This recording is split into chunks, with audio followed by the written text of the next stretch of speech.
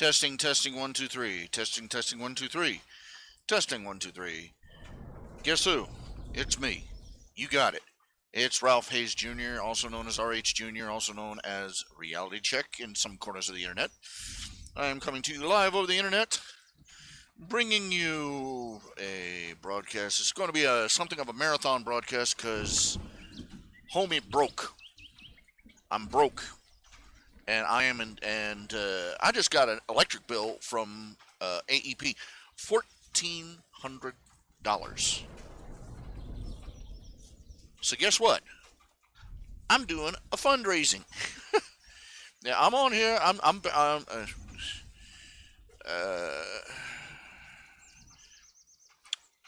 I'm here raising money, donations, pledges, whatever.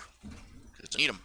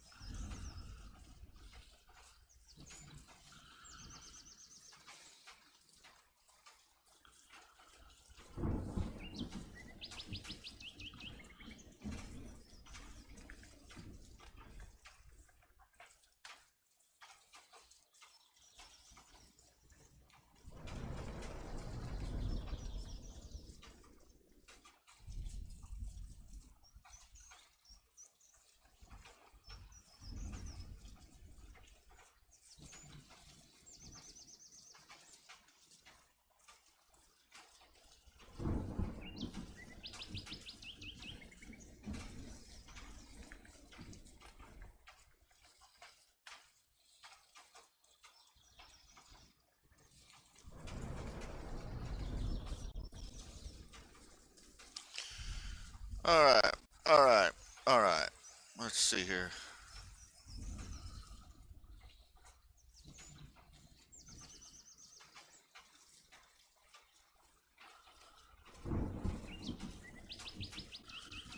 Can't find nothing. I was looking for some animated GIFs. Can't find none.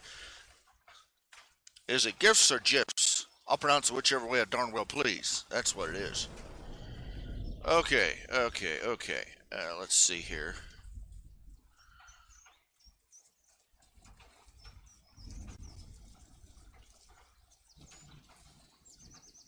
I think I cut the side of my tongue or bit it or something because it hurts. Sort of makes it.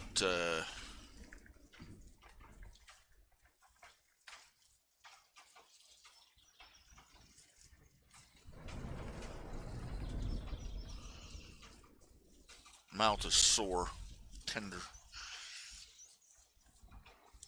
Let's see here. I'm looking. I'm looking for some rage stash. It isn't popping up. I don't know what it is. It's just darned.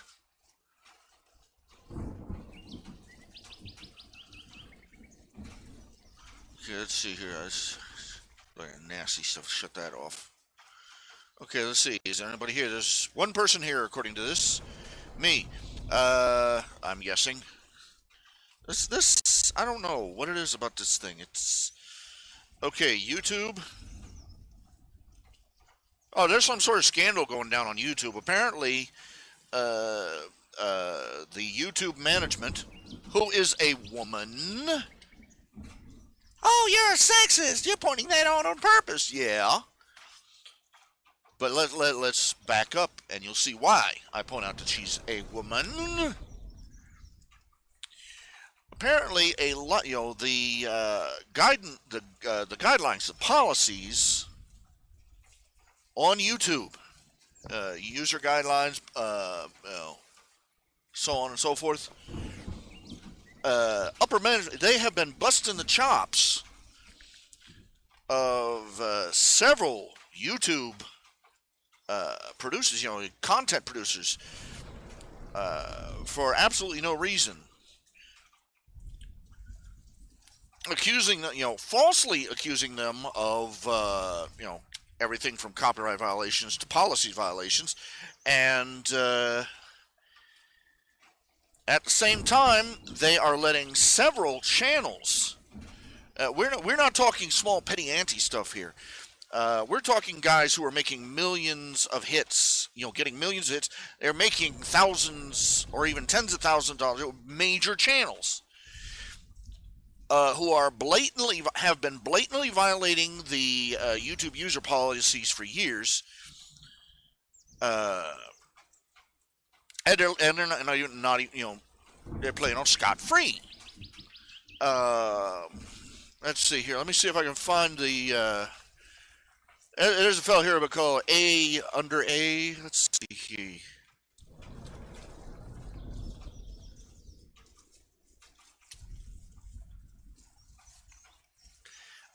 Channel grade A under A. Okay. PG-13 for language. YouTube's. He's got a 2-part video here. It's called "Everything That's Wrong with YouTube" Part 1 and Part 2. And I'm gonna post a link here. He enhanced the viewing experience of my video. My video was okay. The real meat of it is in Part 2, but this is Part 1. Here, I'm posting it in the chat channel so that y'all can read it.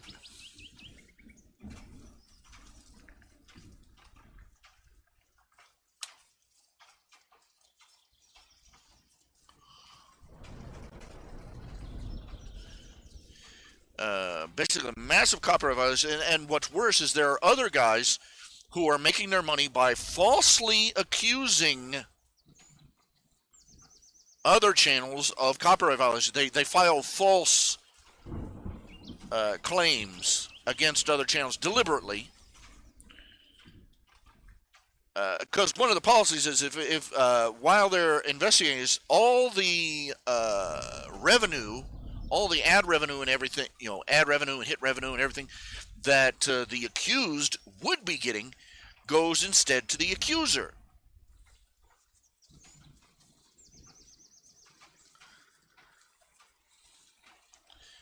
And apparently this has been going on for some time.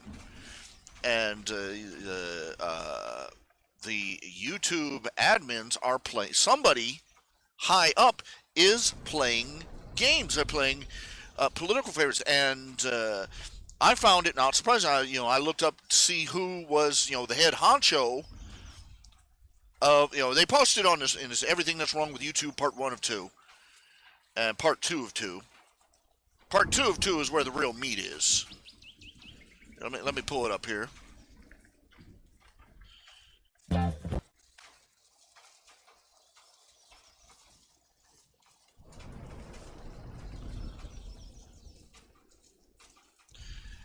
And I found it absolutely unsurprising that it was a woman who is the CEO, who is now the CEO of YouTube.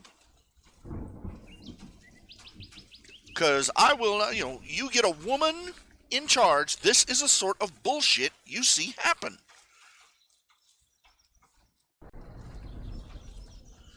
Oh, you're sexist. Oh, you're misogynist. Oh, yeah. I can hear it now.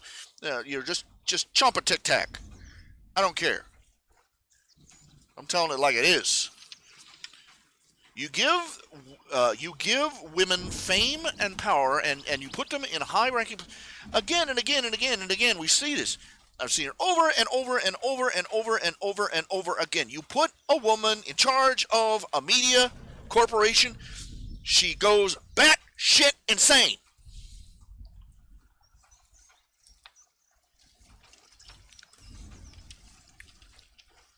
And it's especially bad, you put her in the corporate, you put her up in the house, you'll get all sorts of stupid policies just come tumbling down like rain. You can't, you can fire a man, or even, you can even fire the president's son, the company president's son, if he screws up enough. You can't fire a woman. And women get up past, they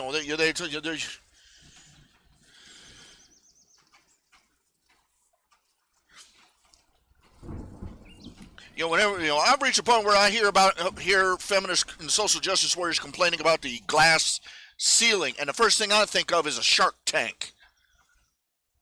There's a reason they put that nice thick glass on an aquarium, okay? Down, when you go down to the aquarium downtown, they got that nice, you got that shark tank, and there's that nice thick glass. The sharks are on one side and the people are on the other. The glass ain't there to protect the sharks.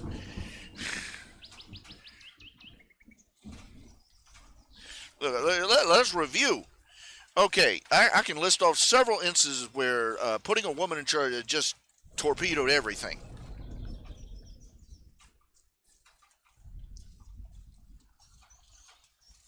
Michelle Obama.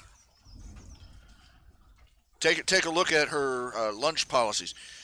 Hillary Clinton, back people have forgotten it. Hillary Clinton tried to push through Obamacare 1.0 back in, it wasn't even an elected official. She was the president's wife, and she's trying to push this commie care through on the American people back then. You put her, you put those women in charge, and everything just comes apart at the seams. Let's talk more. Let's talk more entertainment themed. You'll recall the TV series Firefly. It was a dark horse favorite. It was incredibly popular, but there were certain female executives who were in charge when Joss Whedon was putting this show on the air, and they buggered that thing up. It's one of these. Where it came down, this woman hated Joss Whedon. She's one of those militant ball-eating feminists who decided that Joss Whedon was her mortal enemy, and she was going to destroy him. And she pulled every shenanigan she could. It's every time they track down all the problems it had. It all seems to come back to this one woman. They shuffled it around schedules. They aired the episodes out of sequence. They buggered up the promotional campaign. Tried to pass it off as some sort of space comedy, and just terrible. They gunned it down like they went duck hunting with an A-10 Warthog.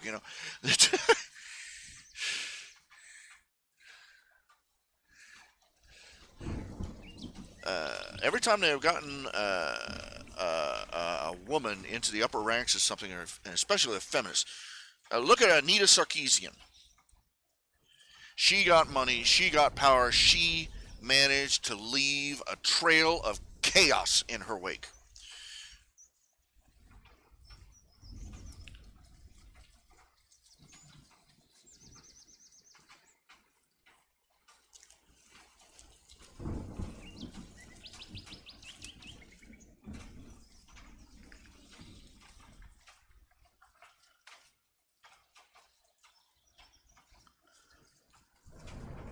I looked at what was going on.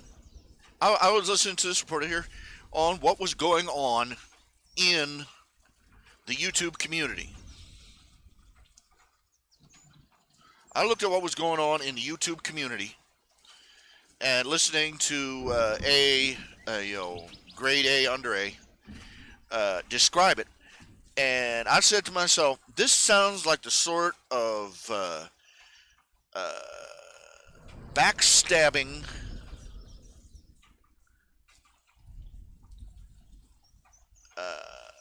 peer group social sabotage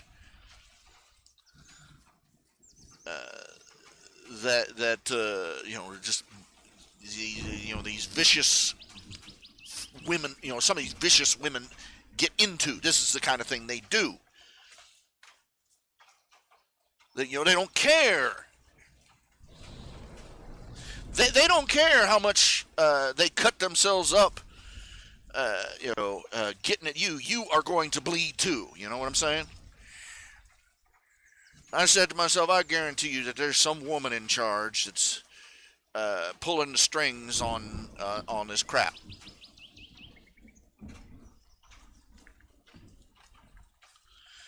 Because I hate to break it to everybody, but this is reality 101. Women, there are smart women out there. There are smart women. There are wise women. There are intelligent women. There are sensible women. But as a group, women are miles more gullible.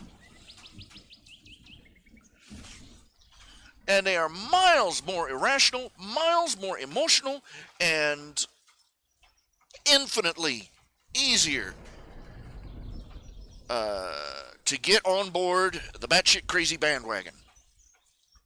This is why so many SJWs have tits, okay? This is why the majority of social justice warriors are loud, screechy women.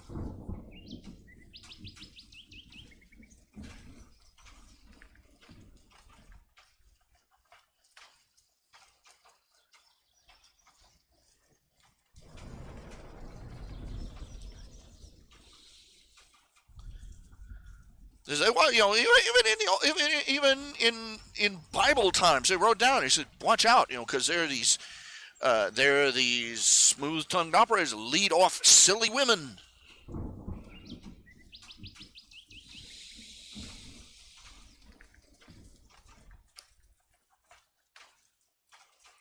On empty-headed nonsense. Women as a class are like that.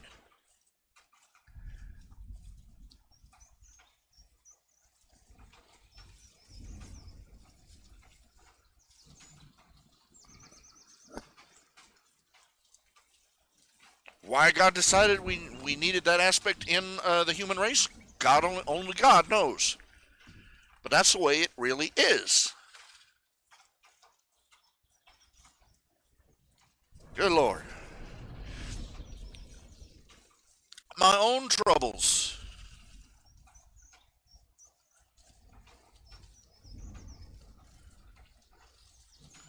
My own troubles with femfiction.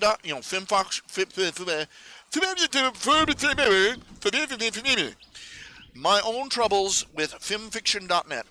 My own troubles with that fanfiction forum. I went and checked. I'd been on there for something like 5 years, and they changed hands on the admins and the moderators. And I noticed that they popped up a couple of new female names in there, admins, and these were people who were transferred over from other places where they had been causing trouble too.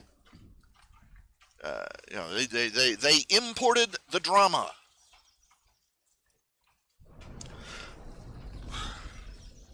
I can't even remember where it was that originally came out. I just remember that at the time,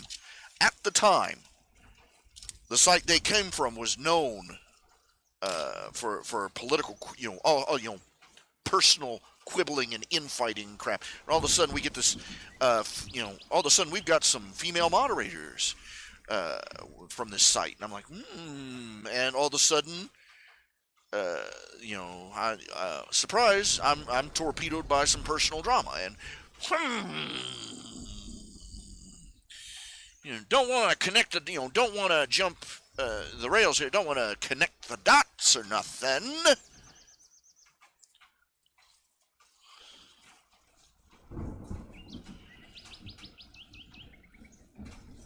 Here, I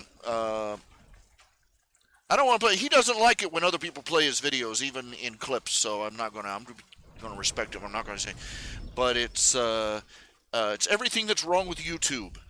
The community guidelines, grade A, under A, and I just posted the link in the forum in the chat channel.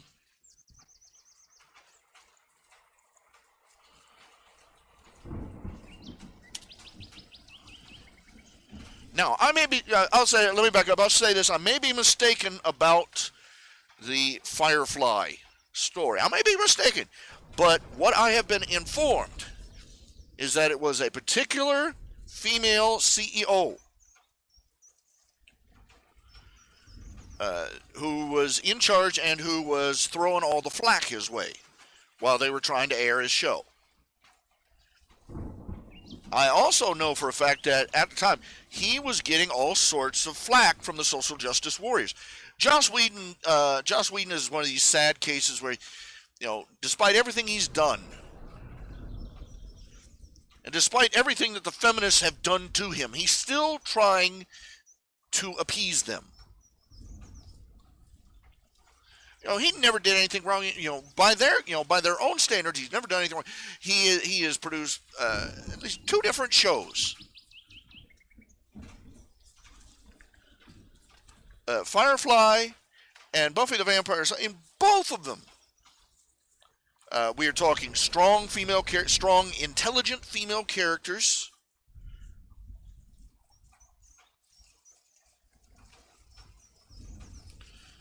But that, you know, despite the fact that Buffy the Vampire Slayer revolved entirely around the ideal of a blonde cheerleader teenage girl,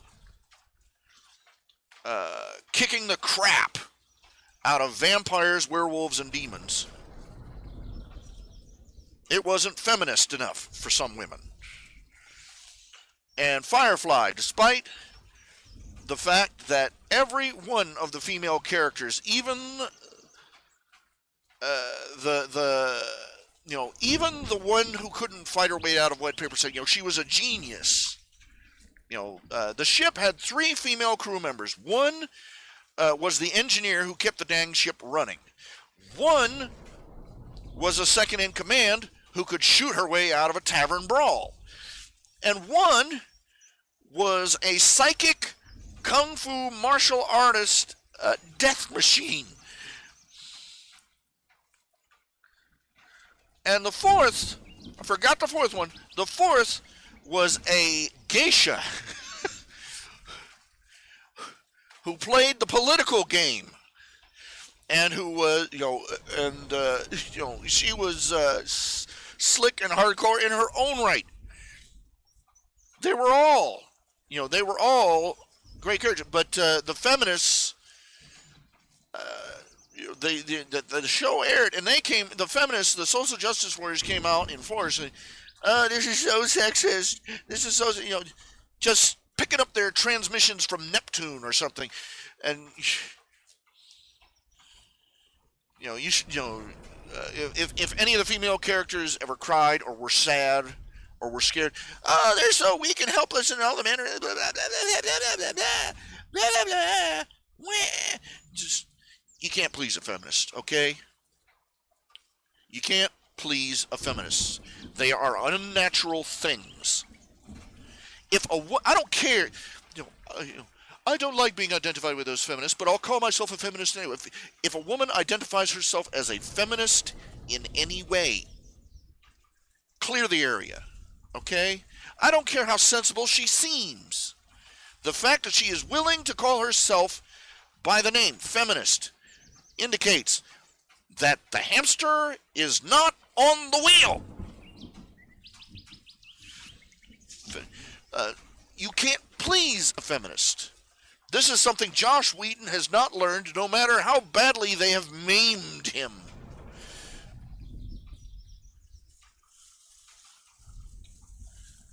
You would have better luck and better outcome trying to get a blowjob from a shark than trying to please a feminist.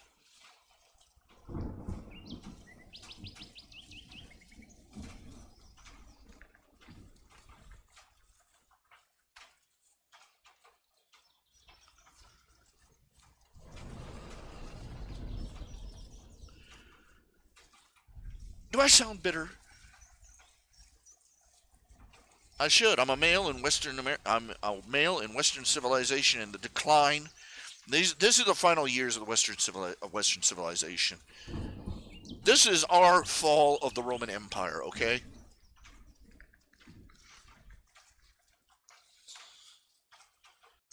Okay, you know what everybody's hope is right now?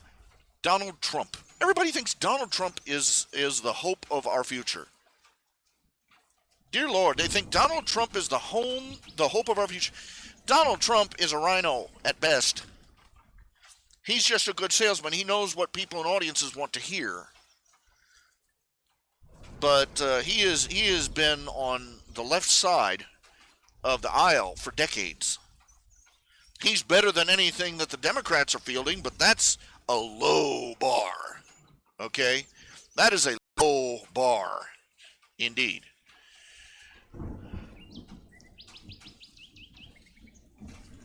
It's like, we've got here we desperately need leaders and statesmen.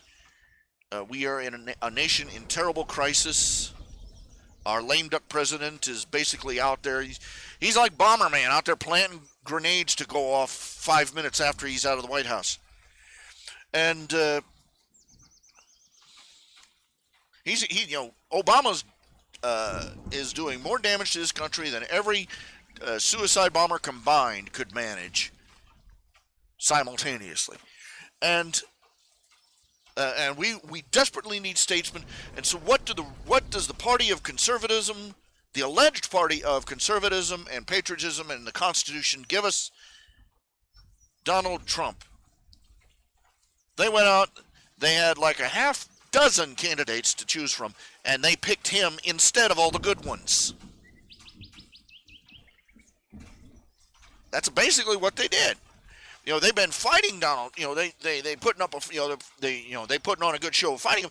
But between the rhinos running the Republican convention and the flaming liberals running our media, it was already in the bag. They played him. They played us. They played the American people. Every single every other person still standing up there on the Republican has a better track record than Trump does on the issues.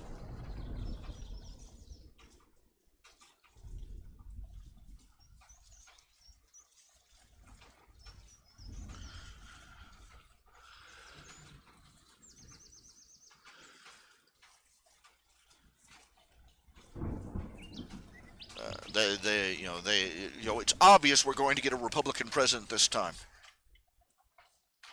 But those who are out to destroy this country have orchestrated events so that we are going to be stuck with the worst possible Republican president they can find.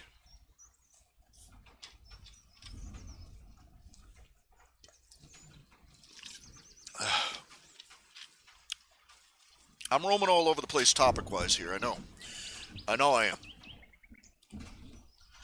But I've got a lot of things to talk about, and I've got a lot of time to do it. Because, okay, for those of you who just clocked in, this is a fundraiser. I'm just going to be staying online. Because if I don't raise some money some way, I'm screwed. I just got my latest electric bill. My electric bill is $1,400. That's just my electric bill. If I do not raise if I do not raise $1,400 by March 9th, the lights go out. It's great. My internet's all paid up for next month, but,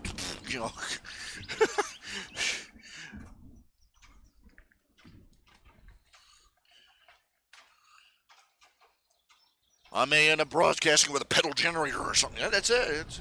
It's out. Just trying to keep warm through this winter is racked up my electric bill through the roof, and that's the end of it. It's insane. $1,400.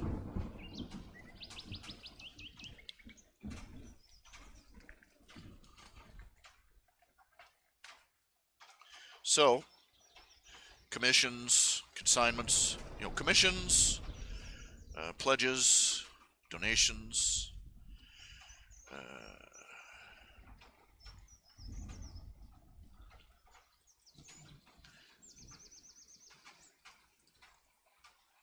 I desperately need help.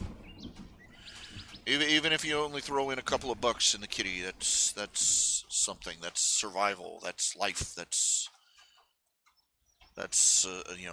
another threadbare little chance.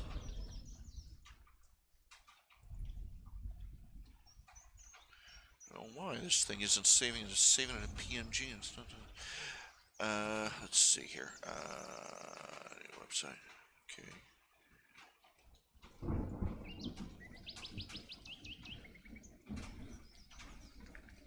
DVD labels arrived in the mail today.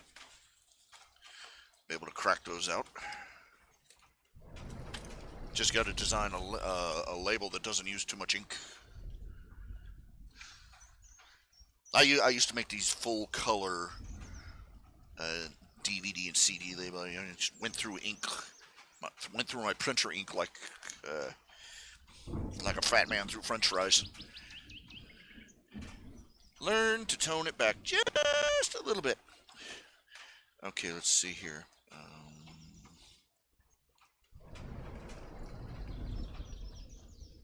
Not new website. What did I need? What did I need? What did I need? What did I need? Commissions.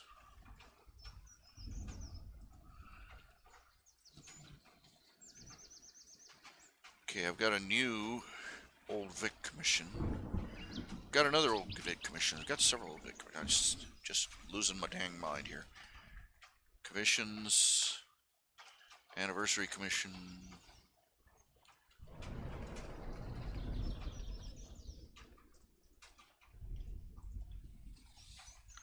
I know I've got another Old Vic commission here. I'm not sure what. I'll have to go digging.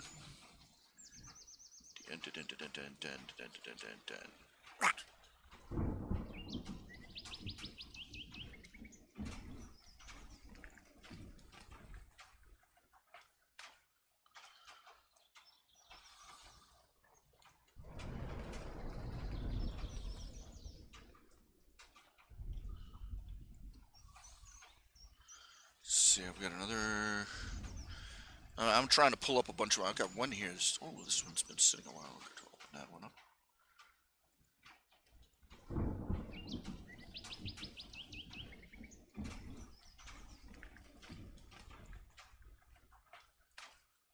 And Kruger has a few, to say the least.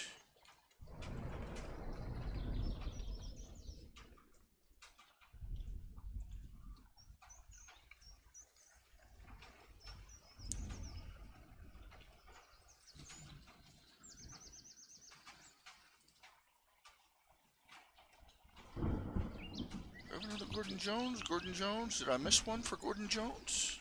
I was pretty sure I finished. Where is it? Gordon Jones 3, Gordon Jones 5. There it is. Good. And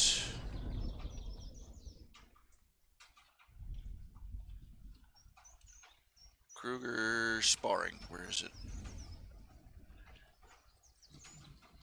Oh, come on. Come out a hike.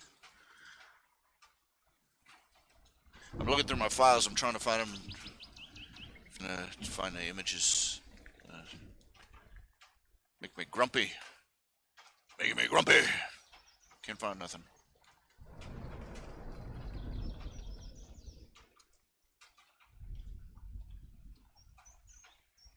Ah, here we go.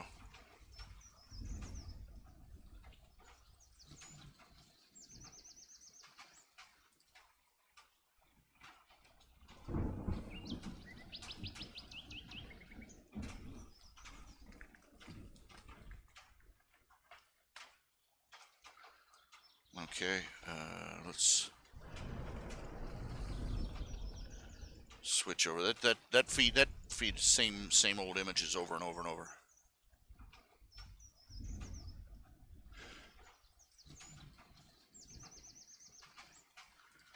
Let me see. I need to.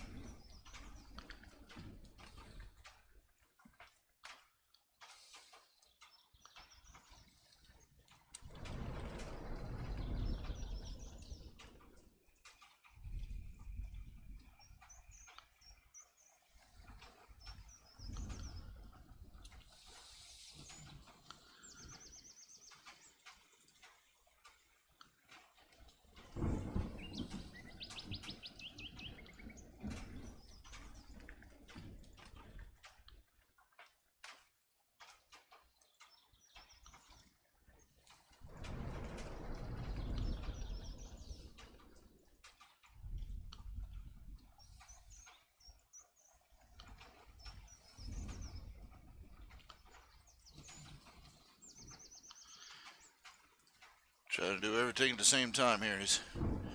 Okay, text. Where's the font? Ow, ow, ow, ow, ow! Burns. Ow. Legs are giving me fits.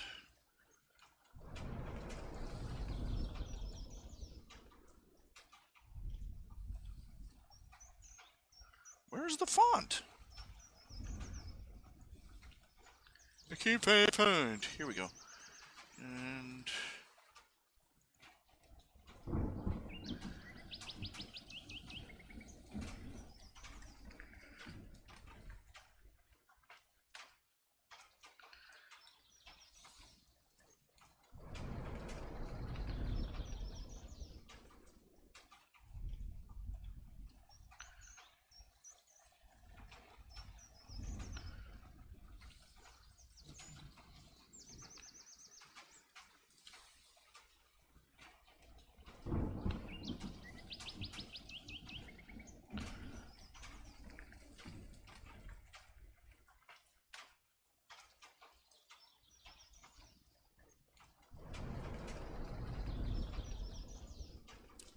I can't try to find. I got a ton of fonts on this thing. I keep forgetting the name of the fonts that I want.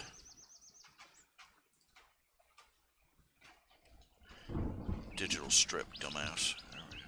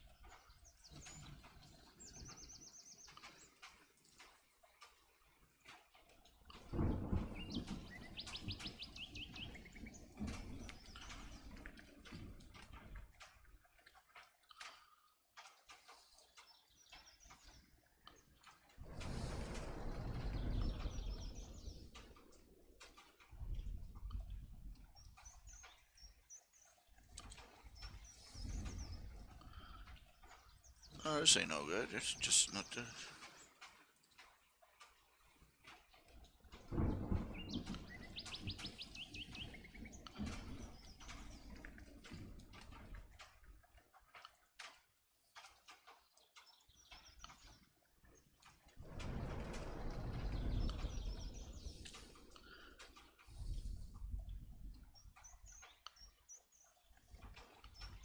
I can't seem to get it to...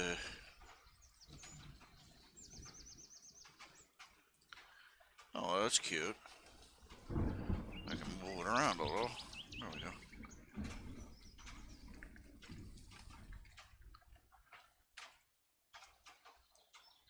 Why can't I get it centered?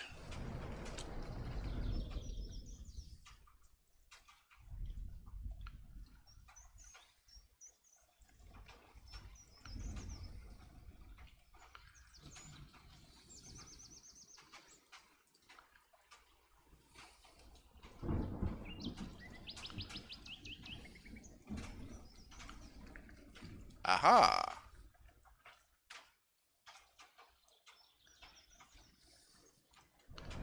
I think. There we go.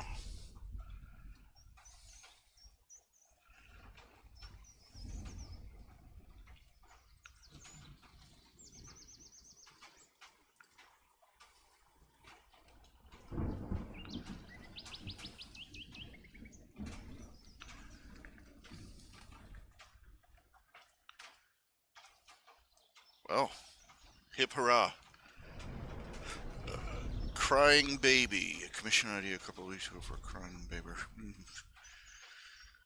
I don't know. Okay.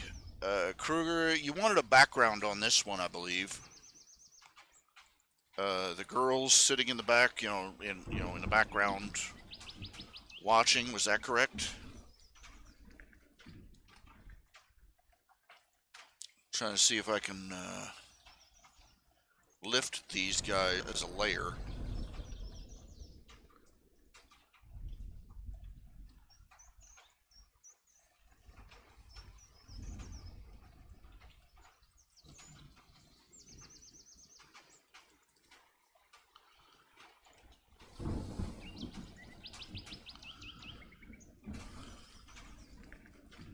There we go. Oh, wrong one.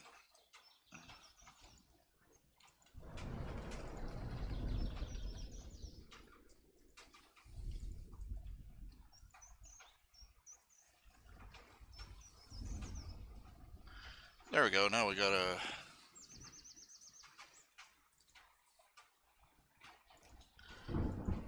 Studio there. I have no idea why the Manga Studio file format is listed as .lip. I'd love to know what that's behind. Of course, it's probably something in Japanese. I don't know.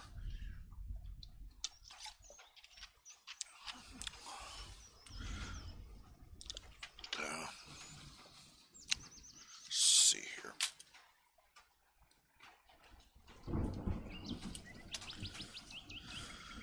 I read an article earlier today. It's just right up my nose, you know. The shocking reason that millennials aren't eating breakfast cereal. Apparently, they did some survey, and they asked a bunch of millennials, whatever that means, people born there, asked them, "Why aren't you eating cereal?" And he said, and the majority answer was, "Well, it's just, too much trouble. You had to bowl, wash the bowl, you wash the bowl, wash the spoon, and all that other stuff, and millennials are so lazy. They don't even want to wash a cereal bowl. It's typical, the millennials are all horrible and we're all going to die routine. It's the end of our civilization because the millennials do not want to eat a bowl full of sugar-frosted sawdust flakes and then have the drag of having to, go wash the bowl and wash the cup, and just stack up dishes for a bowl of, pencil shavings.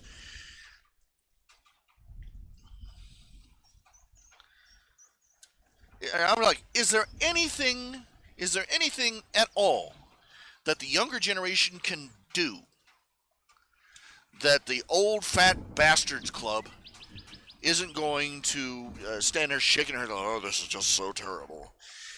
Just bite me, old people.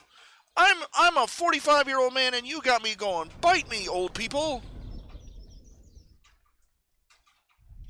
You know why? Because doggone it, the boomer generation, God help me, the boomer generation and the they are the ones that utterly buggered up this country. They're the ones that dragged us into Vietnam and then wouldn't let us win the war. They are the ones that went hog wild, indulging themselves, Social Security and this handout and that handout and every other government handout you can imagine. They are the generation that got us off of a stable currency and onto fiat currency, basically damning this nation to an inevitable massive financial collapse. They are the generation who have been spending us into a hole that no 20 nations our size could dig its way out of. They're the ones that have been getting us into pointless little wars all over the world for ridiculous reasons, and then turning around throwing a tantrum when we actually have a legitimate national interest in dealing with a national threat.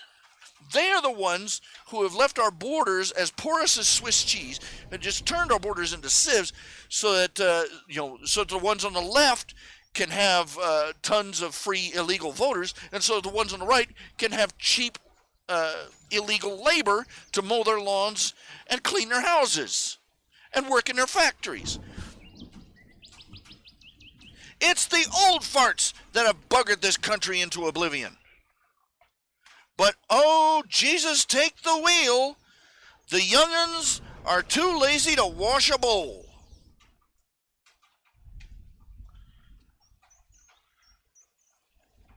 God help us. They don't think Cheerios is worth dirtying a bowl for. It's the Goddardammerung, don't you know?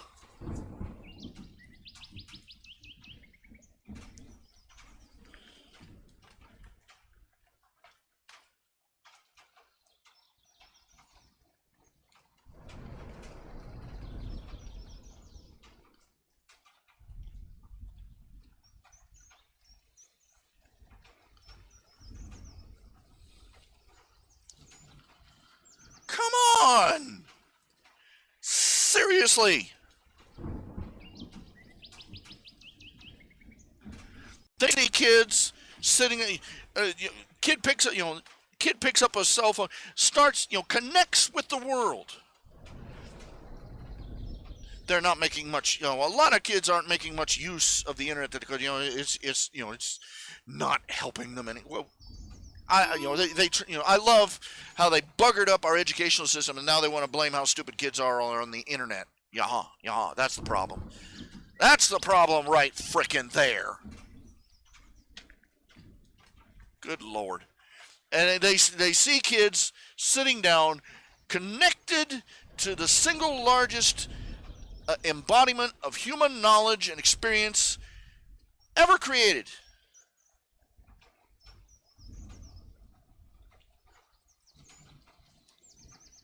And they throw a hissy because they're just shutting themselves off, and so look at them, they just stare at that little bitty screen forever. Get away from me, Grandma.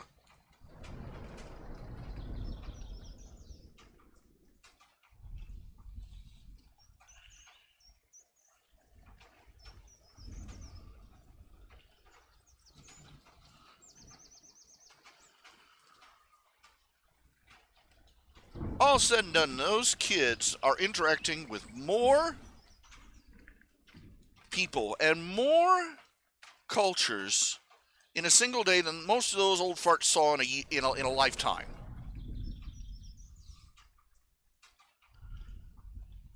Come on, no lie.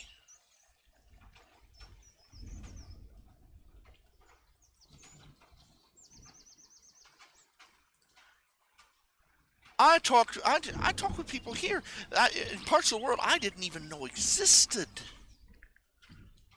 Does that not astound you?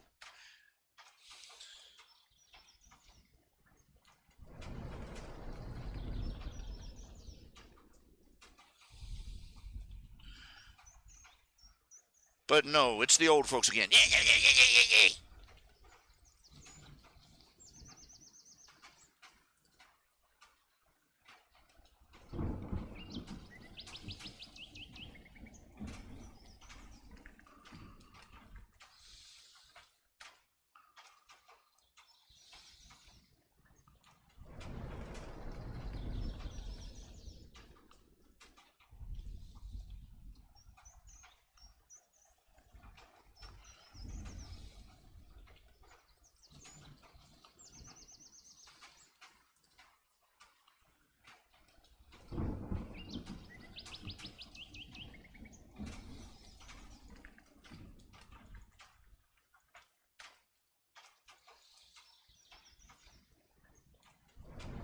Mortally offended because these kids aren't doing what they did in their, back in their day, sit there staring at a radio.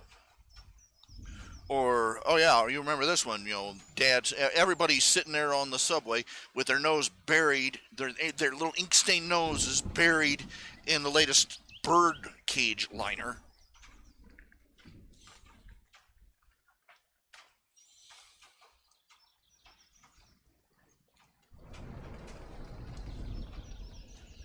Being told by some newspaper, some liberal newspaper editor in New York, what they're supposed to think and believe.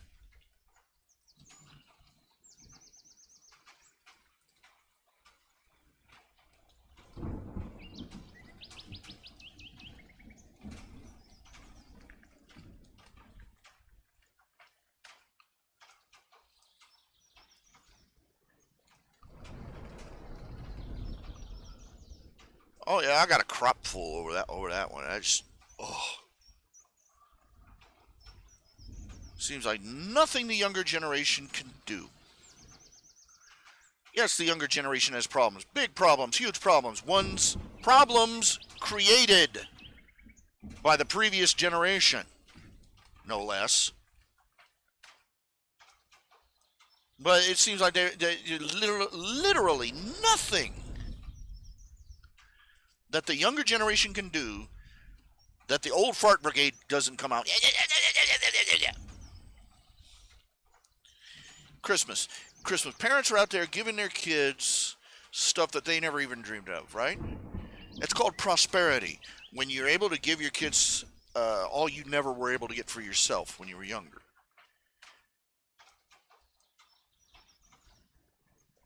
I remember one Christmas, that's still just fly. This still flies right up my nose. So a little old lady, I love, sweet little old lady. Her and her husband, good friends of my family, good friend, good friends of me. But doggone, this just like a blowfly right up the nose, man. Because she's sitting there. Oh, you see how spoiled those children are today. When I was a little girl, all we got for Christmas was an orange and maybe a candy cane. And we were thankful for it.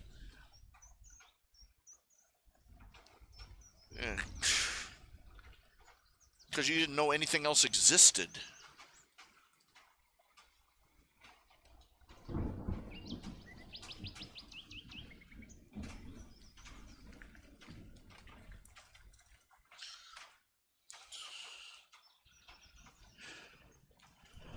As if that made her more virtuous for the fact that she was dirt poor and didn't know it. I guarantee you, if as a child she had ever seen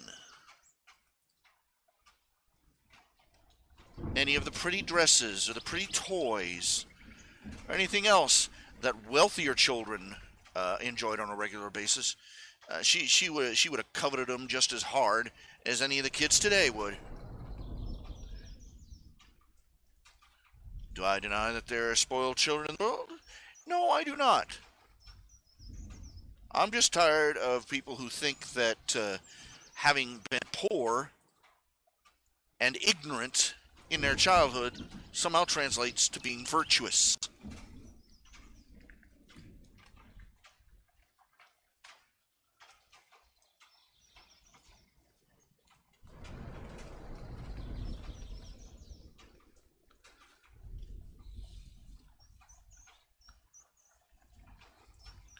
This generation is so selfish and so cowardly and so lazy.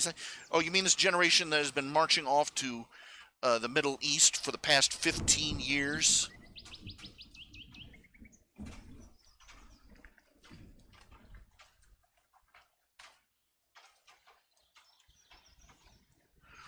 This generation that has been betrayed by its fathers and grandfathers, by its leaders and its politicians.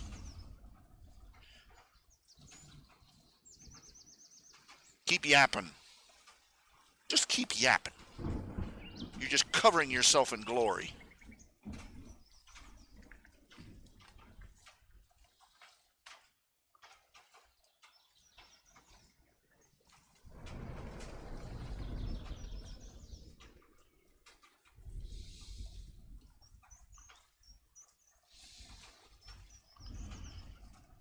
And you know, they're so spoiled. What does that say about you? What does that say about your generation?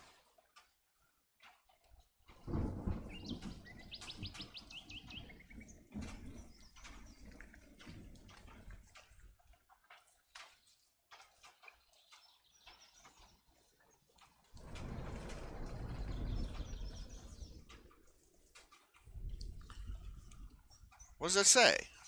Well, kids don't spoil themselves, first off.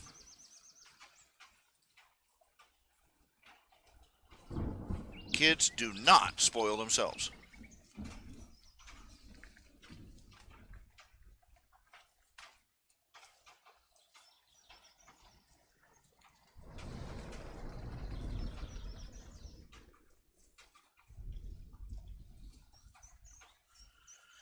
Second, for the past 100 years,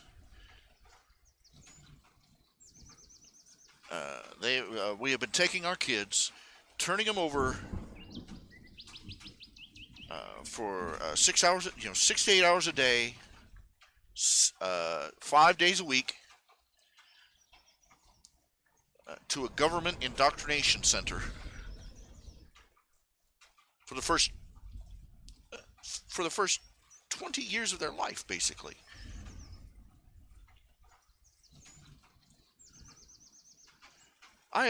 Never has a civilization been so dedicated to proving that they don't want their own children.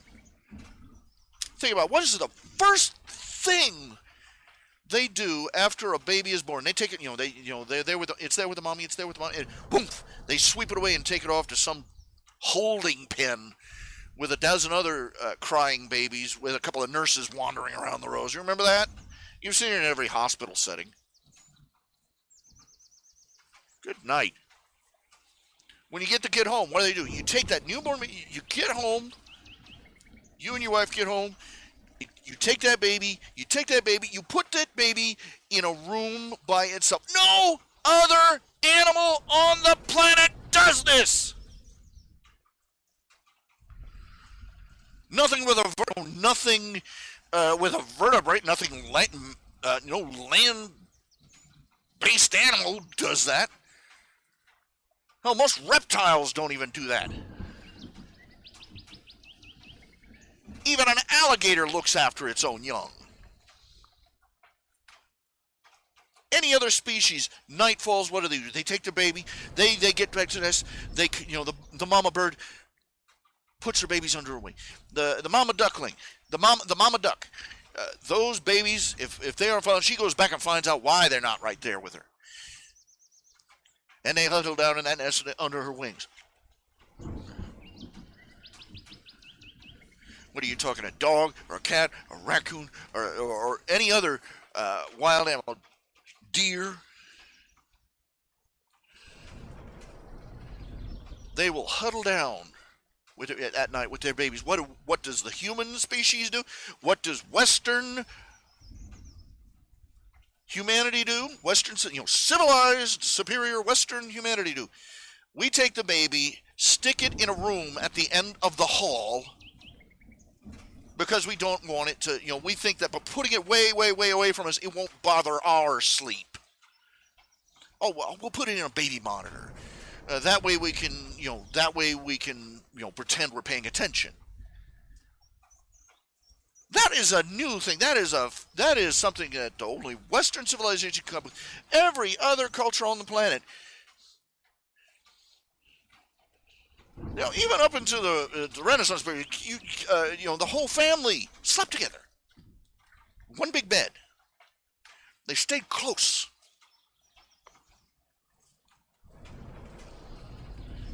Kept their baby, they kept their babies by their side at night. We don't.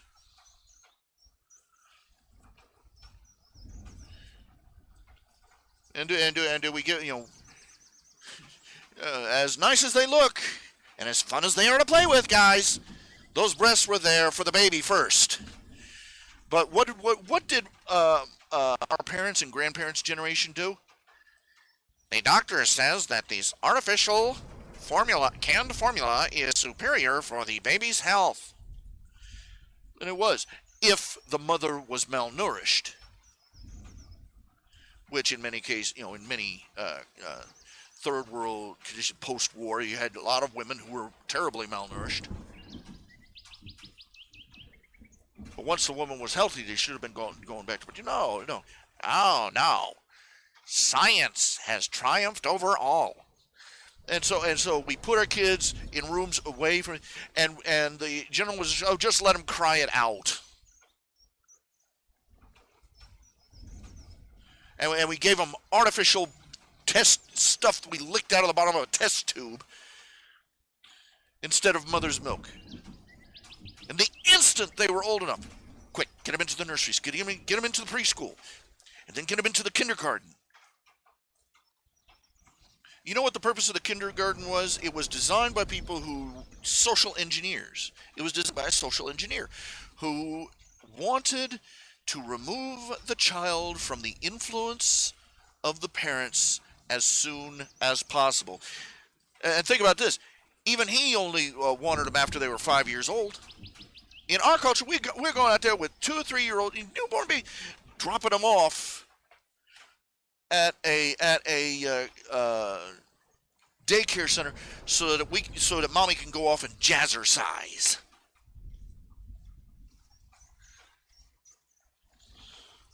And do not give me this shit, and there is no other word for it, but shit about, oh, we live such a busy lifestyle, and I just can't fit this in, I just can't do it myself, I can't be a mom. 10,000 years of human development calls you a bald-faced, lying, self-centered bimbo. You sitting there in the middle of a house with every 21st century amenity imaginable. Laundry machines and washing machines and dishwashing machines, refrigerators, prefabbed, prepackaged, ready to roll meals. Electric stove, microwave oven, every possible house, vacuum. I don't see you out there beating out there in the front yard beating a rug with a whisk. No, you got your little Amina Electrolux sucking up the carpet. No, every possible convenience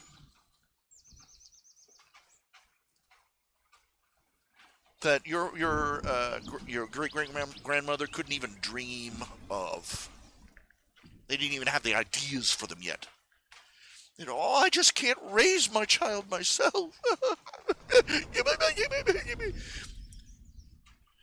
Oh, but how will we live if we have only one income? Like every other civilization. You'd be amazed at how well people can live when they trim off the unnecessary things. Maybe you don't need some of the luxuries, and I'm talking seriously, cable TV. Come on, out the window. 57 million channels and nothing on. You're paying how much a month for that? What's the going rate on cable TV now? $80 a month now.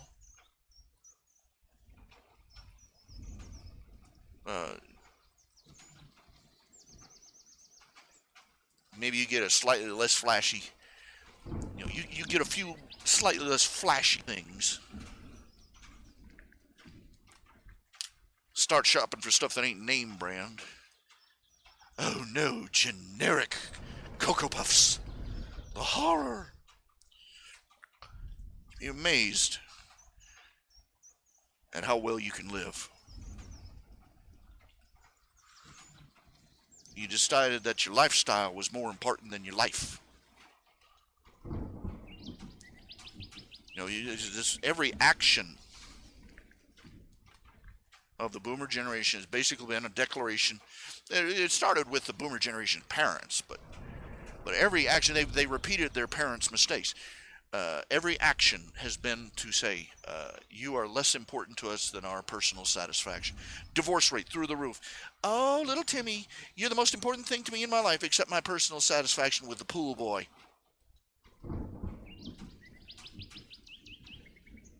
I would sacrifice anything with you, but I'm not going to spend 5 more minutes with that father of yours.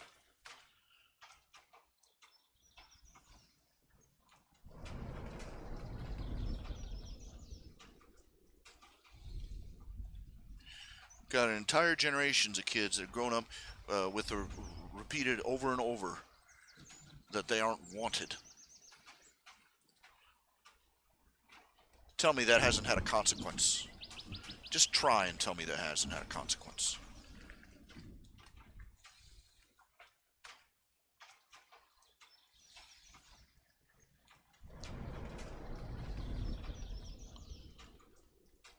Families used to, live multi-generation in a single household. And now, if a kid stays in the house, he's a failure. Oh, that's cultural change. That's a rather radical change, actually.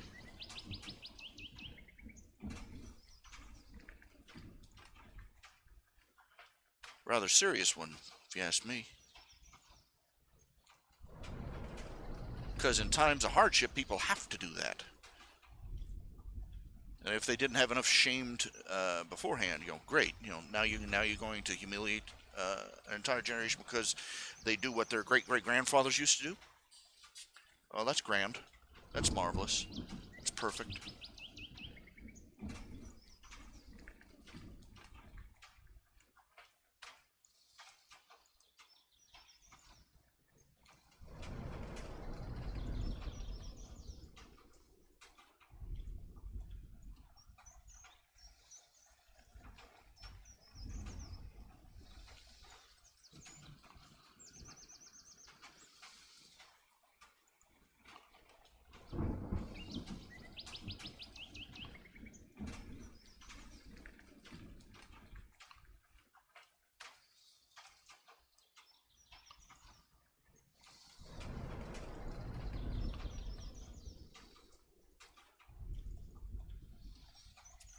A lot of people are going to have to do that. We're reaching a point. Like I said, we are very close to an economic collapse, and this is not a joke. And people are going to have to go back, in many ways, to the lifestyle we used to have back in the Great Depression.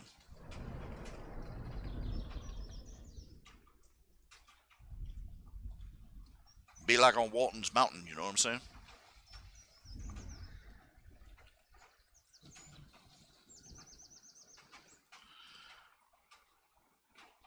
We got an abortion rate through the roof. We don't want you. Got a divorce rate through the roof. You're less important, you're not that important to us.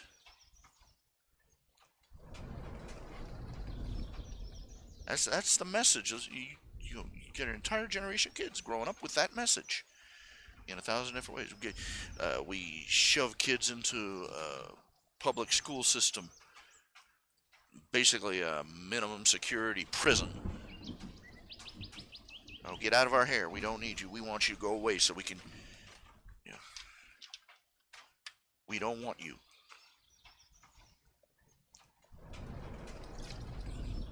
Then they go looking for a spouse of their own. What do they find? Legal system's tilted against, if you're a man, it's even worse. If a woman goes out, if a young woman goes out looking for a spouse, she's shamed by our culture. Oh, you're gonna tie yourself down to a man? Yeah. You're gonna tie yourself, you get this whole and they point out, well, I'm not going to be young forever. But what do you know what the whole Sex in the City thing, trying to sell the cougar lifestyle to a whole new generation. No, it doesn't work like that. No, ladies, you do not remain a interesting marriage proposition after you've been sleeping your way around in your mid-30s and 40s.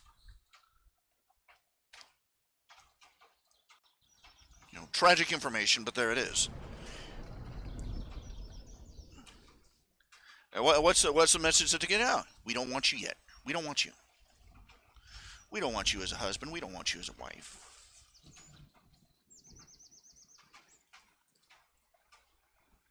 They wonder why so many young men are just opting out of everything. The whole so-called MGTOW thing, MGTO, men going their own way. Just mostly it's just guys who are just slacking. They make enough to get by, to pay the bills, pay the rent. Just putter along. That could be me. But they spend all their time. They don't even actively pursue women. They just spend all their time in the basement playing Call of Duty.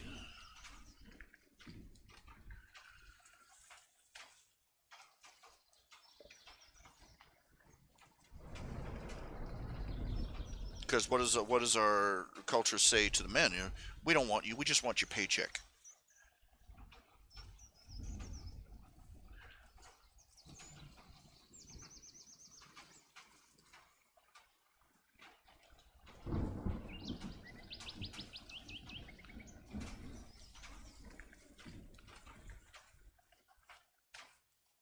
We'll take it from you and give it to the girl you knocked up.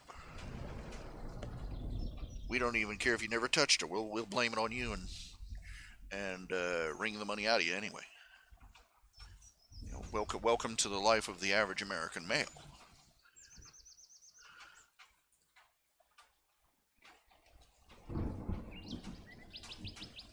We have spent years telling the millennial generation that they are not wanted, that they are useless, and that the only thing we're going to do with them is exploit them.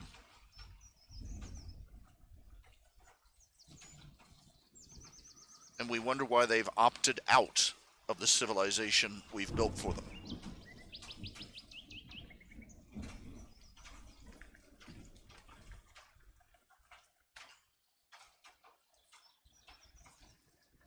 Just can't figure it out.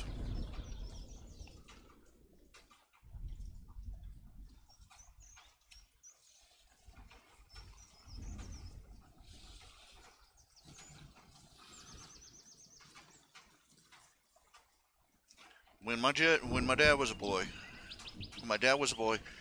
a good, long-lasting job was one where you got in, you got employed, and you were there for 10, 20, 30 years, maybe even your whole life.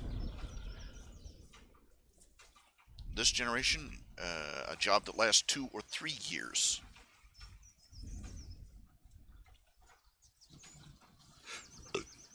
We don't want you. You're expendable. You're disposable. You're replaceable. You're not even worth that much.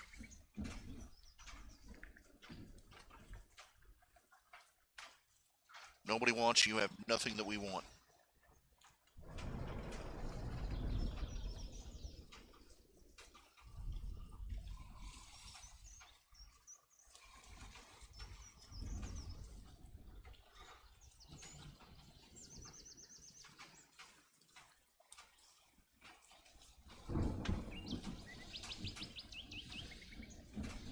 We never even noticed we were saying it.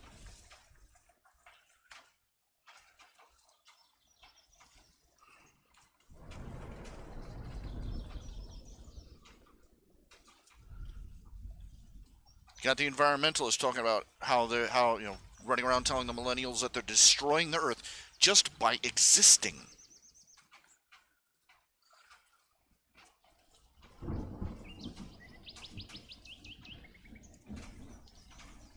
Oh, those 99 percenters, they're so spoiled, they're so lazy, they're just in it for whatever they can get out of. Why not? Think about why not? Why shouldn't they be out there for whatever they can get out of the government? The government's only been out there for whatever they can get out of them.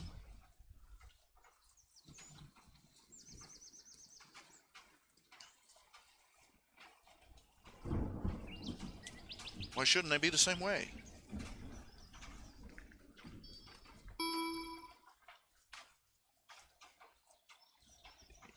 These kids have known their entire lives.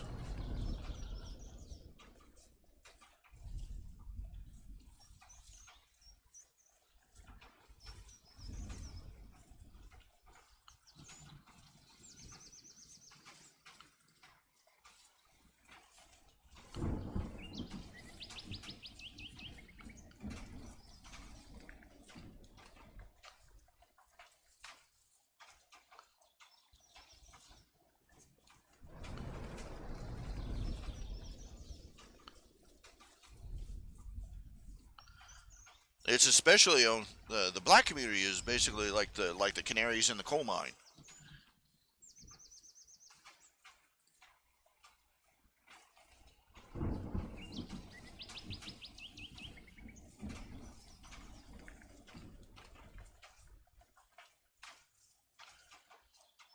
The only role that the only use that the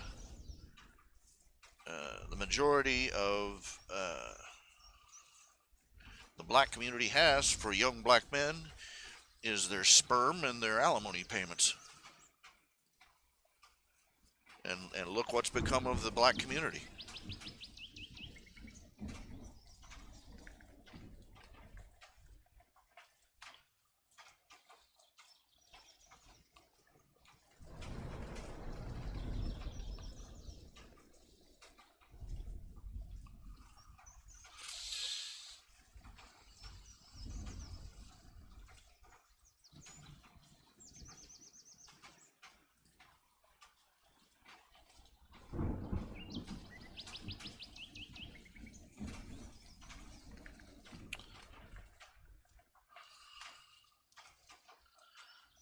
What do they get called for? You know, the young men who opt out, who decide, no, I'm not going to get married. No, I'm not going to go ladder climbing. No, I'm not going to I'm not going to burn myself out trying to be rich enough to be somebody's cash cow. No, they're not respected for making. They're called. They're accused of Peter Pan syndrome. They're accused of not wanting to be mature and get married. I love how that they look at the state of our country. They look at the state of our culture, the state of the legal system, the state of marriage in our society, and they say it would be really frickin' stupid to stick my dick in that particular pencil sharpener. And they back off. And they're called immature for that.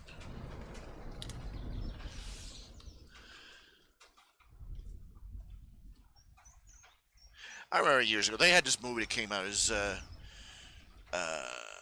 back in the 90s. I forget what his name is. A British guy, comedian, British actor.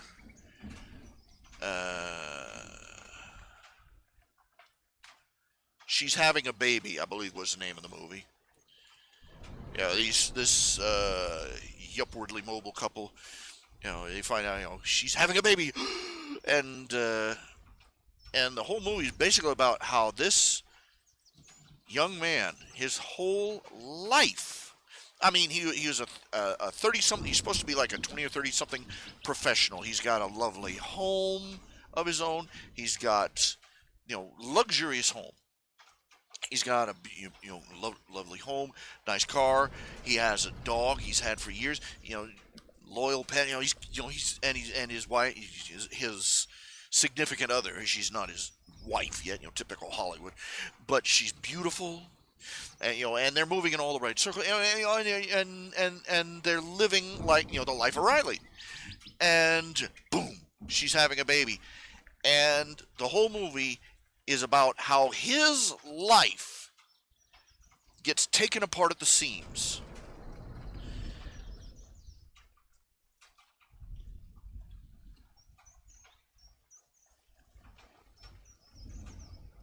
And it was played off as a comedy.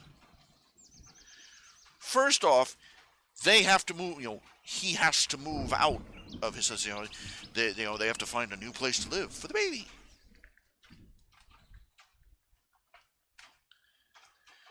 And they say, "Oh well, we can't.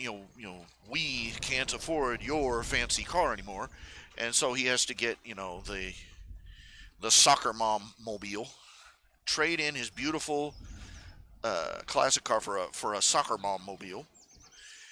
And then she decides she doesn't want a dog in the house because dogs and children and allergies, and he has to give up his dog. And he keeps giving up and giving things up and giving things up. And her friends are all standing there, and she's at one point she won't even have sex with him anymore because she's like 2 months pregnant. She's, oh, but what if there's such a baby? Just some of the silly things people believe about sex during that period, and so he's cut off, and he's basically saying one finally, she drops a bomb that he has to give up his dog, and he's like, doggone it, I've been just giving up and giving up and giving up and giving up. What is this? I thought this was a partnership here. I thought marriage was supposed to be a 2-way street. And all her girlfriends are around. She's upset and distraught, and her best girlfriend is there, sucking her way to the bottom of a martini, going, "Oh well, men are like that. They find out that they can't be boys anymore, and they have to give it." His life is being turned upside down, while the entire world starts revolving around her uterus. And it's all his fault.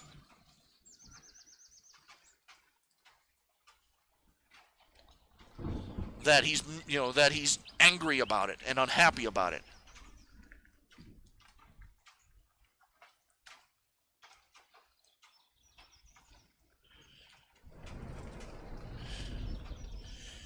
How many movies have we seen where how many times? A woman, this has happened. I know a man who it happened to. A woman can go out, she can marry a man, she can be married for 20 years, have 2 or 3 kids, then she cheats on him, goes out and runs around with a man down the street, and then sue him for divorce, and literally take everything, and the courts will give her everything.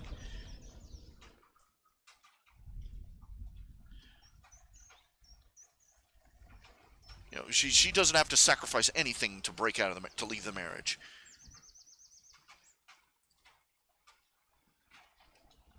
Like Chris Rock put it, he said, "What are you doing? What are you talking about? Taking half my paycheck for her?" Well, she needs to, she has become accustomed to living in this particular lifestyle. And well, I've become accustomed to stoiking her twice a week. Am I going to get to come over and do that?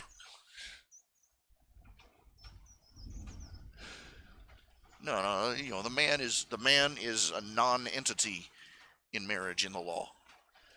Man can't even stop a woman from killing his baby if she decides she doesn't want it. So men are opting out. They're saying, screw that, it's a shit deal. That's a shit deal no matter how you look at it.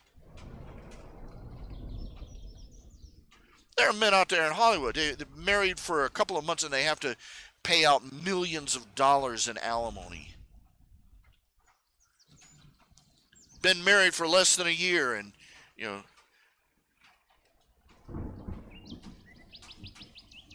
one guy pointed out, even if he'd been, some guy was married to a fashion, just one of these supermodels, and then she divorced him, and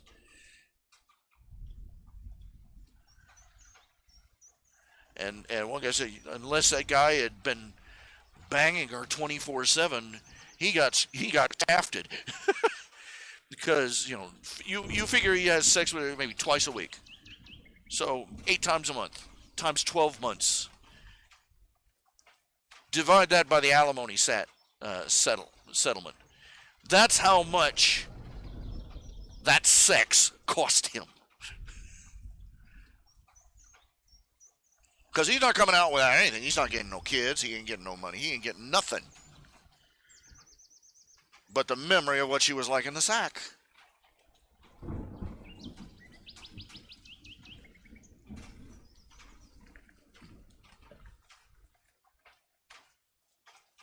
And people wondering why porn is a growth industry. What does it tell you? Think about it. There is no feasible reason why porn should be making so much money. Think about it. You got the internet out there. You can get all the digital visual, the digital nookie you want. It's like they got more flavors of it than Baskin Robbins. I once saw a fetish chart. It was a chart. It was it was sort of a big Venn diagram, more or less, with lines and arrows and everything else. It's like 2 pages wide of all the different fetishes, even the most exotic ones. Like this is a weird one: balloon popping.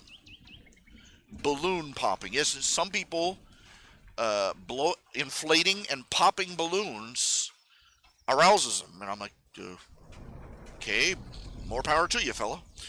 But and it's over on here corner, and here's another thing where there are people who like rubbing thistles on themselves, and I'm like, yee! And and down here, and people have various all the different fetishes, how they interact. Rule 34. For those of you who don't know, is Rule 34. If there's if it exists, there's porn of it. And if it doesn't exist, please consult Rule 34. Give it 5 minutes.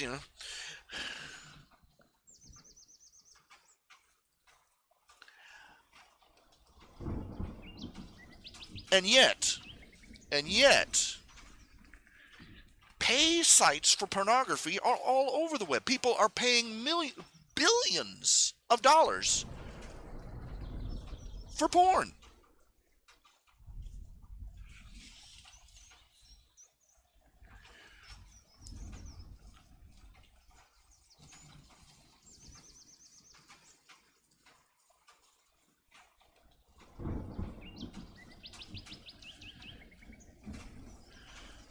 Makes me think of that episode of Homer Simpson. He got knocked out, and he was having a dream of being in a city full of chocolate. A city made of chocolate. He's walking down the street, just and everything is chocolate around him. The road is chocolate, the walls are chocolate, the buildings are chocolate. He's out there taking bites out of the walls and out of the lampposts and everything. And then he stumbles across this shop window, and he looks in, and there's a sign. Gourmet chocolates half off. He's like, gourmet chocolates half off. He's standing there in the middle of a street full of nougat, and he's like, oh man, what can you say? People are it's so strange. I just don't understand it.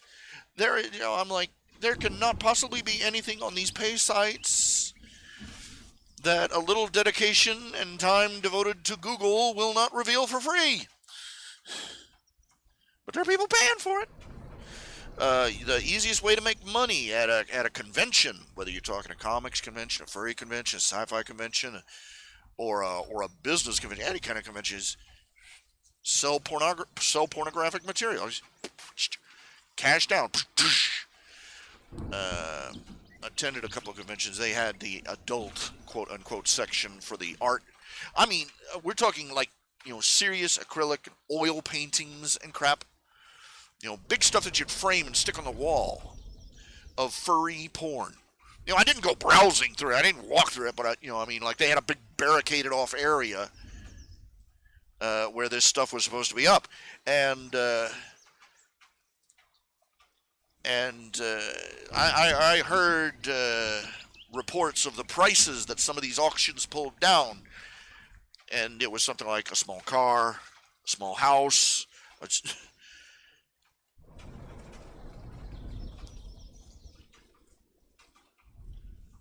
Boy. And I'm like, you know, there's that pathological human conviction that if you can't, you know, that they got to be holding out on the really good stuff. And I'm like, you ask these people, oh, they must have the really good stuff behind the curtain. And I'm like, dude, they've done everything up on stage except turn inside out and explode. What are you expecting to find behind the curtain? You know, I've been on the internet. You are on the internet. I'm on the internet. I've seen things that would make Cthulhu run off screaming.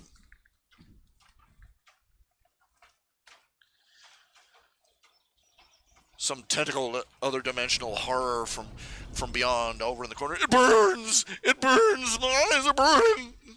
You know. I mean, stuff that would just, like, give you trauma and nightmares and complexes just from looking at it.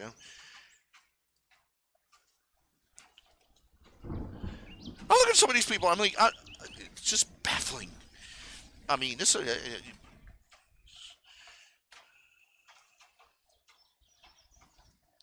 and sometimes I want to corner these people and I say, you realize you spent this many hours drawing a vajayjay? And whoa, hey, there's not even a human one. Congratulations, you've just descended one circle in Dante's hell.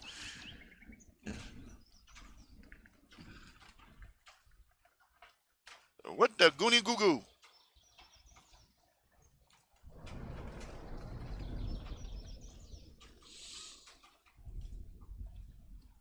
And these people are still making money. How? Why? The strange desire to have some sort of claim of ownership of it or something? I don't know.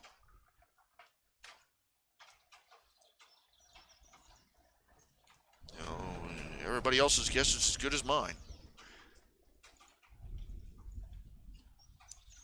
Of course, I look at most of the art world and I go, how the hell did somebody get $1 million for this?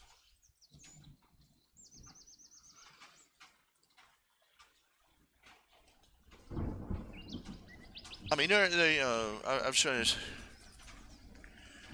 We could do a web search. I mean, there are people out there. They painted a canvas one color, top to bottom, drew a line across the middle of it, and sold it for like $2 billion. £2 billion pounds. And I'm like, just how drunk? Just how stoned do you have to be?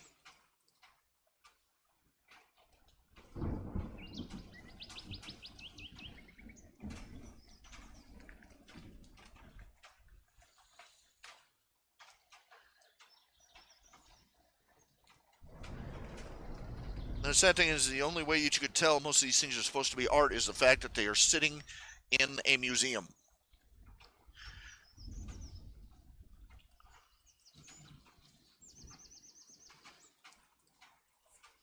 Otherwise, they'd be mistaken for rubbish and swept out. That actually happened once.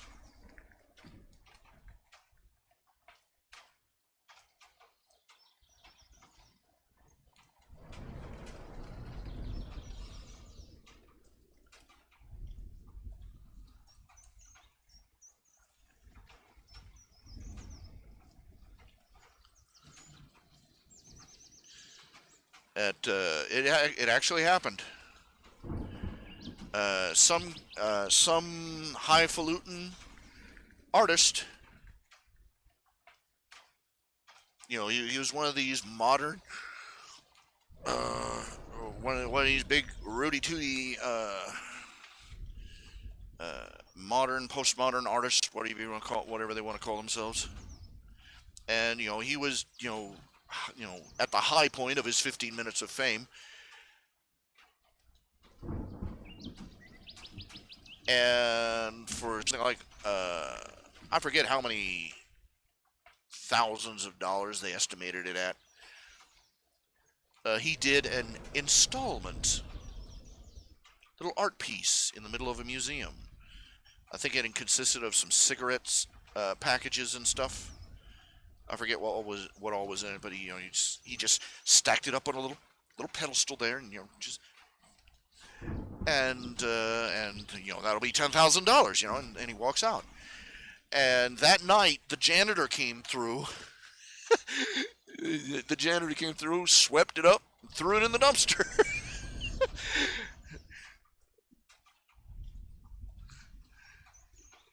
Guy, the curator probably came back the next day and had like 15 different kinds of heart attack.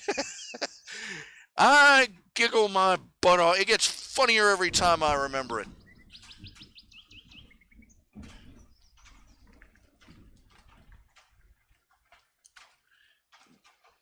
It'd be a lot funnier if these art museums weren't funded.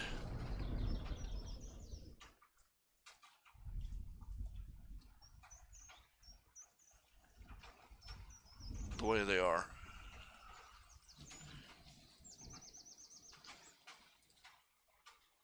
How many of these artists, how many of these art museums are complete crap? They got a little tin out there. Oh, please donate, please donate. Every little penny will help. And they're shaking cans in the face of poor people. Oh, don't you love the arts? Oh, you heathen, don't you love the arts? You need to support the arts. And they come inside and there's crap on the walls. Sometimes literally. Oh, we thank you for this is crap. Oh, you just don't understand postmodern. No, I mean it's literally crap. I can smell it from here. In jars, on a shelf. One of these so-called artists did that. He spent 365 days crapping into I think it was like 30 days crapping into a different jar. Then he sealed them up, lined them on a shelf. There you go.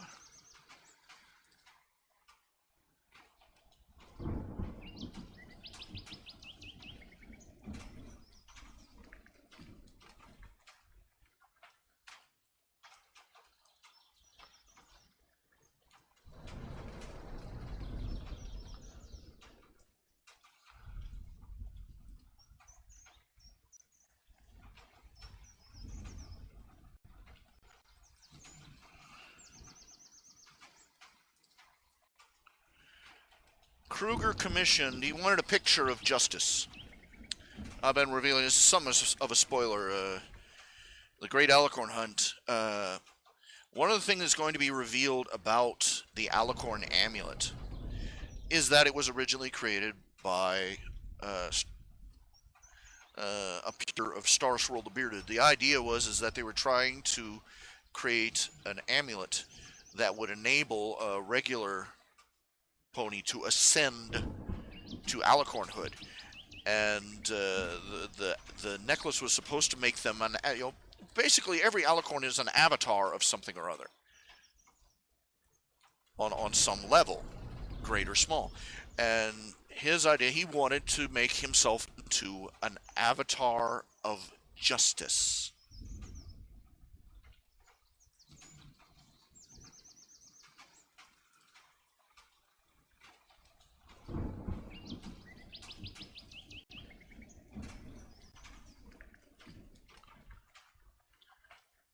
But instead of, he gave it all, he made it so it would amplify his powers, amplify his abilities,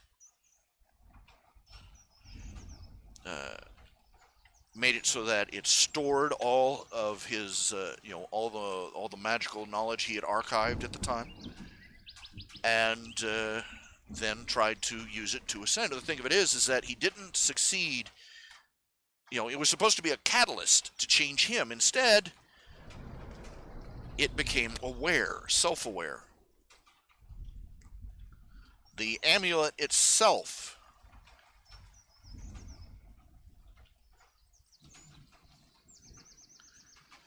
became a living avatar of justice. A newborn sapience, essentially. And this is where it went all wrong. Because what does a newborn baby know about justice?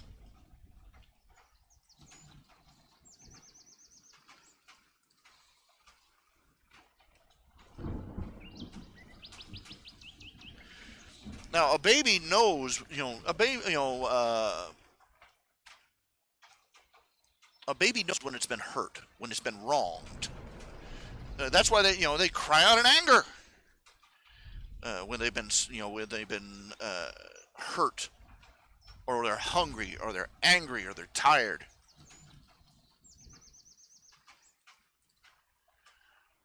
But the idea of any child grasps the concept of that's not fair.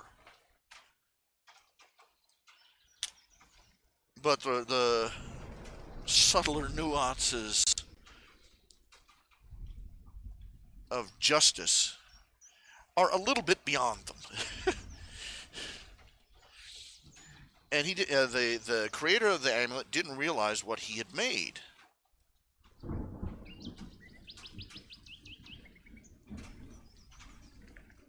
All he knew is that anybody who wore the amulet got, more aggressive, more easily offended and outraged and angered, more irrational.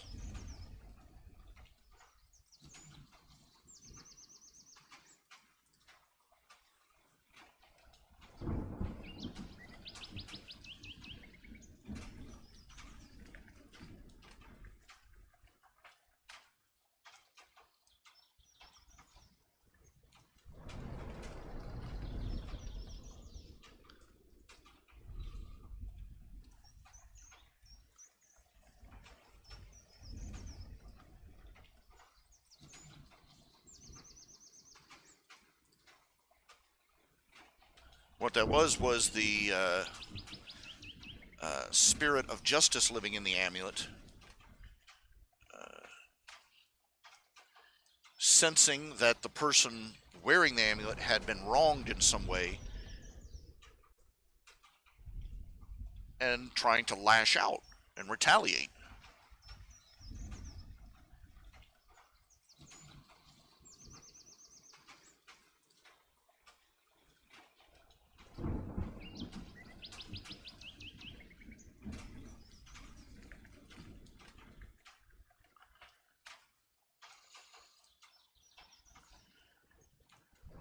That's why Trixie gravitated towards it. She had this, her ego had been bruised, and she had this overblown sense of how, that she had been wronged. And the amulet, being just a child, essentially, agreed with her.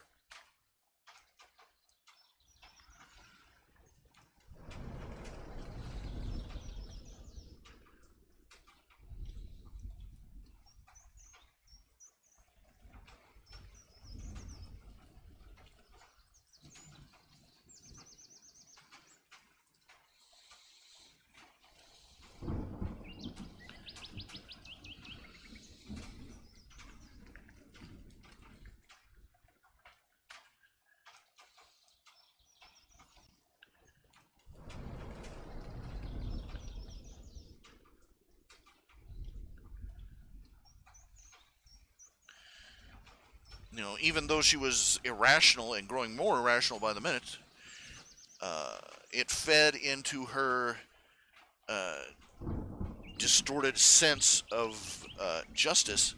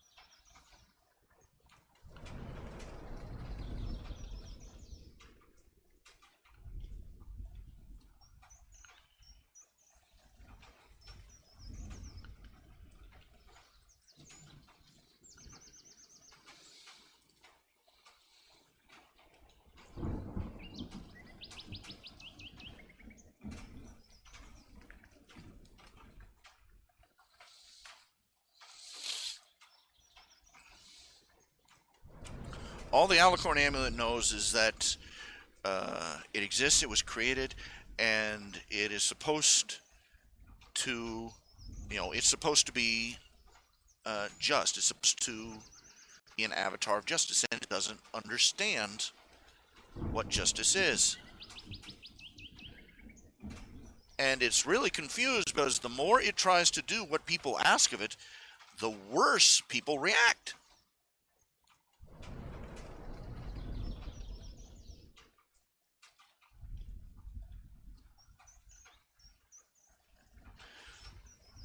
It spends a few hundred years getting stuck in a back shelf or locked away in a vault without any human or pony contact. And it's only, what did I do wrong? What did I do wrong? I did just what you said.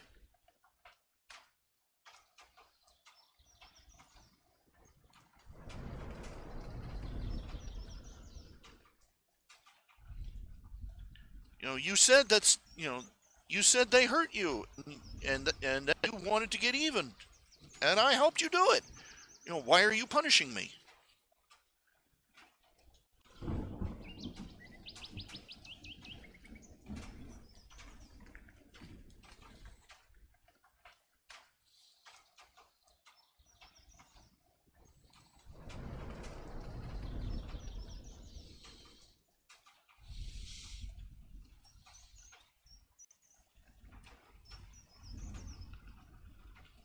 And naturally, everybody has been blaming their impulse control, their loss of impulse.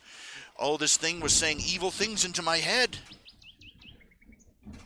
The evil amulet was saying things into my head that I didn't, it wasn't. It was agreeing.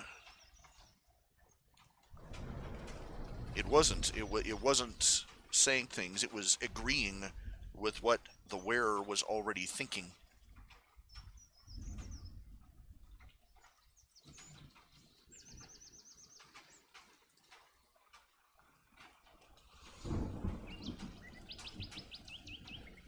The only thing the only thing a little child understands about, the most any child can understand of justice is, somebody hurt you, hurt them back.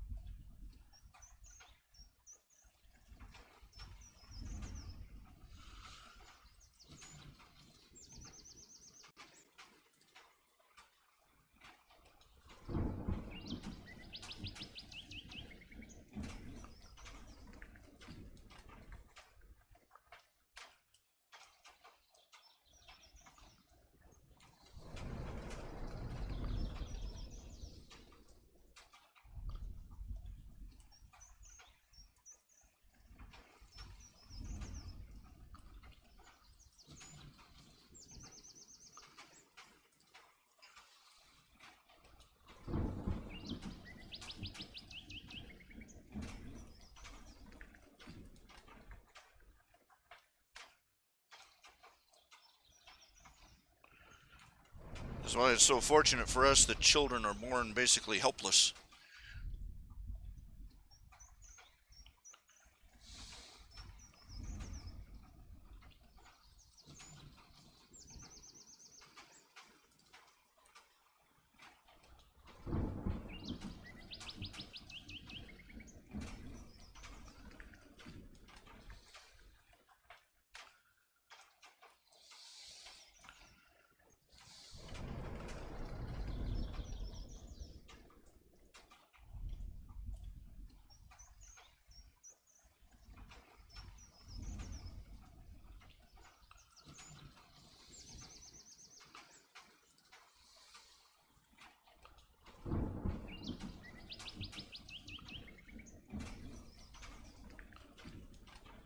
Basically, and Darth Vulcan is basically, he's just been tossed out into the void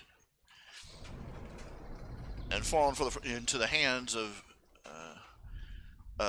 a arrogant jerk of a teenager with an overblown sense of self-righteousness and social justice.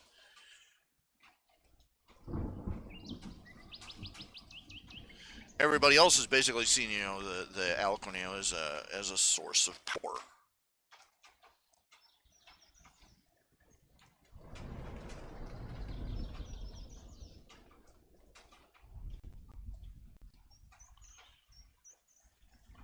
the fact that the fact that it seemed to increase their power most when they were nursing a grievance has sort of escaped everybody's notice.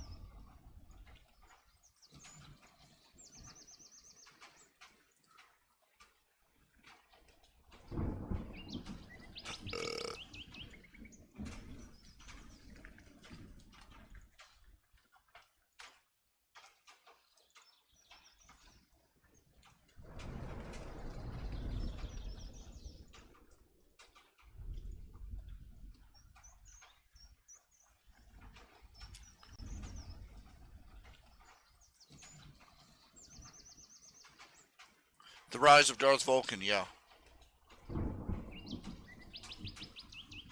Precisely. Darth Vulcan, Ted. He's basically at that age. He's got a lot of grievances. He's one of those. He's nursing a lot of grievances against the world in general. He was, angry young people, and the amulet has latched onto that. That's why the amulet won't let him go.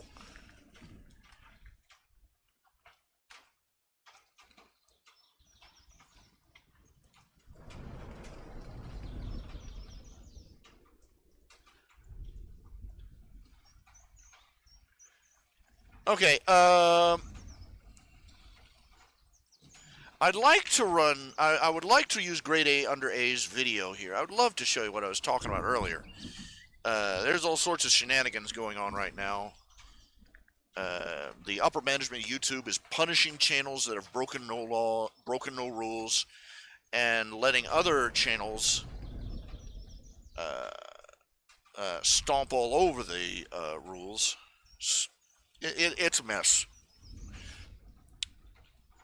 But Grade A under A does not like it when other people use his videos without permission. I'll have to write him or something and ask permission to run clips of it or stuff.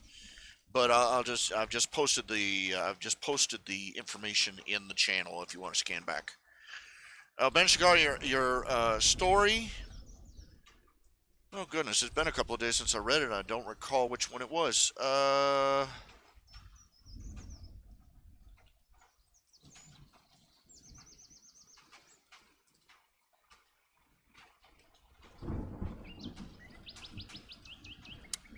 Really, I gotta say that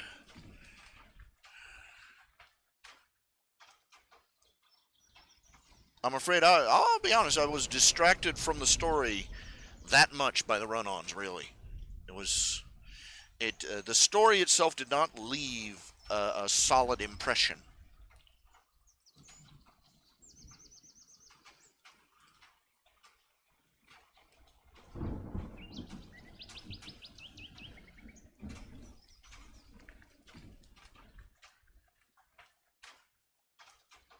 I hate to say that. I don't mean, I don't mean to be cruel, but it didn't. It really didn't. I would have to go back and track down to find out what it was that I read. You post a link in the channel. Post a link in the channel so that we can see where it is, and I can give it another looky-loo just to refresh my memory. That's one of the things about people underplay the importance of good sentence structure and grammar and all that other stuff. But if it's bad, it'll distract. It'll yank the reader right out of the story, and they'll remember the grammar mistakes longer than they'll remember the actual story.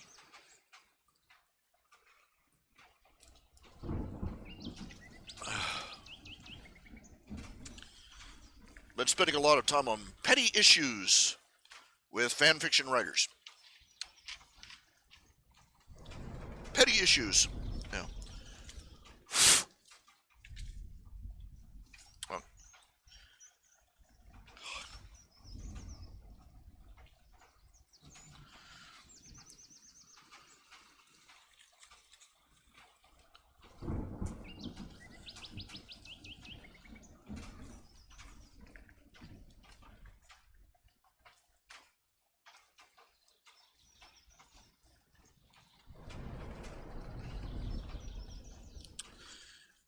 Just type it, use www, type dot instead of a punctuation. Just type dot. D-O-T.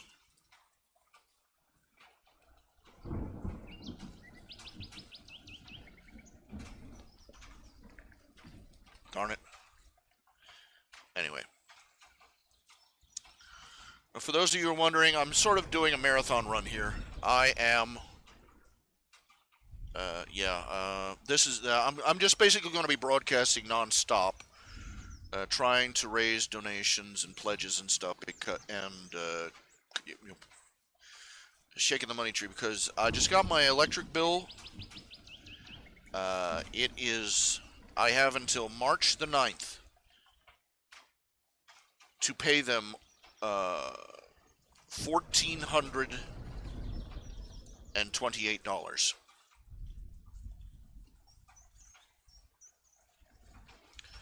That's how fast. By my electric bill, I just sent them a couple of $100. I sent them a couple $100 a couple of weeks ago.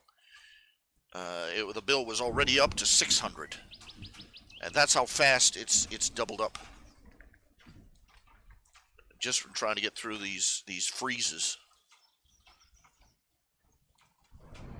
$1,400 freaking dollars.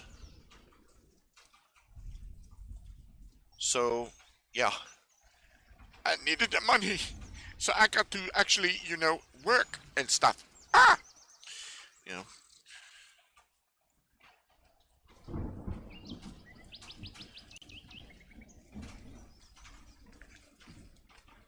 Ben Shakar, seriously, type it like this.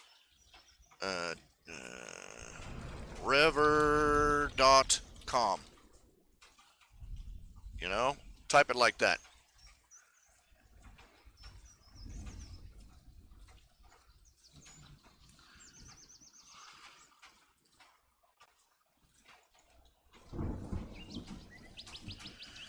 Everybody uses this. Everybody uses scales as a symbol of justice. There's got to be another symbol other than scales. Justice.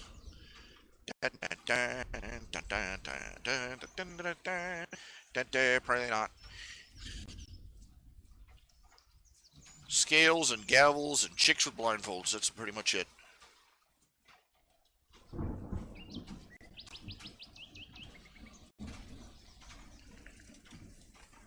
Okay, okay, I gotta go to the restroom. I will be right back in just a few minutes. Okay?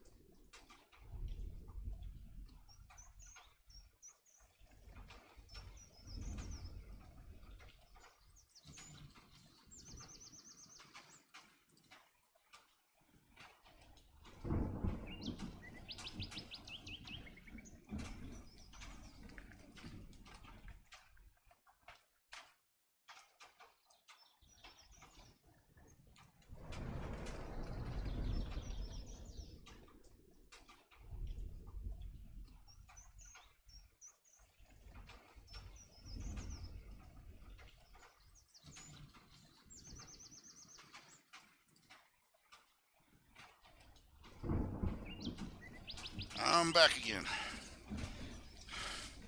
Give me a second. Just, I'm just going to...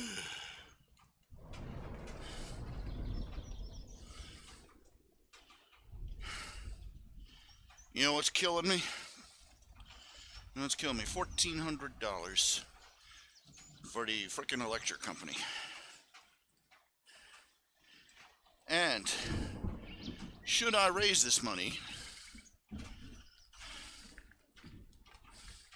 Now let's say I'm going to be optimistic and say I managed to raise $2,000 by some, managed to overshoot the mark just a little bit. That will cover my electric bill and lot rent for a company. Basically, after I've given it all away, I will be back to zero again. I will literally be back to ground zero. Nothing.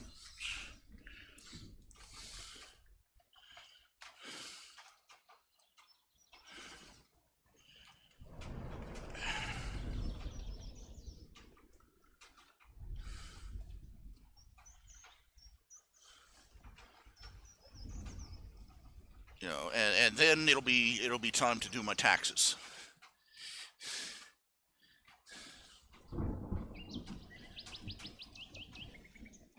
So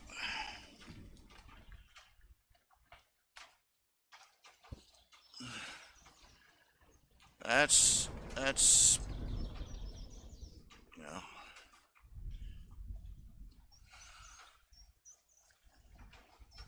kind of making me a little, I don't know if bitter is the word.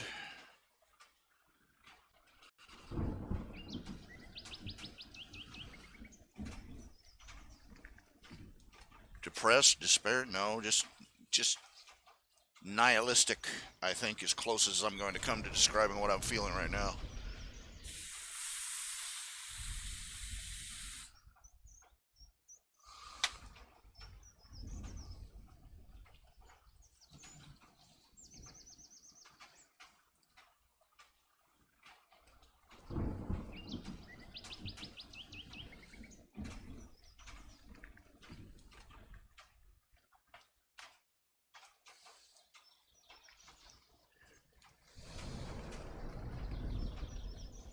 Beyond hope.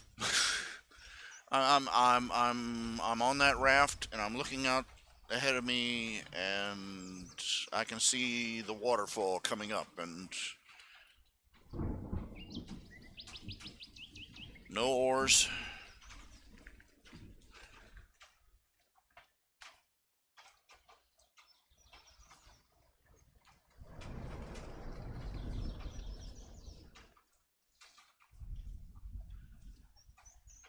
And it's nothing more than I deserve, really. It's, no great big evil ogre came in, swooped in, and wrecked my life. Just a lifetime of poor decisions and bad management. And just every day, just slipping a little bit further back.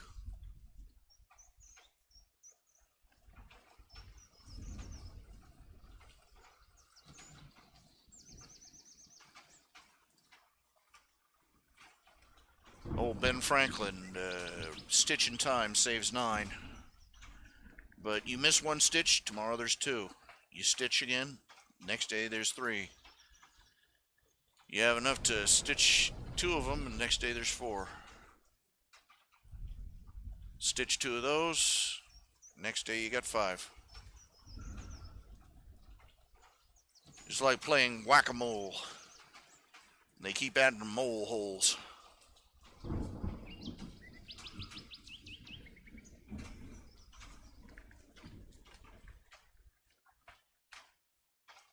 All the measures they get,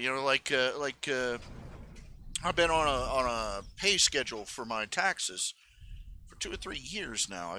The tax pay schedule thing, where you pay them a little bit of what you owe every month, that's made under the assumption that things are going to get better for you. even if you only hold ground, even if you manage to hold ground, that's it. Slippery slope. Because first you're a little bit behind, then you're a little bit more behind. Next time around, doubles up. Because you haven't been able to set anything aside, because you're paying all the time. And unless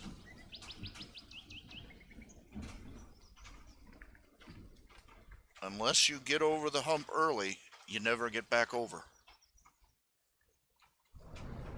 That's everybody in our country. I have never had a credit card in my life. Never.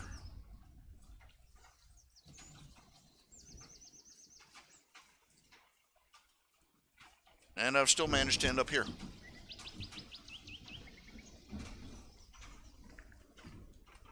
Credit cards, I mean, they're gonna, people get on credit cards under the assumption that they'll make more money tomorrow than they did today, and they don't. And and it gets, it doesn't even have to get worse by much, just a few bucks every month, every year. Gets a little bit bigger and a little bit bigger.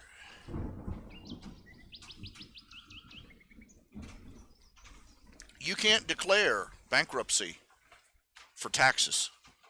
Found that out. Ain't that interesting?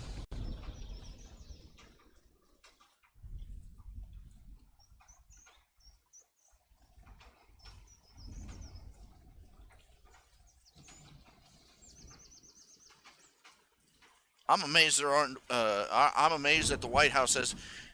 I'm amazed that the Capitol building hasn't been surrounded by kill crazy people with guns. When they found out that the number of politicians up there owe millions of dollars in taxes, and nobody's even bothering them. Nobody's even writing them testy letters. But the rest of us, we owe a couple thousand, couple grand, pocket change for these mothers, and we go to jail, or we get everything we have confiscated so we can't make a living, or we just get nickeled and dimed to death for the rest of our lives.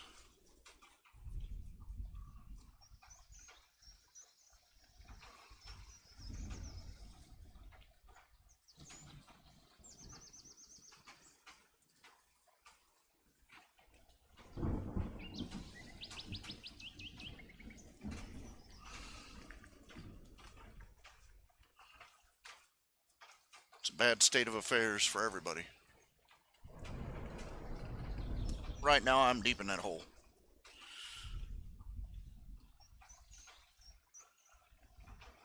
Anybody with a solid savings account and with a solid job and a solid these things wouldn't be an issue. But I'm riding so low to the water already. It only takes one leak and I'm under. And here I am.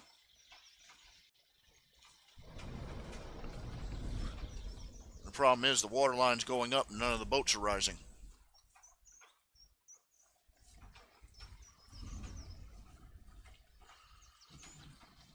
You know what's disturbing?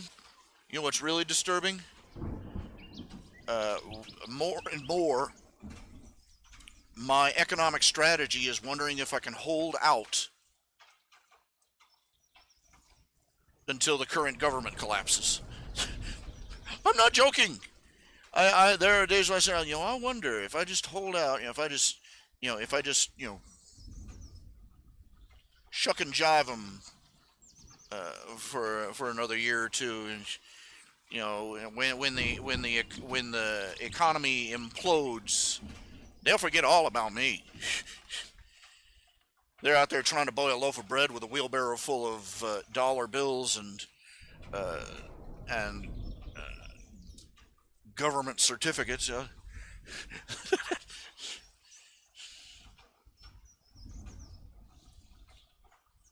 Pay off all my debts with a loaf of pumpkin bread.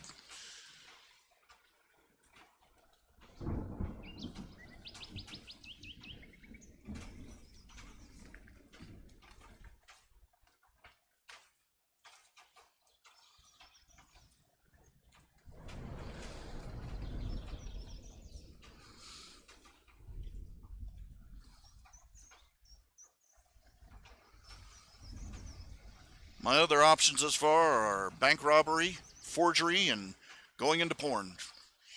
Yeah.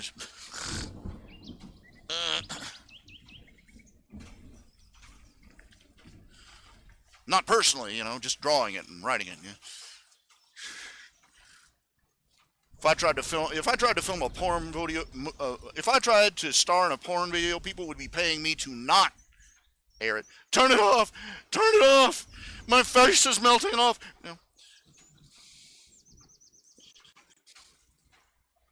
Oh, Ralph, you're so raunchy. You're so good Christian man shouldn't be talking like that. I'm not supposed to be doing that anyway. Well, good Christian men are supposed to be a lot of things that I'm not. Fanfiction.net. Okay, let's see. Copy. Okay. Let's see if I can refresh my memory here a little bit.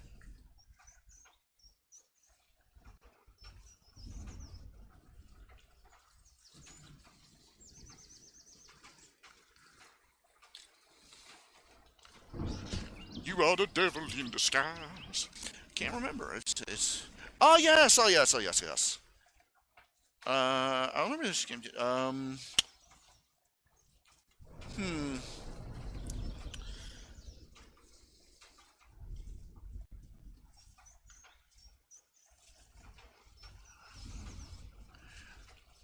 I read about halfway through it, and it's really not an idea that's catching my enthusiasm. I'll be honest. I mean, I have seen so many versions of this. The one of the characters falls for a bad girl or a bad guy, bad boy, and they're oblivious to it, or it's not really there's no wow, this is original, really original approach. It's not it's not terrible, it's not bad, it's just not standing out. It could easily have been a script for the show, and considering the state of the average TV show sitcom, no, that isn't really high praise.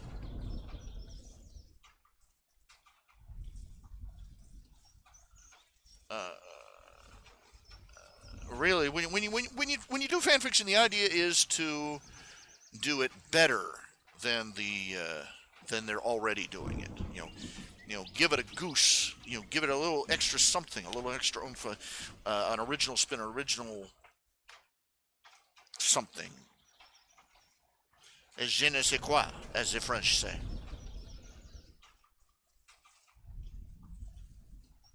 Although the plot and the story could have easily been, one of the typical episodes of the show. It's just not really striking me as standing out yet as unique.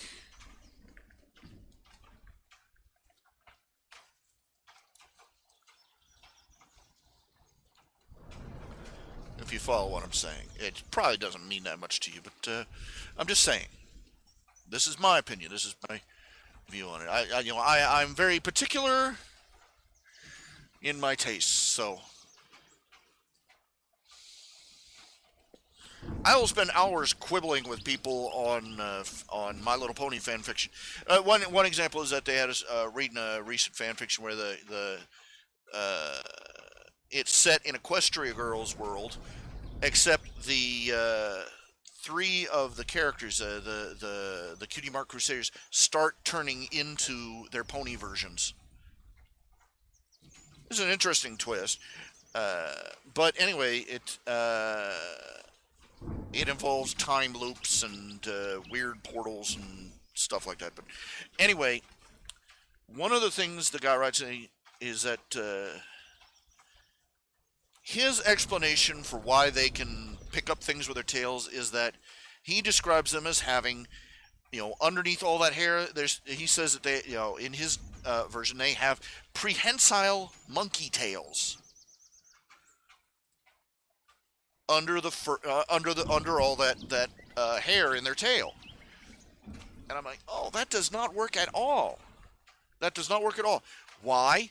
Because in the very first show, in the very first episode, the second episode, Rarity chopped her tail off. Remember? Whack!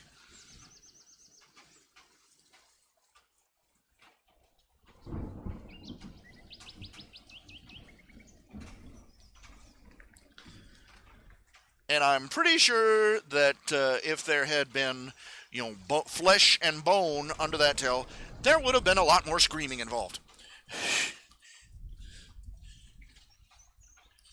And not just from that Stephen Magnet either. But, no.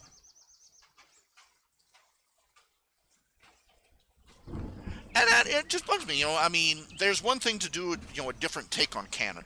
There's another when you ignore it entirely and run contrary, and it just doesn't work. And it aggravates me. And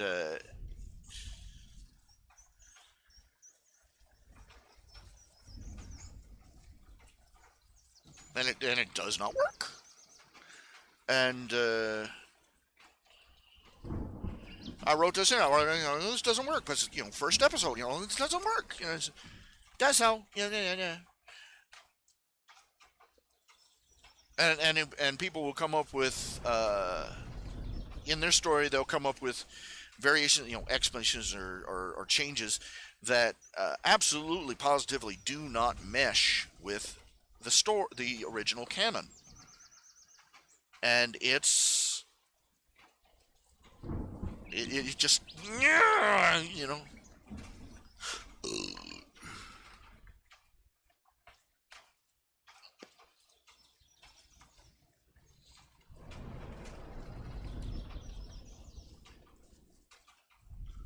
And their rationalization is, oh well, it's just make believe. We can do whatever we want.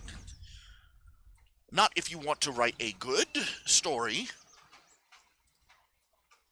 Oh, you say your headcanon is more accurate than my headcanon? Yes, I will say that.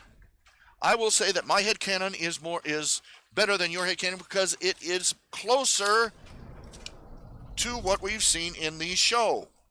It takes into account what we have seen in the show, and it no, they're not gonna. The fact that you're writing fantasy or fiction of any kind does not give you a free license to do whatever you want. That's blasphemy to the I'll do whatever I please generation, but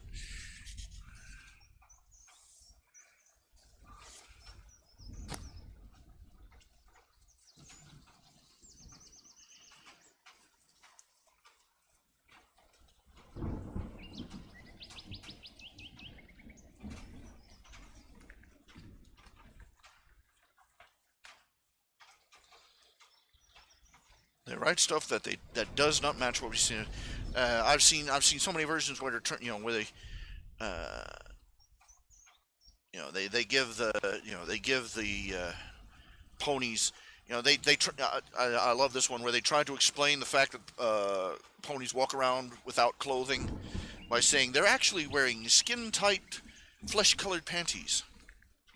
I'm not lying. That's one of the things I've seen. They're wearing underwear that's the same color as their fur.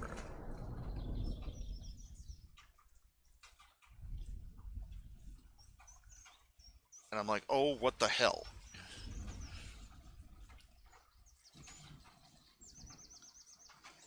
And then there's a guy that wanted, he was so determined he was so determined that Equestria was going to be 99% females and lesbians that he, in his version of Equestria, all the male guards were actually female guards in a magical disguise. Because in a matriarchy, being disguised as a male is important for, evading that glass ceiling, right? Like, oh, Jesus, why? I'm sitting here with blood vessels bursting in my eyes.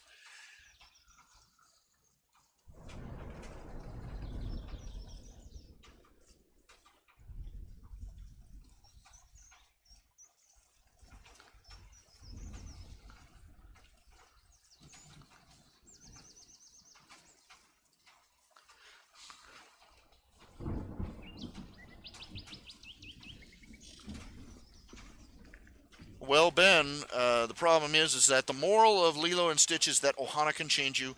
The point of Devil in Disguise is that it doesn't. Well, the problem is that that's the same moral. No, basically what you're doing is you're writing, basically you're not pushing that moral. You're not pushing the point that, uh, you know, being family, you're basically just writing a new version of uh, status quo is God. Now, for all the talk that they give about moral lessons, is that the average television show will overthrow those moral messages for the sake of status quo.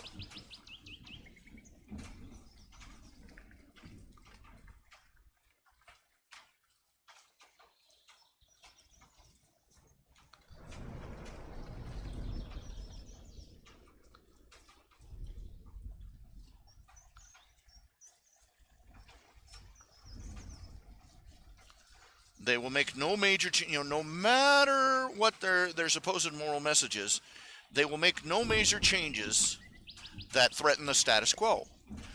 And the typical status quo is that no, romantic relationships, no, oh no. And even though that, like you said, they sidelined Angel as a character,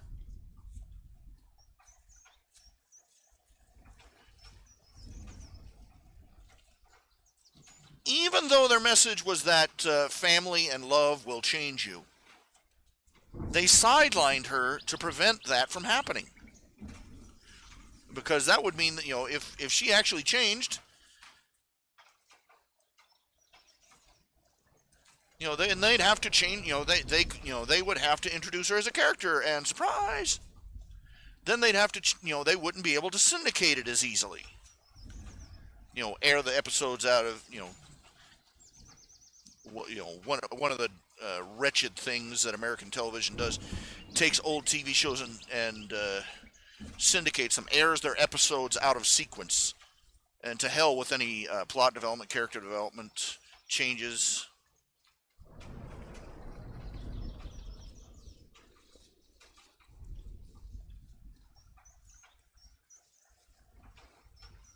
That doesn't work at all. Too large.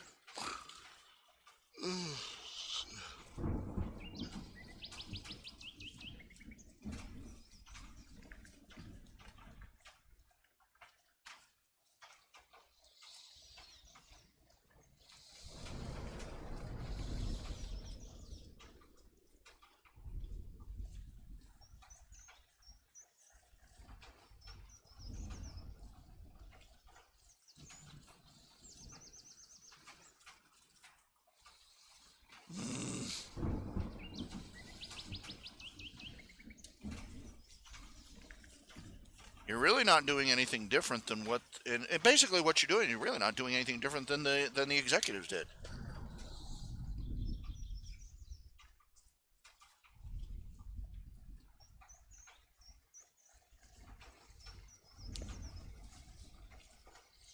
You basically, your intended message is lost in the fact that it comes down to, see, this character couldn't change. Sideliner.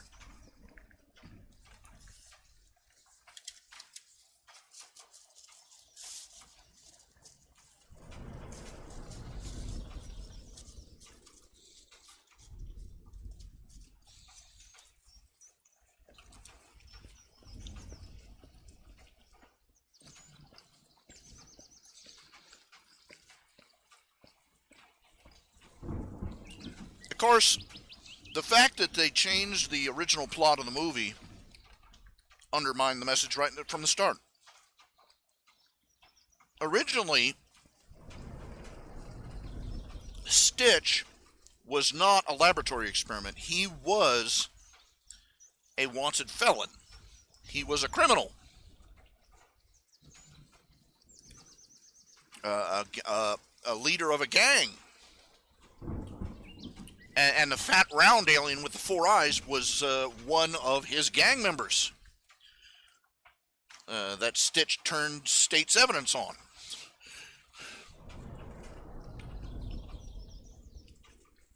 Or abandoned to be captured by the cops, one or the other. Basically he betrayed the guy. And that was supposed to be the whole point, is that, he went from being a hardened criminal to being a member of a loving family. And that was what was supposed to have changed him. By making him a laboratory experiment, he was basically a blank slate. He didn't have a criminal past. He was just a scary lab experiment that they accidentally got dumped on Earth.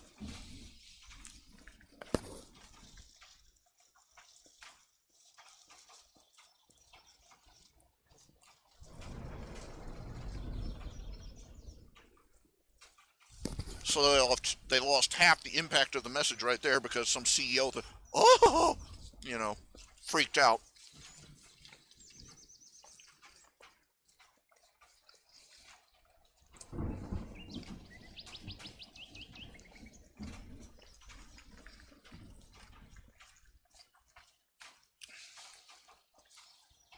Never mind that 2 of their leading men thus far have been petty thieves, or even a jewel thief.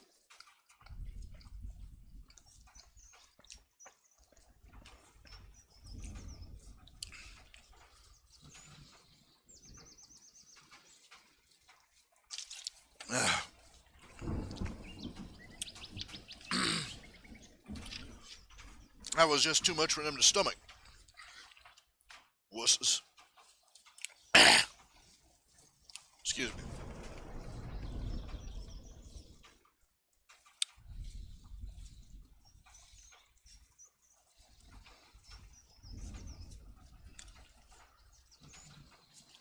I guess you deleted a couple of chapters. I remember there being 5 chapters. I'm only seeing 2 here.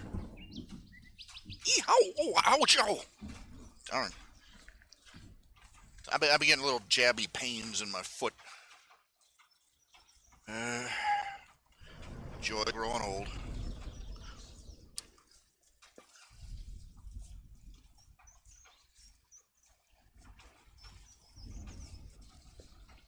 Now that would have been an interesting design for Luna, that bat-winged one.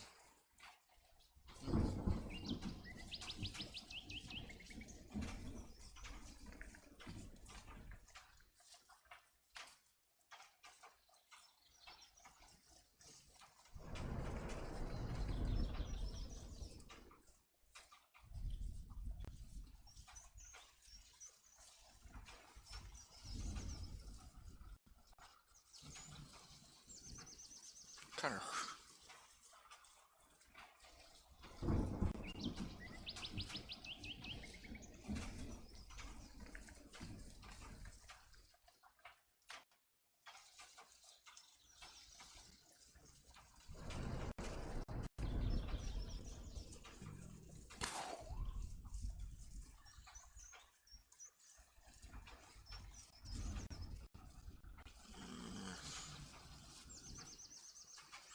Now this is interesting. Little side note. I started looking up some information. I kind of wondered why it is that clown phobia is on the rise. And it seems like every year more and more people say, "Oh, I hate clowns. I'm afraid of clowns. I don't like clowns." I started looking up some, basic information. There's a book here. It's called "Bad Clowns" by Benjamin Radford. Why do people hate clowns? It's interesting. It's sort of a confluence of cultural events that have gotten clowns in bad odor. First of all, over the 80s and 90s, there has been a large number of movies where that featured evil clowns. Stephen King's It, Killer Clowns from Outer Space.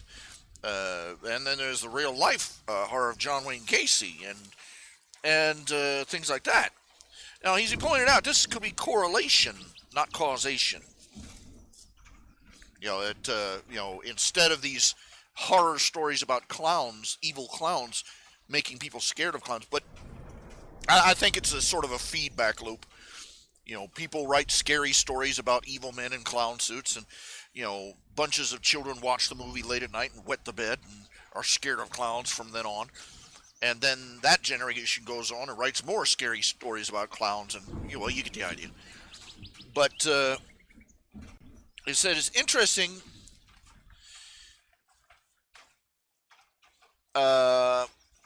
It's again bad press. Bad press. It comes down to bad journalism. Okay.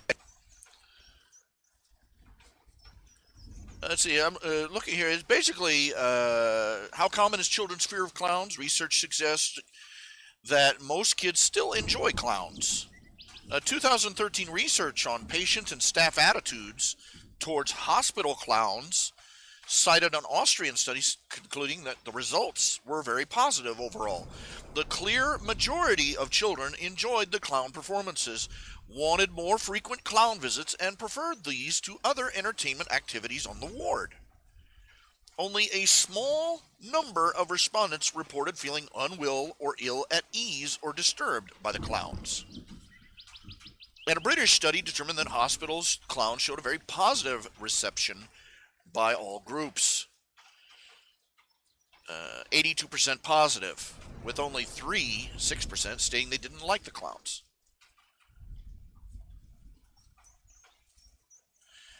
Now, part of this, they say, part of it may be due to misleading or misunderstood headlines, such as one in the Telegraph, United Kingdom, on December 26, 2007, titled, "Children are, quote, scared of hospital clowns." The headline seems rather clear, doesn't it? But what it doesn't mention is that you have to read down into the story. It wasn't about the children's dislike or fear of actual clowns. It was about the children's fear or dislike of clown images in hospital decor, such as on wallpaper and in art prints.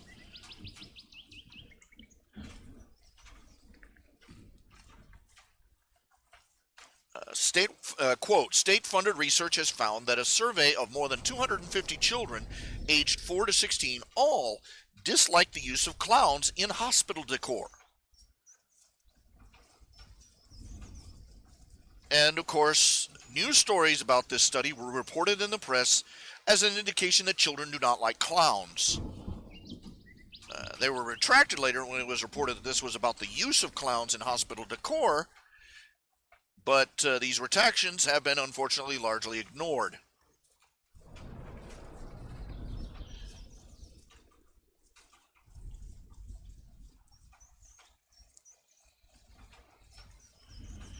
In fact, in many places, it's repeatedly misrepresented. This story has been printed over and over. In 2008, a study, in Mental Floss, they printed, a study of 250 children and conclude clowns are universally disliked, and so on and so forth. It's bad press. Again, it's the mainstream media screwing up again. It's become a cultural meme that clowns are scary. When in real life, kids love clowns. And I'm sorry, you go on the internet, they show you these pictures of clown psychos. Yeah, those guys are scary. Because they're evil people dressed like clowns. It's not about liking or disliking clowns at all. It's just a it's just a hip and trendy meme encouraged by bad reporting.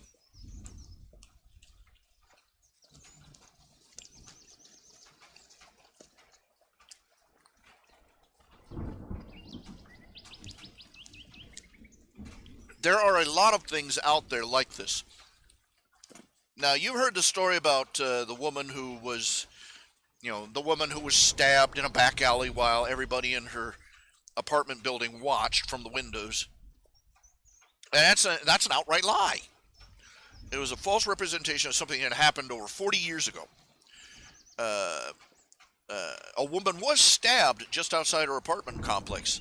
But what they don't tell you is that, one, it happened in the middle of the night, on the coldest night of the winter of December. That it was on a dark, unlit street. That the closest eyewitness was several stories up and looking out a window, and everybody down there was the size of a thumbnail. That it took place on a street that had a bar that had had several civil disturbances over the previous week. Basically, what they saw would have passed for another husband, another guy and girl, getting in fisticuffs. Nor do they mention that the people, the people that did call, they did call the cops. But by the time the cops got there, it was, long over. The woman had wandered off. The man had run off in one direction. The woman had wandered off in another.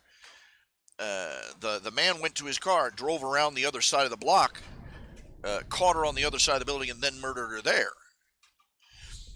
They don't mention the fact that the police response time was on the order of over an hour in that area at that time. Basically, those people have been libeled and slandered for 40 years as being heartless monsters who watched a woman stabbed to death and didn't do anything, when in fact, almost none of them even knew anything had even happened. And none of them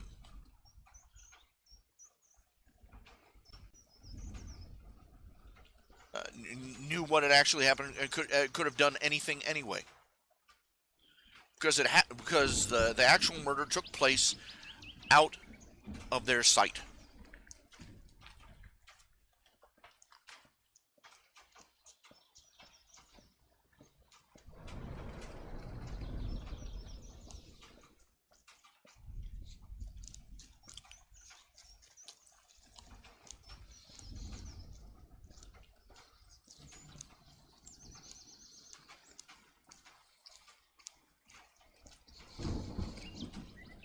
What do I think about a commission of Sam and Pellinor sparring, with Quentin in the helmet instructing?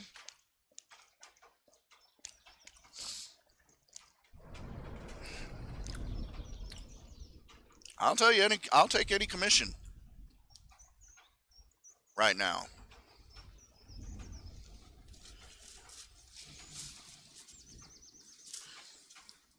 The commission thingy's on the webpage, and I'm always there.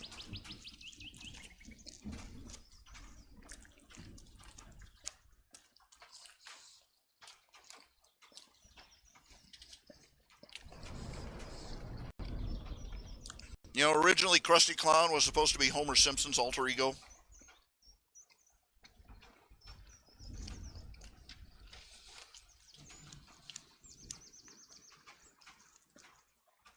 Would have been a radically different show if it happened.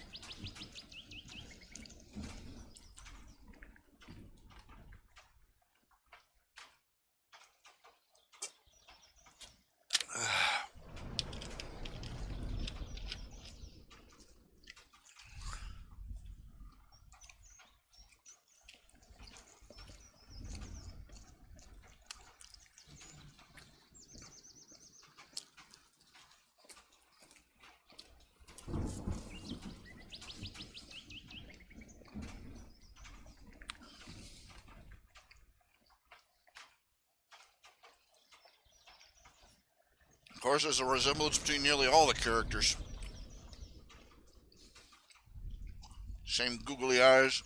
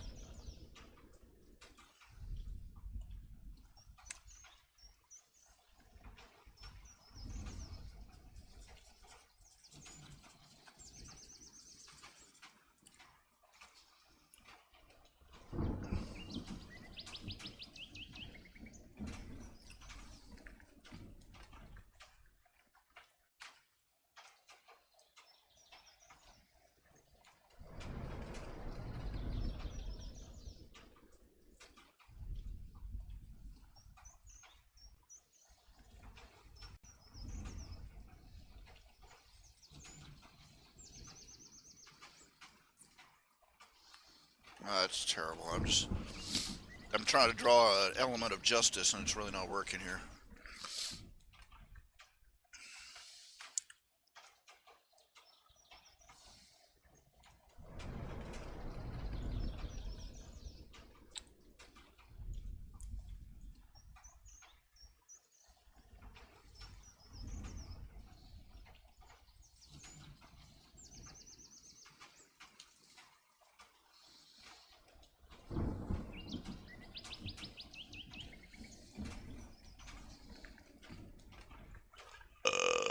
Pardon. Ooh, yeah. Bleh. Cheese pizza.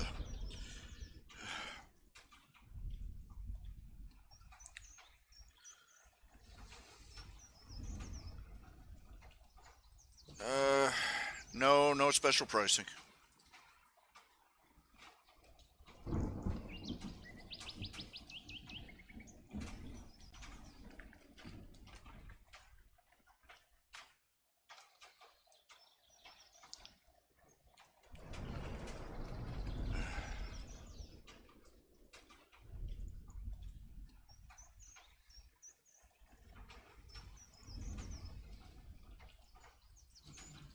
For those of you who are wondering, this is the spirit of justice that this is Vindictus,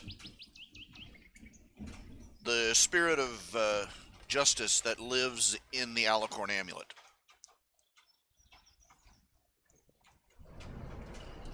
I'm not going to try and draw an original amulet. The Alicorn amulet was supposed to be the element of justice.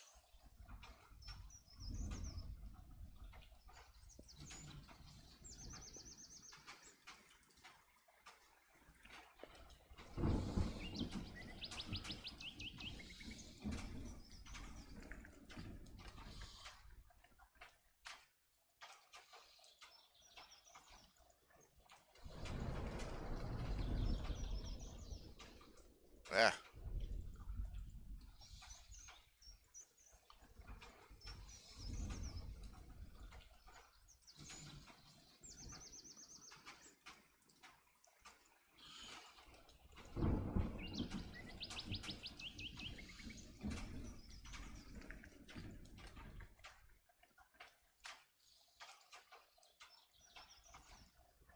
Yep.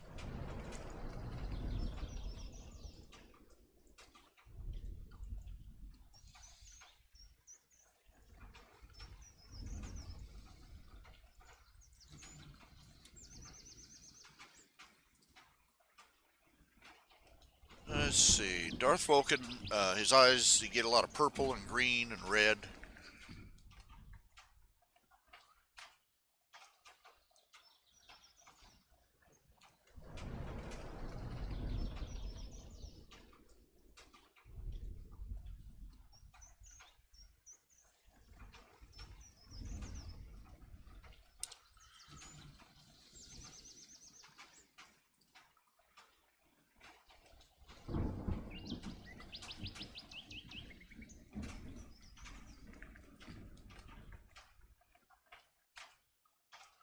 Going to debate over the color mix for a while. Let's see here. Little web search. Alicorn amulet. Toodly-doo. Toodly-doo is... Somebody's selling Alicorn amulets.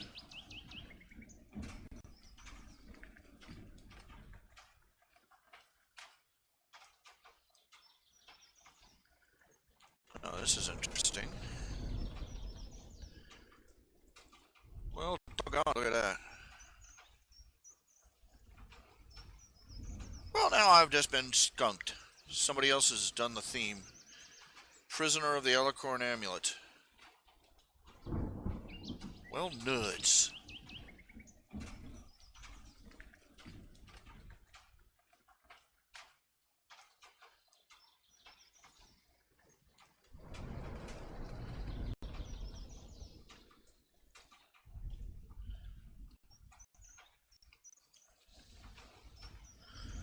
You done took my idea.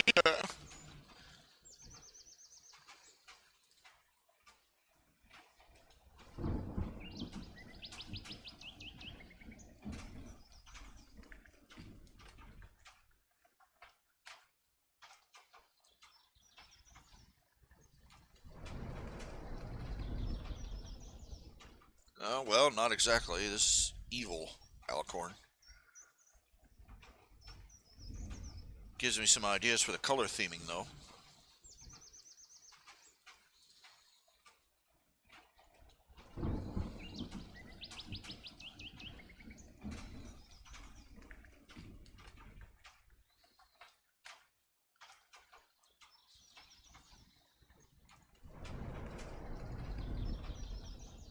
Okay, that's somewhere to start.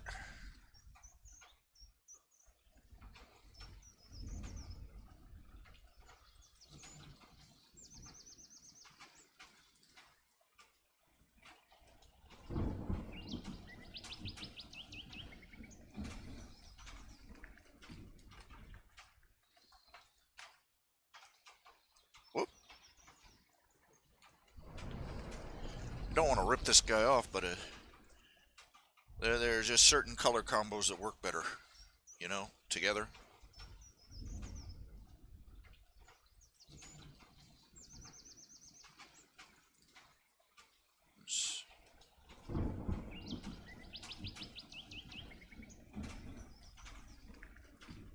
Yeah, that's closer. Yeah.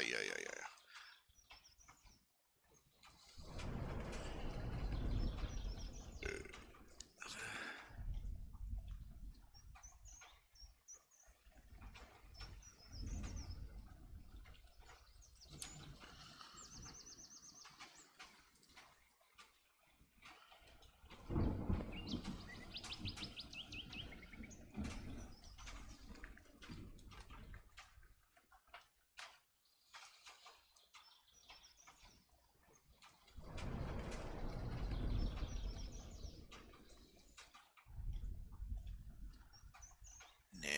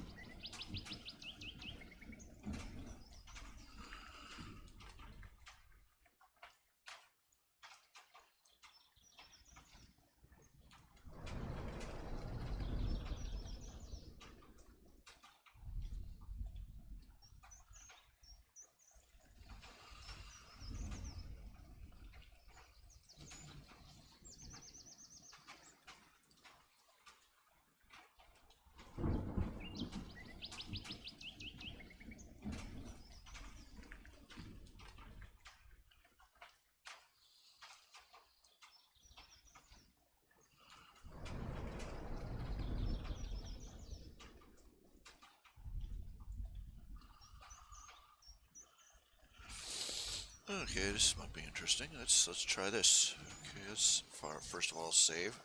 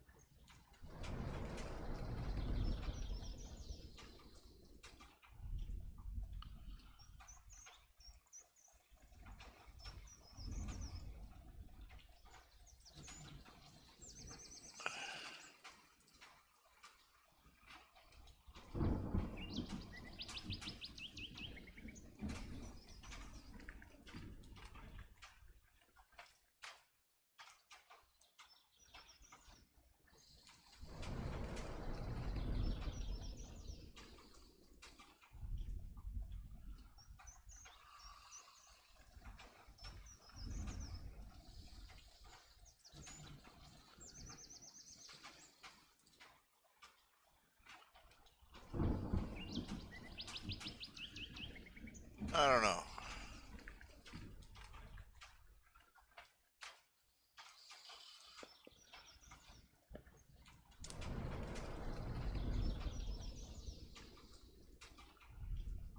I think it does get across the idea that he's conflicted internally. All these clashing colors.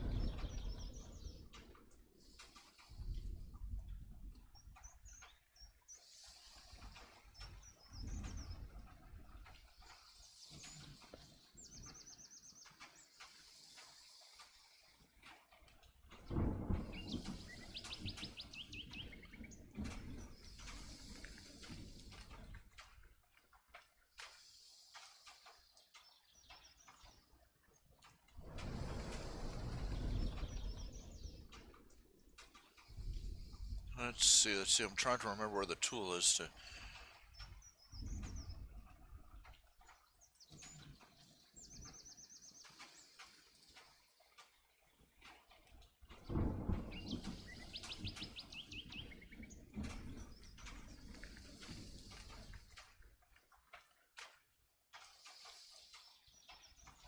There we go. Blur border.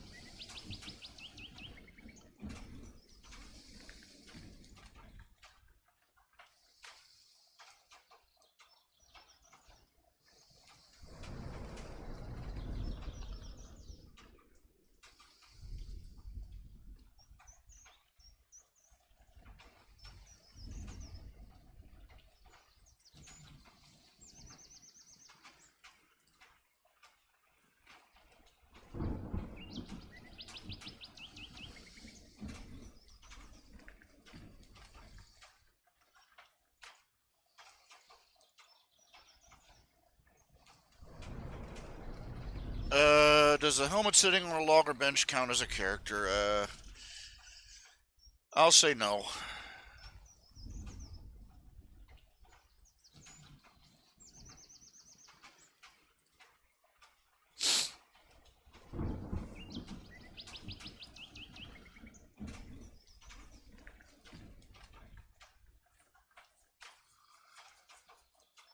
This needs something. I don't know what.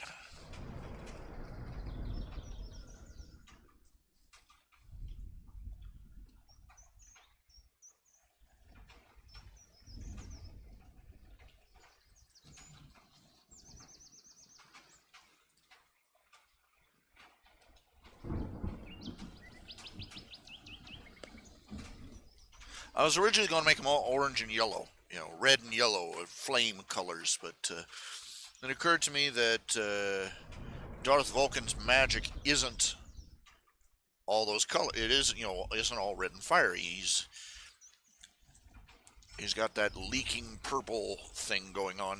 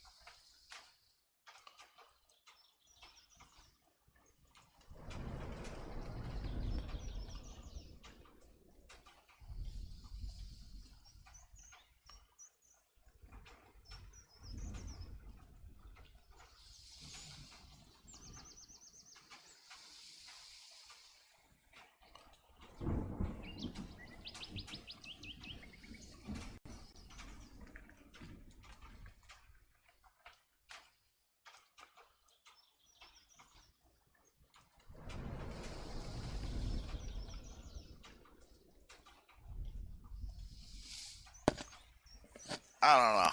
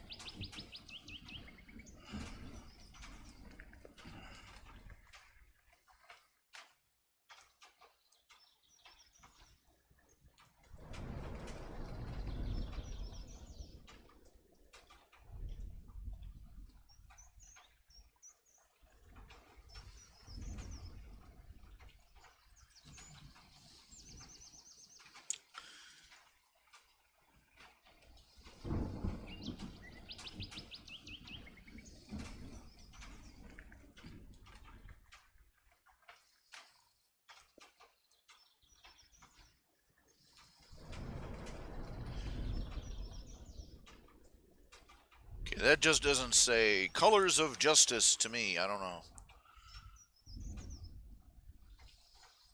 There's no color replacer tool on this thing. That's the aggravating thing. Yeah. You have to do it all by hand.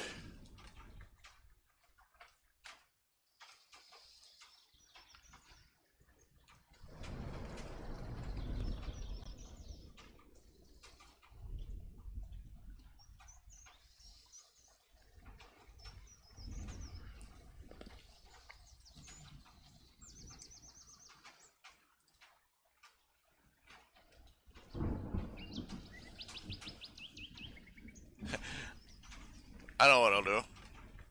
I know what I'll do.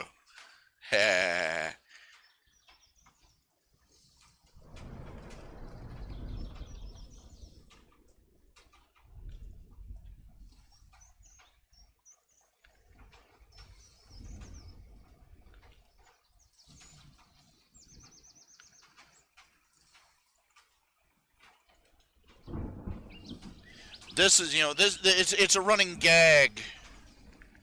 It's a running gag on in the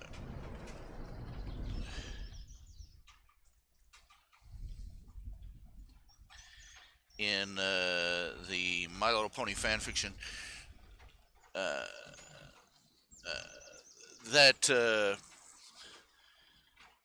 you can all, the one color combination nobody ever does anymore is red and black.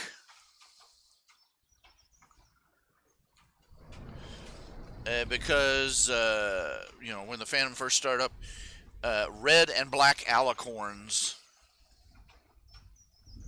were Mary Sue's, almost without exception. They're just terribly written characters, and everybody, well, we hate them, but that's disgusting. Red and black, oh crap, So here.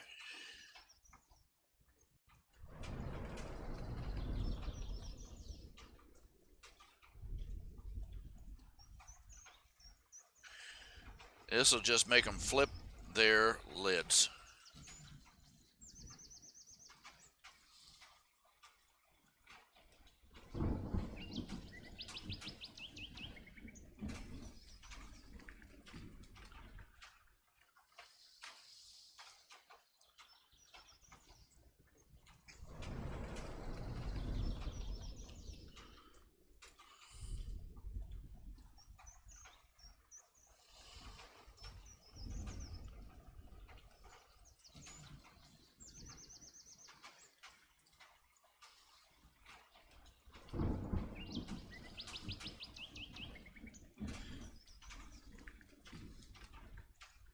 The yellow outline has got to go, but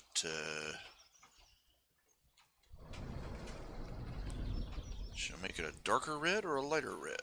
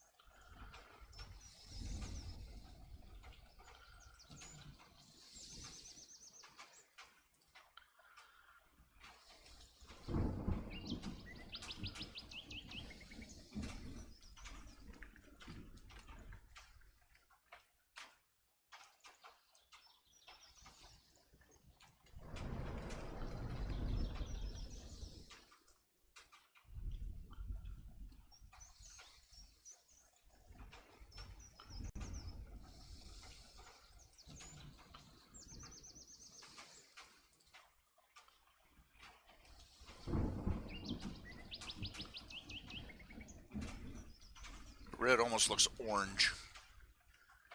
My eyes are terrible, I swear they are. It's red 225, yeah, that's right.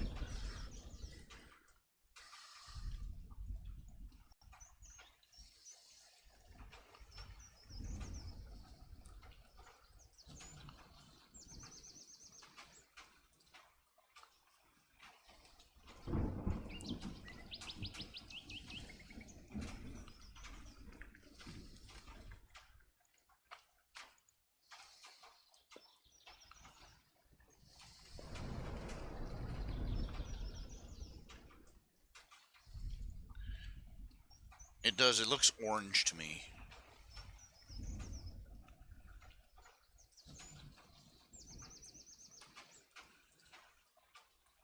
Maybe it's just the color of my screen, I don't know.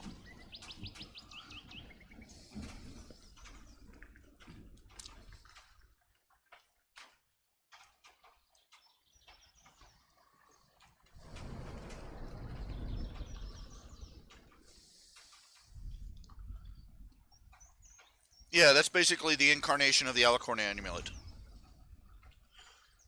I've been looking. I believe the name I picked out for him was Vindictus.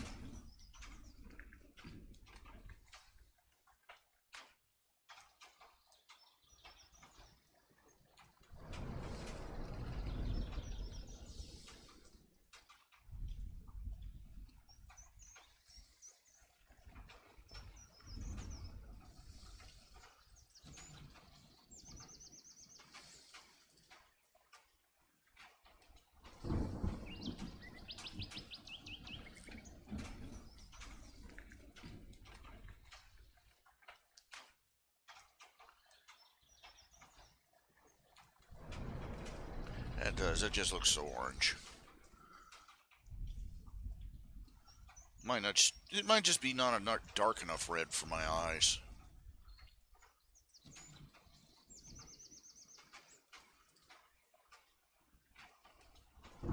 It's just not a vibrant enough looking red. It's probably the color settings on my computer that are doing it. I don't know.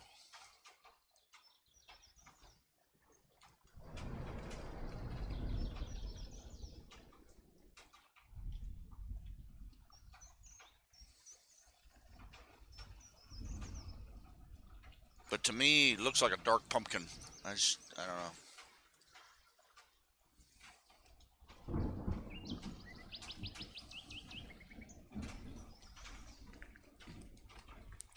I'm going with male.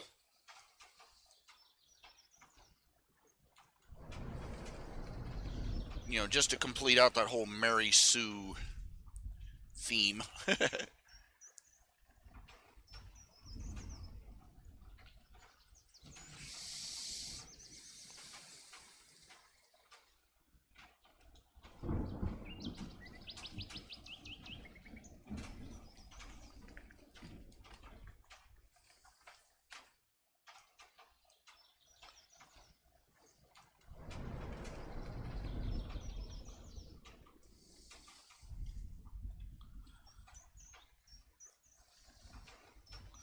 I think my eyes are going. I really do.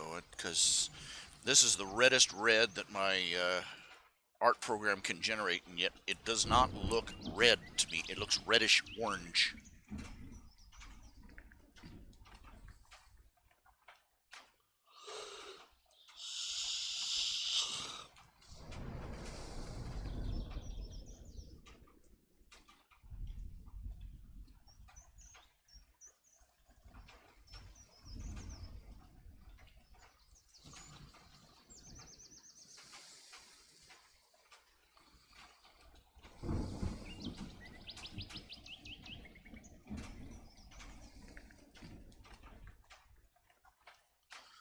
Let's see here.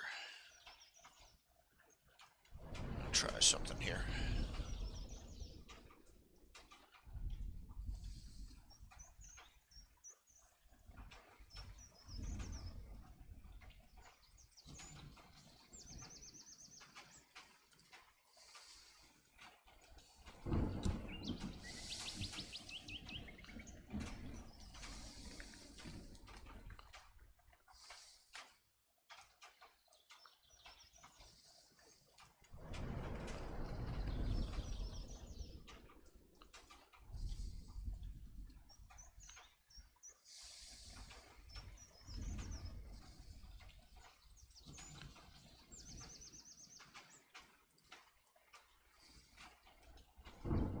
Oh yeah, that makes them pop.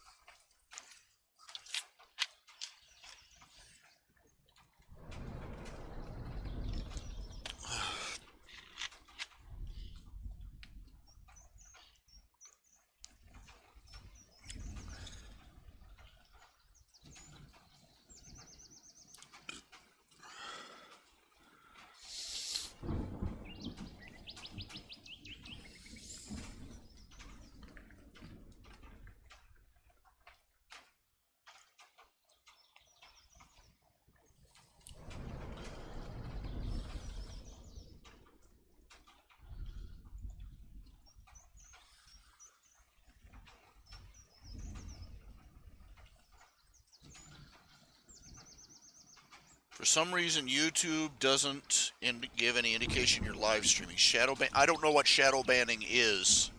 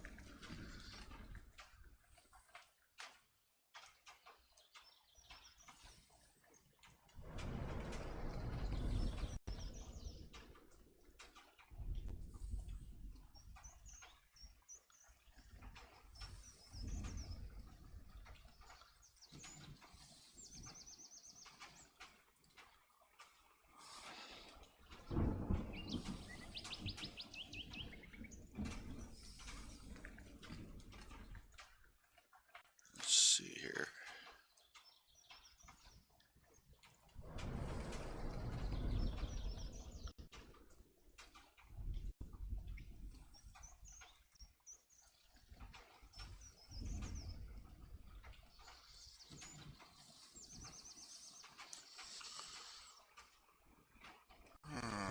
My feet are hurting.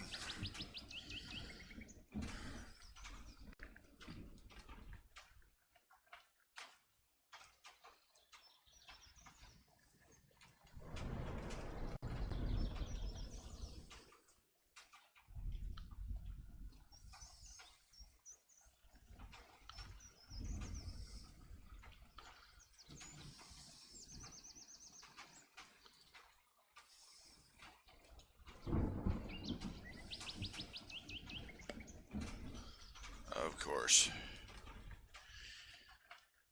Damn, that's just undo. Love to know what a stupid thing you never just.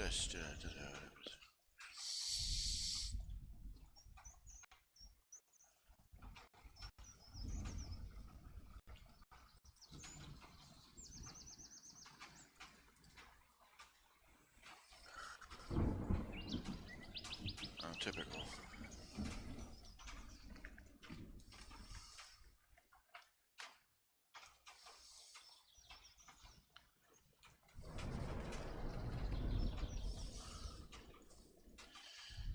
Resource, My Little Pony resource, okay.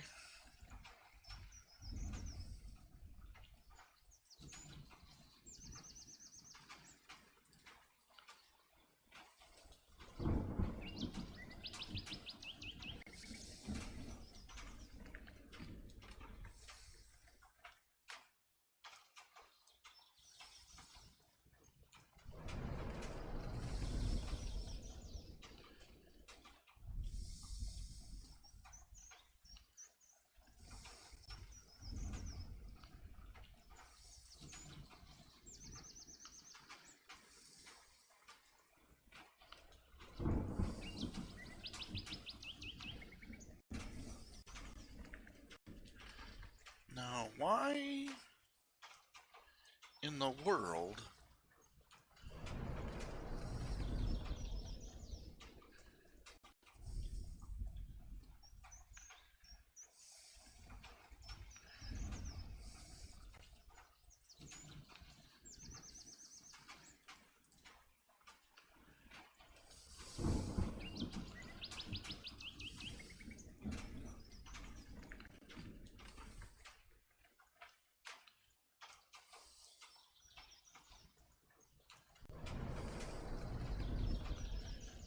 you gotta be a real nozzle to do stuff like this?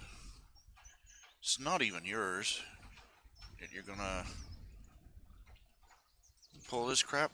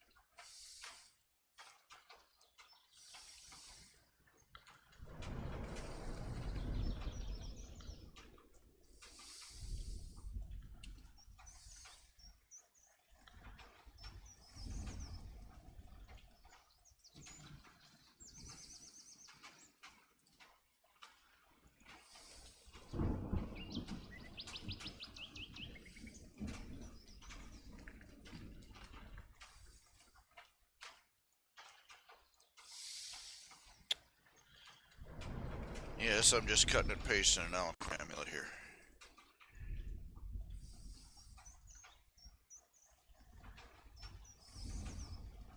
Ow, ow, ow, ow, ow! Ow!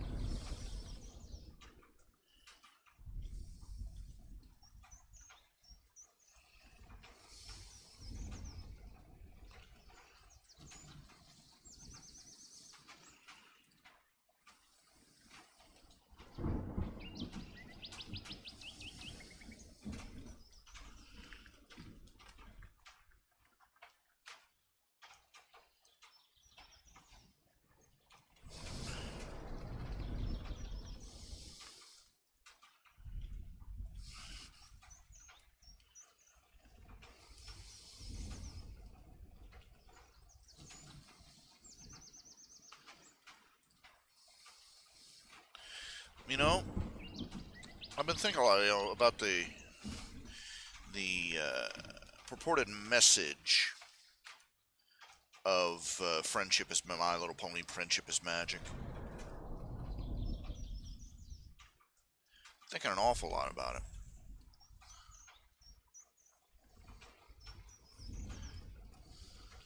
Do I got this on set on here? Yeah.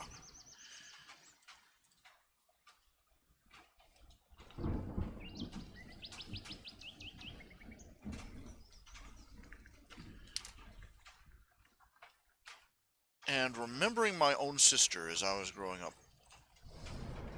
I know for a fact that for little girls, particularly,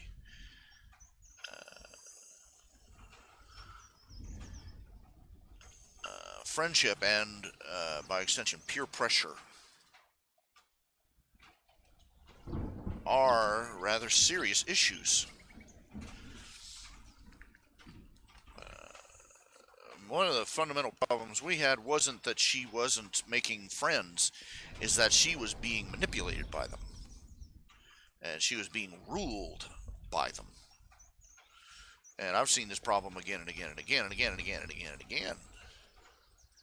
And so is pretty much everybody else. Anybody who's ever had a girl, a sister, or a daughter, or a younger member of the family, they always seem to have at least one girlfriend who goes out of her way to get her in all sorts of trouble, without fail.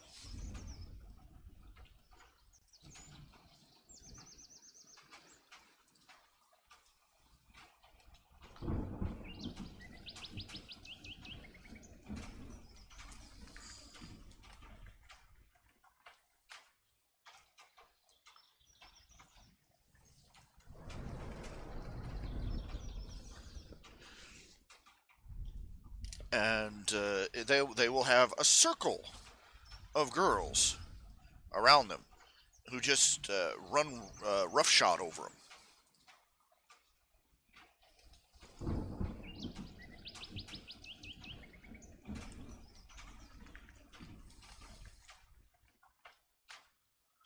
And make their life miserable, really. They're my friends. They're my friends. What would I do without them? This is an angle that they have not been willing to touch on in the show. Sometimes your friends are the problem. And it's not the lone outsider. It's usually the little peer pressure group.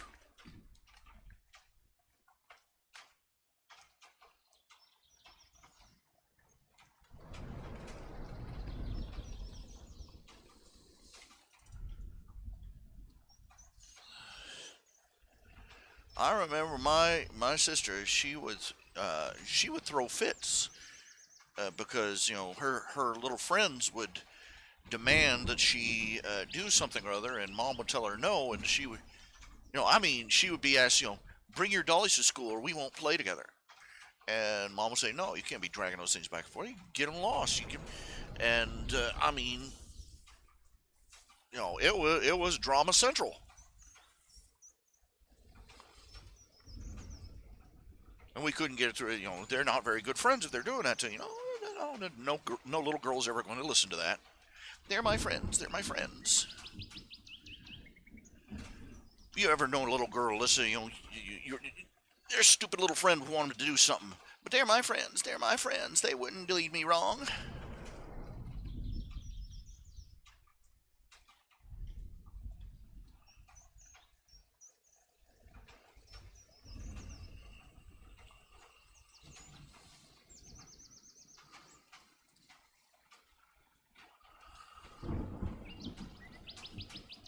I kid you not.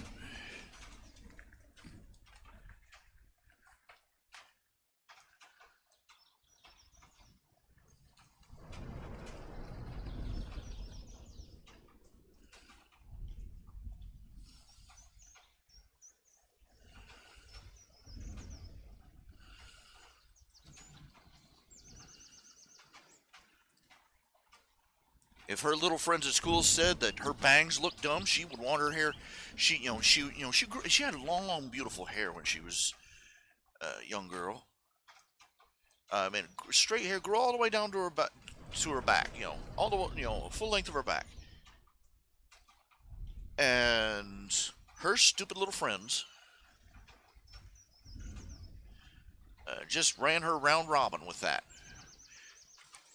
1 week they'd, bangs would be in, get cut off in the front, and the next week bangs would be out, and they'd lead her around by the nose, she got in trouble, man. She managed to get all sorts of trouble. I want bangs. I don't want bangs. I want bangs. I don't want. And it's just jerking her by the chain.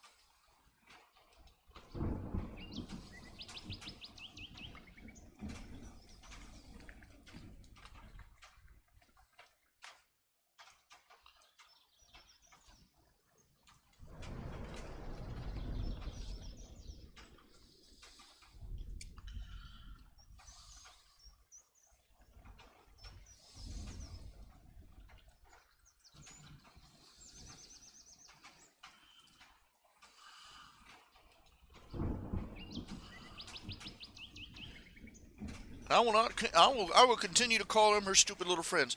From the age of 4, from the age of 5, from the age of 19 to the day she got married, she had her little circle of stupid little friends.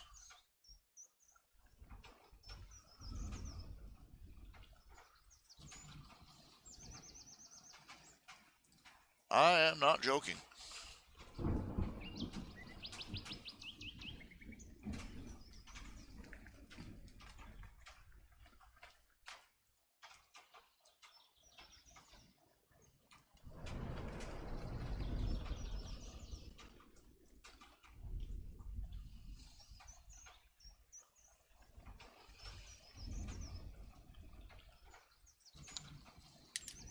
Found this out years later. Had a girl, her number one girlfriend when she was about 14, 15, 16 was she was the only other girl in the church at that time, little bitty teeny weeny church. And come to find out that hip happening friend got her to start smoking. They would sneak. Apparently, every time they got together, they'd sneak off to this girl's room and light them up.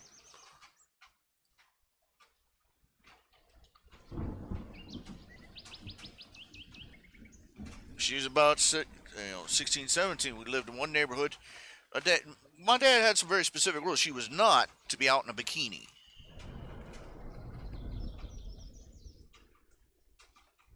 He wasn't going to have it.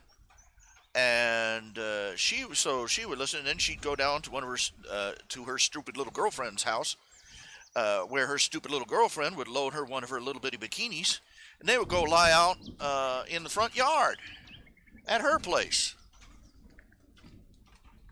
where all the boys in the neighborhood would, all the teenage boys and everybody else be driving back and forth up through that area. And then one day, Dad went driving by when she was out there. It hit the fan like a elephant crapped into a Thunderbird jet engine. Oh my! One day she went off for a couple of years. She went off for the last couple of years of her high school education. She went off to a private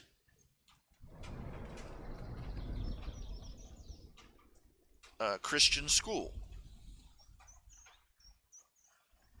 Yeah, all this time, like I was saying, she had that beautiful long hair I kept telling you about. Beautiful long brown hair. And those little vultures got their hooks into her. And they would, oh, you look so much better with this hairdo and that hairdo and this behind this and this and that and this and this and this. And here's Stupid Teenager magazine. Here we go. Look over on this page. This look good on you. This was back at the end of the night. This was back in the early 90s, And they got their meat hooks in here, those little buzzards. And they wrangled her into getting a promise out of mom and dad that the instant she turned 18, she could get her first permanent. She could get her first perm. Like the nanosecond she turned 18, her and her little posse of stupid little friends went off to the hair salon. Now, back at that time, let's see. Let me see if I can find a hairdo in this. Let me see if I can find a picture of this.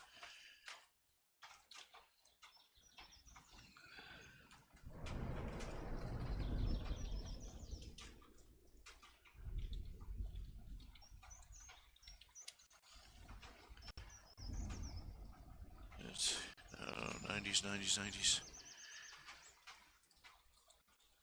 See, the late 80s, or let's see here.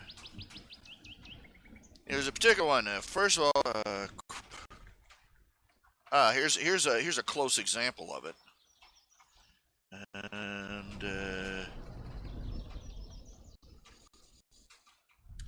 you remember those crimpers? They actually had these things. They would crimp. They were nothing, little waffle rippled things, and you'd crimp your hair.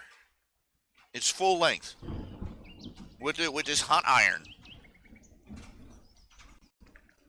and it looked like crap. It looked like you just basically singed your hair in a waffle iron. But it was so fashionable. Oh, all the stupid little girls going around here. Oh, it's so fashionable.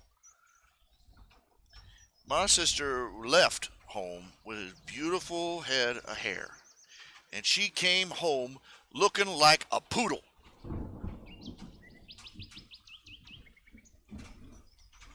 And the thing is, they would cut it off short at about the shoulders, right? This was the big hairstyle right then at that particular time. Cut it off short at the shoulders. Frizz it out. Crimp the bejesus out of it till it stood out around your head like a halo. Big old poofy. If your hair wasn't at least as wide as your shoulders, you weren't trying hard enough. And then they'd take the bangs, what was in the front, and they'd crimp the bejesus out of that and give you a big old pom-pom of hair right in the front of your head.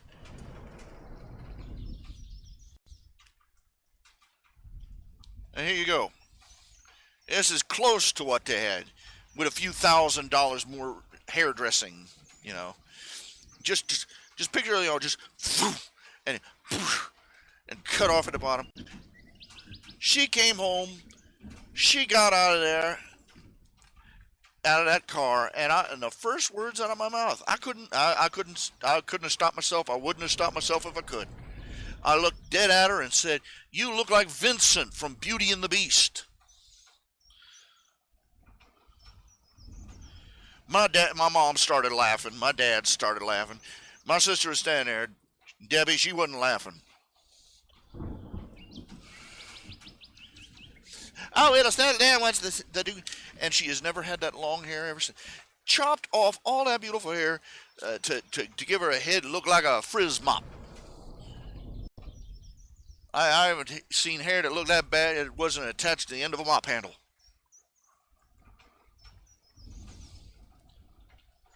There are days I want to go back through time and just strangle all her stupid little friends. Even after she left college, she had some real prize winners. Oh, she had one good friend, sensible young lady, good friend. And then she had, and that friend moved away, and so she latched on to another friend from college who was a piece of work. This girl would open her mouth, and she would just insult everybody around, not even realize it. Just say the most insulting or most insensitive and self-centered things you could imagine.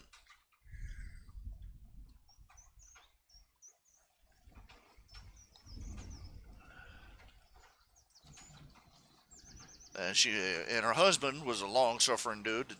She dumped everything on him.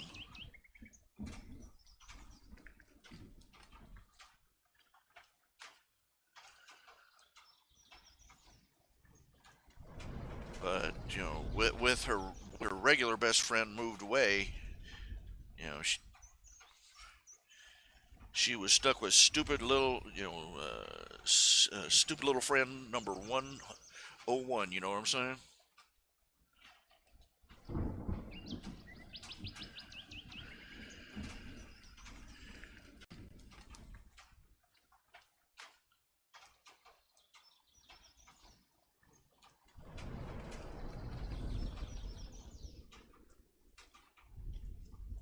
Go out and make friends. You need to make friends. You need to make friends. And they come home. They got friends you wish to God had drowned at birth.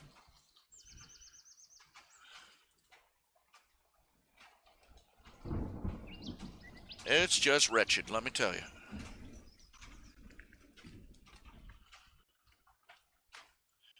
And nobody's out there teaching these girls, don't saddle yourself with stupid people.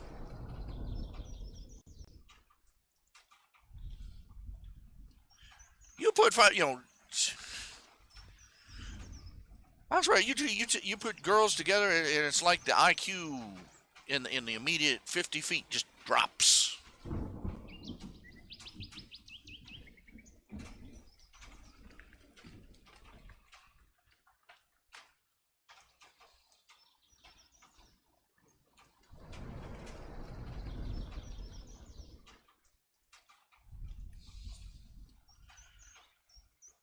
Because women are emotional creatures, and they prefer feeling over reason by nature. They prefer feeling things over reasoning through them.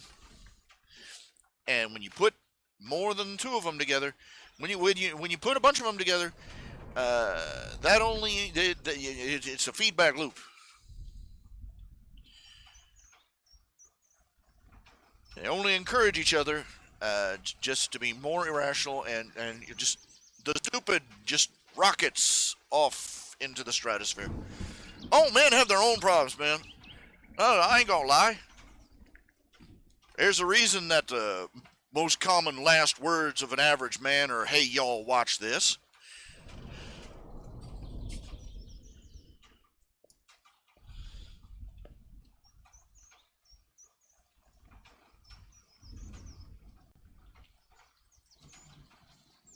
Most of the crap a man gets into, though, with his dumb friends, can be mended in the emergency room. The foolishness that a group of women get up to,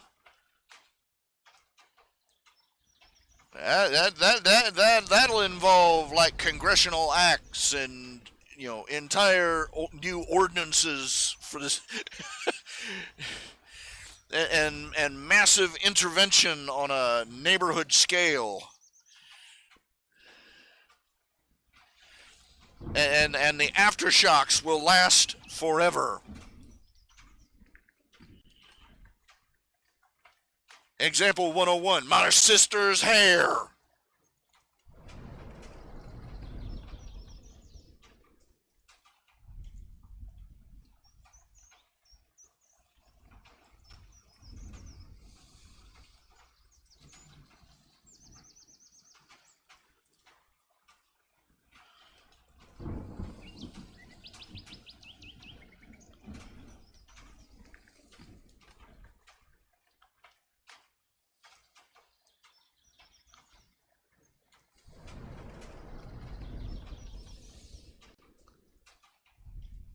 Okay, it's banning, but they allow you to comment and stuff. You just don't know because they just hide. Oh, great. More shenanigans. They hide my comments and contents from others. Great. And like I said, I discovered that there was YouTube has got a brand new, shiny brand new woman CEO. And she's in charge right in the middle of all these shenanigans that are going on. And my attitude is, oh, what a surprise. She's not, no woman is interested in running a business. She's interested in using it as a means to get back at her enemies.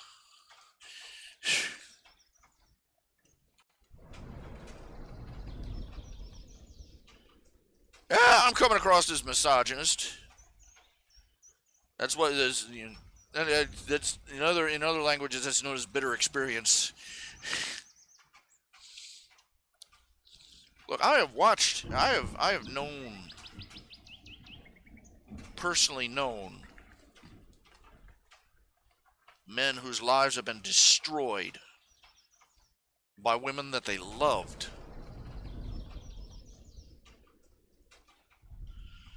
I've watched families just rip themselves apart because the woman jumped into the batshit mobile and took off.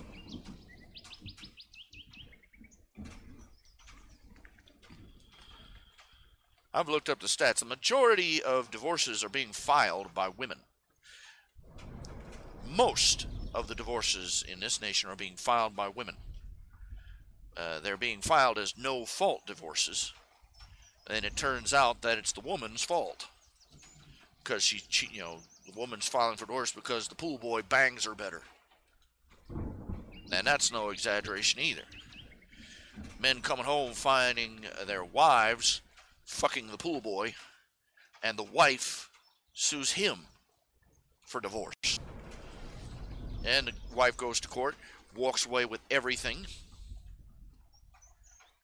And continues. There are men who have been divorced. The courts just took them for everything, literally everything, left them all but homeless.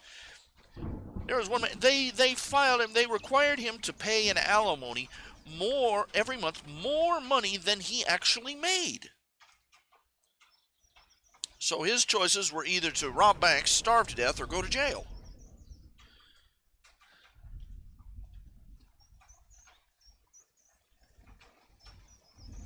I've harped on this before. I am bitter about women at large as a group. I know many beautiful women, many smart women, many wise women, many kind women. But as a class, dear God,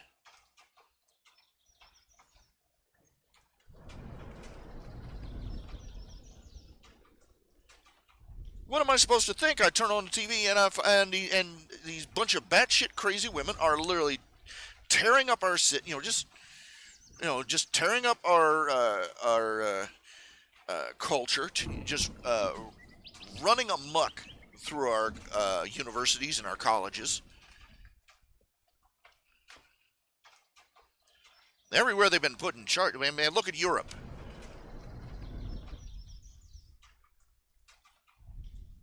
Look at Germany.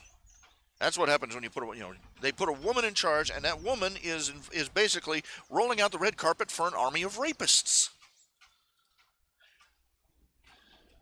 And these women, they have to be watching the news. There are still women standing out there in the streets of Germany with signs that say, "Refugees welcome." I saw another one that had a sign. Will trade rapists for racists. Is that frickin' stupid? This has happened to society before. In the Roman Empire, the women got the bit in their teeth and went berserk. The empire, the Roman Empire was already just coming apart at the seams, and just one more whoop-de-doo, off we go.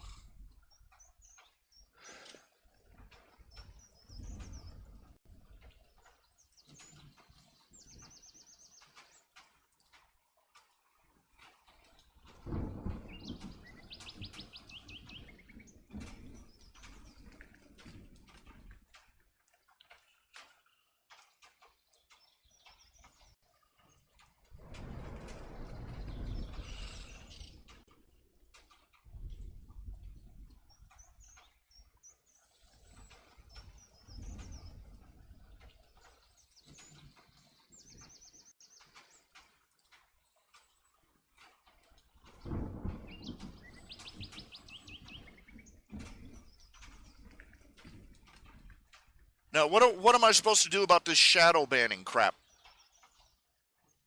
Is there anything I can do?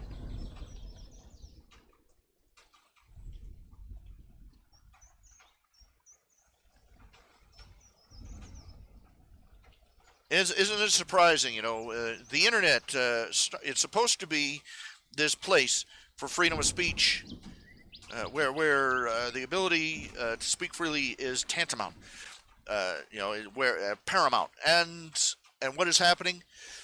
You get these social, or you got YouTube, these little social gathering places like YouTube and Twitter and Facebook, and it's all free speech, and we're all communing together. Isn't it wonderful? Then you find out that the people managing it are quietly shuffling things around so that certain viewpoints they don't like don't get heard.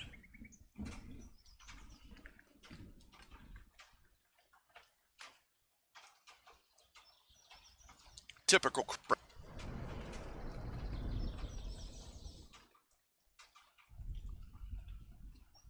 Typical.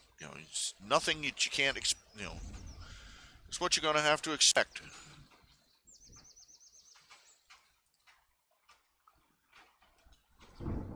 Why can't I get this just stupid thing? Oh, there it is.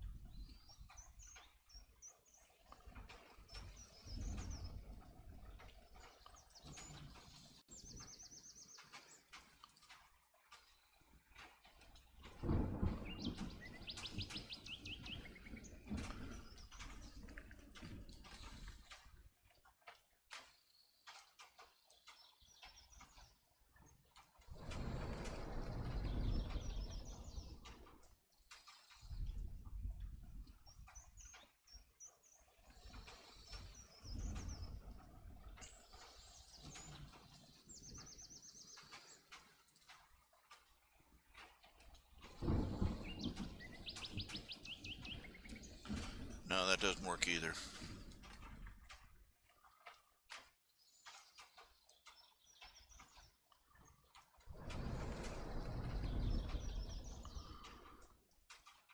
This is taking an unduly long time here. It's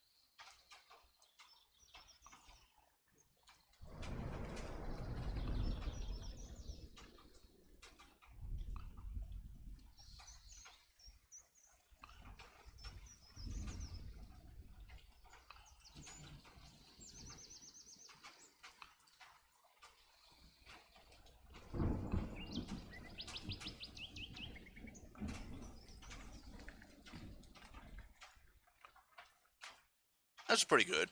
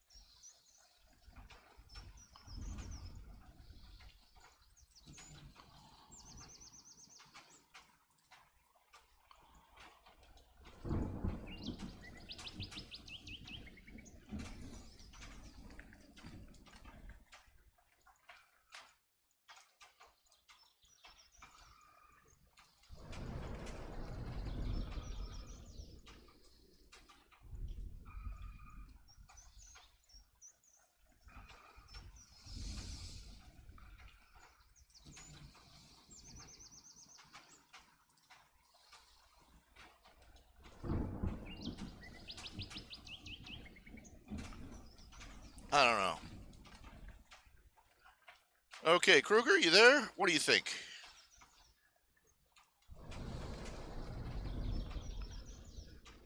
How old do I think the idea of a multi-tool is? You know, Swiss Army knife and the like? Old enough. It's not something I really think about. Somebody had to think of the idea of putting more than one tool together at some point, you know. People probably been thinking along those lines for centuries. Wouldn't surprise me if they dug one out of the pyramids.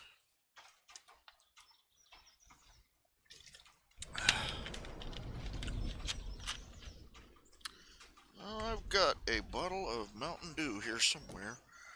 I've managed to lose.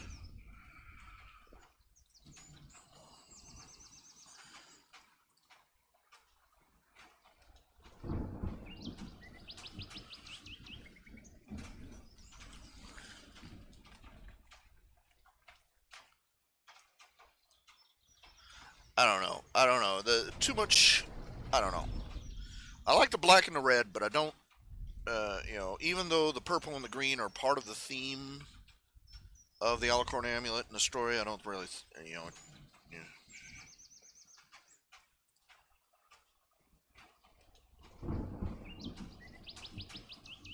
And I don't want him to look too demonic. I mean, he's supposed to be an embodiment of justice, not of. You know, scare the crap out of you, itis. You know.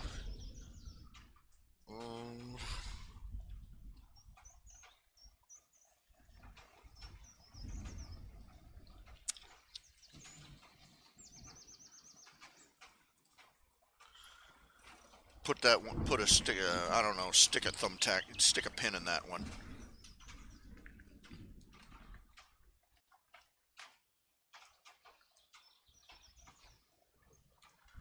See what get Kruger's opinion of it. Woof. Pardon.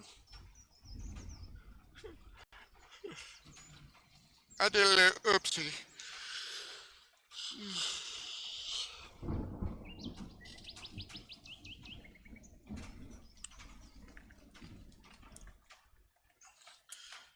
Don't get me wrong. Well, I've been ragging on about women as a group a lot tonight. I want to make one thing clear. I think that anyone, regardless of gender or race or any other thing, they should have the same legal rights and same legal protections. They should have the same, their rights should be the same. They should have the same rights and privileges and protections under the law, and they should have the same opportunities as anybody else.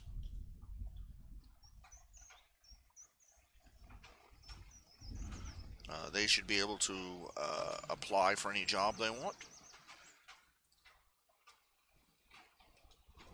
strive for any goal they want, start any business they want, straight up. but, and this is a big but, this is the biggest but you're ever going to see.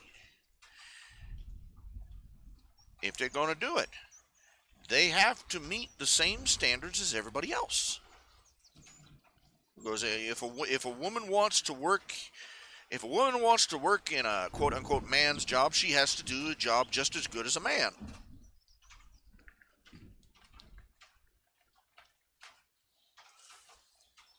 Objectively so, and not just what her stupid little girlfriends think. Oh, you're so good at this. No.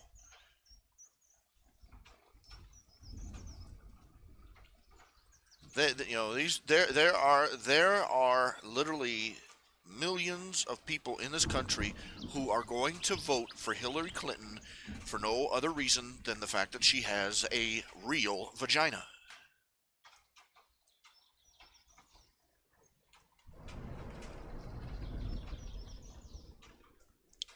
If there were only men running, they would make all sorts of demands of them. What are their qualifications? What are their abilities? What are they promising? What are their policies?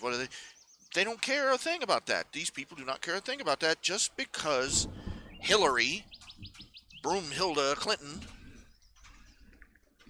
is technically female.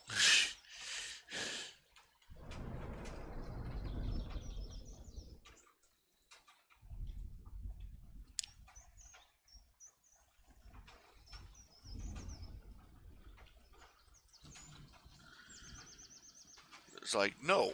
Hell no, actually.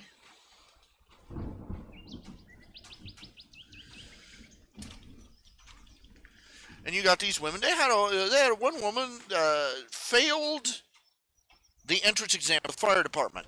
Failed the entrance exam again and again and again and again and again. No lie.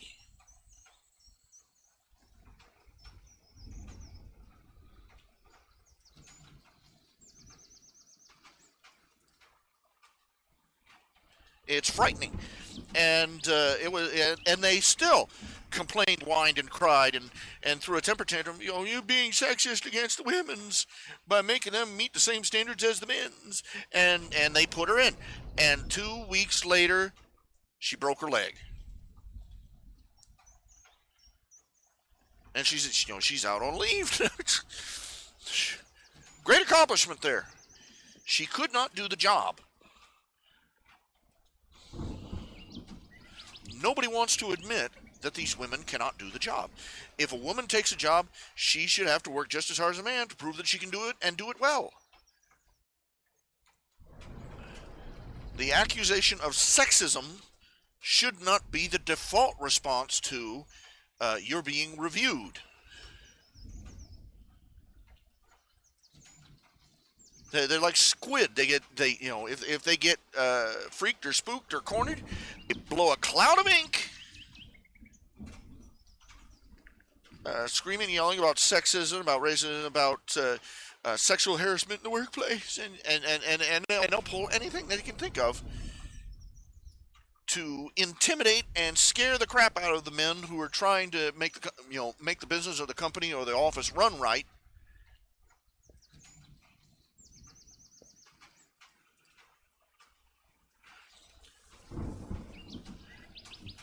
If they want, if a woman wants to belong to something, and if there was an institution made for men, and a woman wants to belong to it, tough.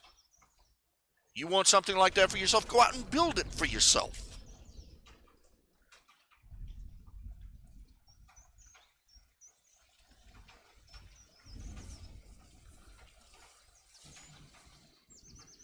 Titties are not a license to suck. Was that profane? Was that vulgar? Was that offensive?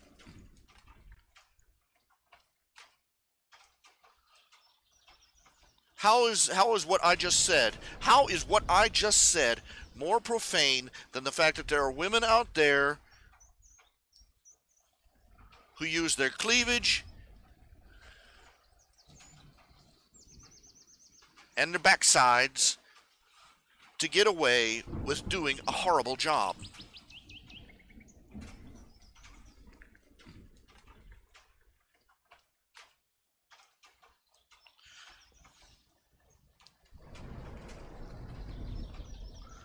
the whole Gamergate controversy, what started the whole Gamergate controversy? Now, there's something you got to understand. The Gamergate controversy is a lot like World War I. You know, World War I, the commonly referred trigger was the assassination of the Archduke Ferdinand. That was supposed to have started World War I. But after that, the war quit being about Archduke Ferdinand, really quick. Same circumstances with Gamergate. What started it all is that one woman made a game for the humble, for the indie bundle, one of these Steam things. I don't know. She made a game. It was called, and I'm not joking, this was the name, Depression Quest. It was supposed to be a simulator of what it was like to be depressed. It wasn't even a game per se. It was a text, for lack of a better definition, text adventure. And the instant it hit, everybody wrote in, this sucks. But the reviewers in the online gamer magazines were slobbering all over it and all over her. Oh, this is wonderful, this is groundbreaking, this is innovative, blah, blah, blah, blah, blah, blah, blah, thousands of words about what a creative genius she was for creating this thing. And it came out that several of the editor, that the editor and several of the writers were personal acquaintances, and in fact, several of them were intimately involved with her. And that means just what you think it does. And this aggravated gamers to no end, and said, this is a violation of ethical standards for journalism. You're calling yourselves gamer journalists, you're going to have to abide by some journalistic integrity. And they complained about this, and within the week, every gamer magazine out there started attacking gamers. Posting articles, the age of the gamer is over, and just, basically insulting their entire customer base. Calling them basement-dwelling losers and misogynists and racist and sexist, and call them everything but a white boy, as the old saying goes. And they expected they basically expected these feminists and their mangina enablers expected the gamers to curl up and blow away like every other group. They expected them to crawfish like every other group of men who had ever gotten in their way. Guess what happened?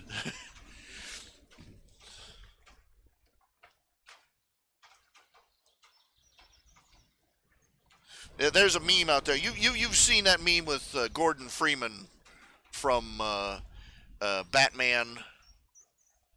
The Dark Knight, where that guy is trying to blackmail Batman, and Gordon Freeman's like, "Good luck." Well, they did a version of it for Gamergate. You see Gordon Freeman sitting there in the caption reach. Let me get this straight. You're going to take on a group of people who will spend hours and even days on end without rest or sleep pursuing pursuing the most trivial achievements online, and whose mother's milk is insults and profanity and defamation of character that rolls off of them constantly. And you're going to try and silence them by outlasting them and insulting them. And he's like, good luck. And it pretty much turned out like that. Gamers were not going to take this lying down. And it is a tragic state of affairs when a bunch of fat, slobby basement dwellers like me are the only thing standing up for manhood in our entire culture. with all of the only men left who will stand up to the screaming harpy hordes.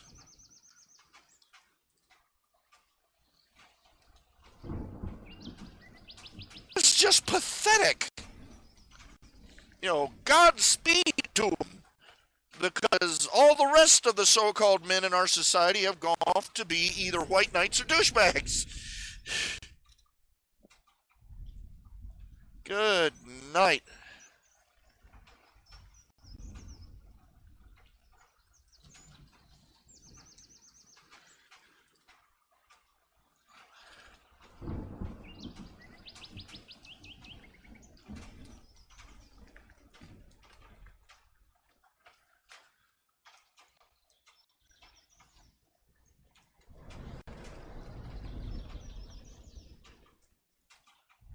I have no idea. Let's see. Brutal Legend.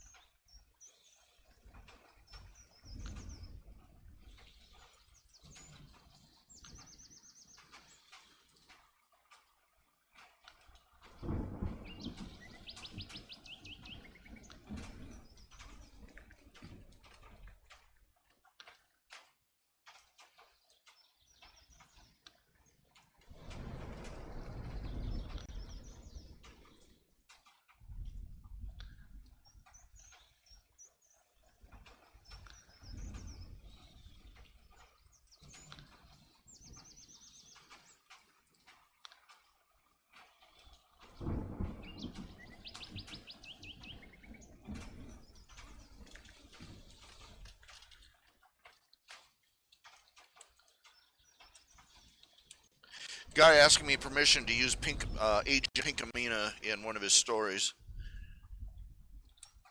Same response all the time. It's fanfic. Go ahead. I'm making money off of this? Come on.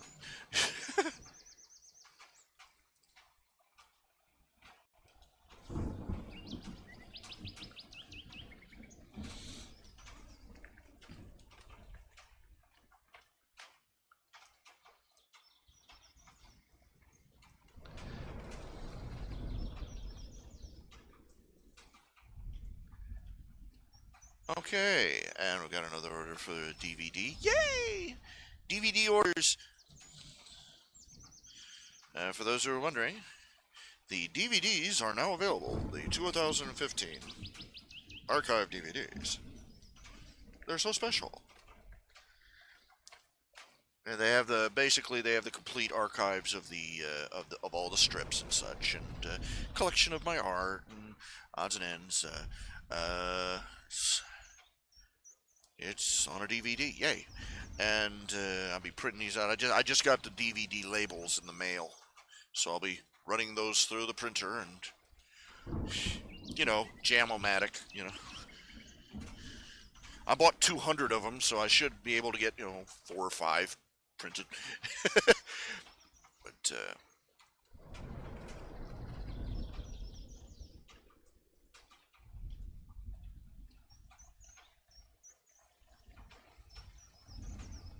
okay, let's see here. Commission.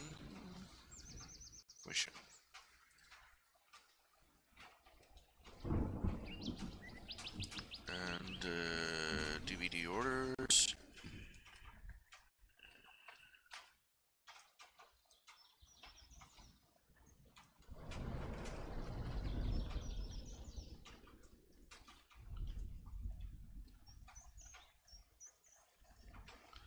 Oh, come on, you stupid thing. What are you doing here? I'm trying to move things into files, and it's not cooperating here. That should teach me not to. I should learn not to mess around with those things. DVD says.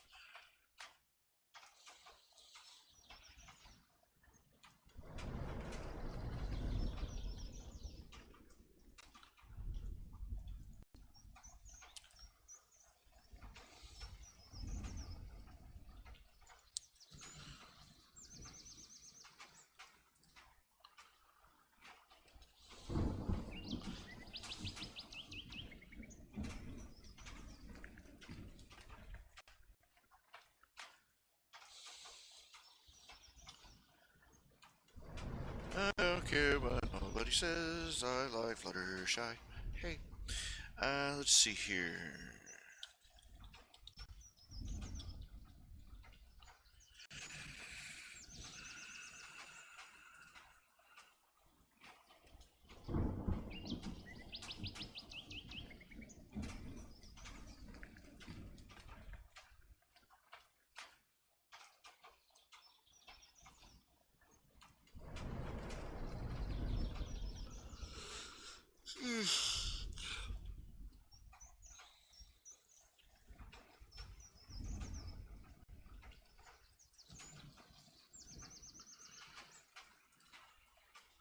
Let's see.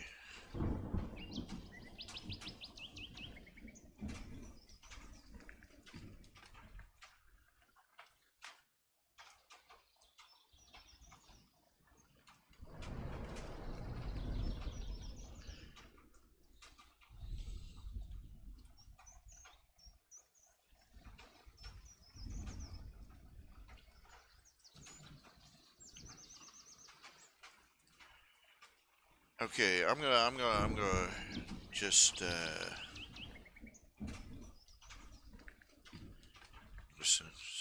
this is. Okay, Kruger, if you're out there, I'm saving this as is at the moment. I don't know. Sometimes I have a mental image and it just doesn't translate to paper.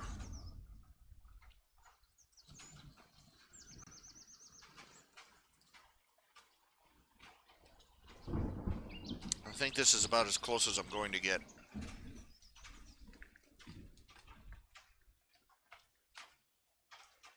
Eek! Screen went dark. Screen went dark. Oh no!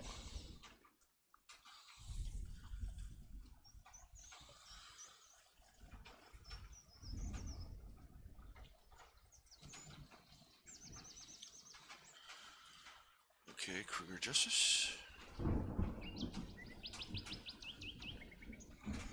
Let's see, file open. Kruger.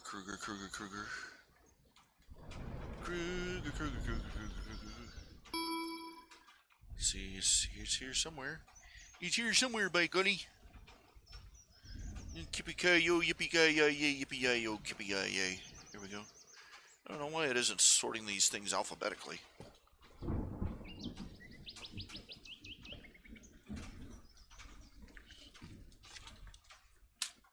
Probably some setting I need to fiddle-faddle with.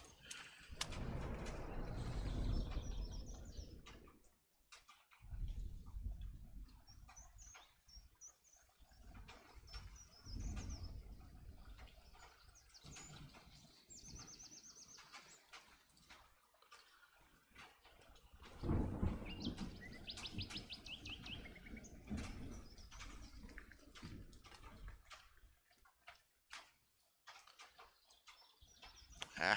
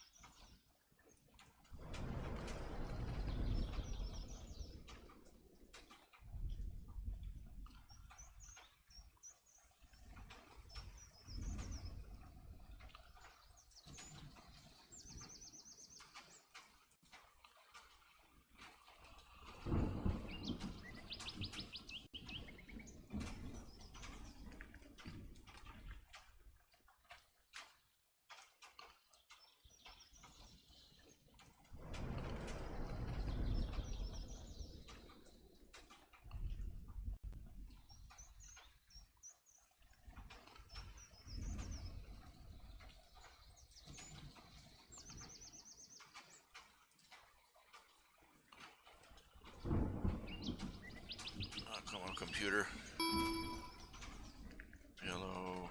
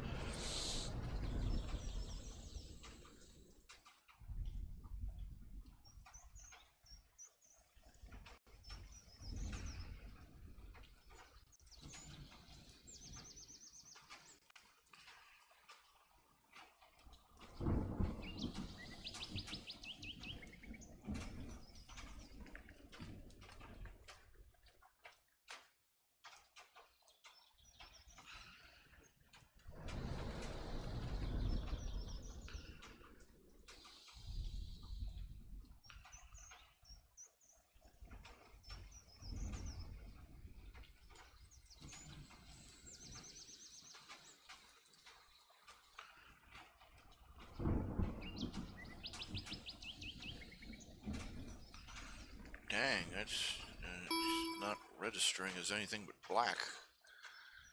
I darn well know it ain't black.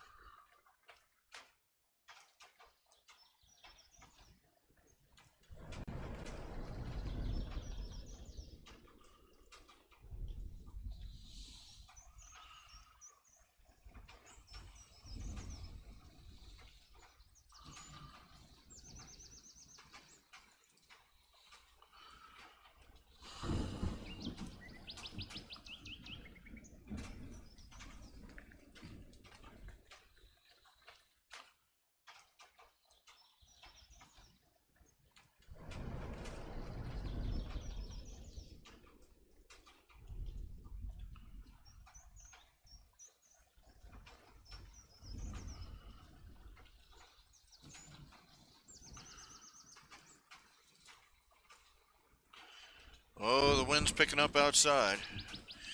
They were predicting thunderstorms for this evening, and we've already had a good bit, some heavy rains early in the morning, but we're supposed to get some thunderstorms tonight.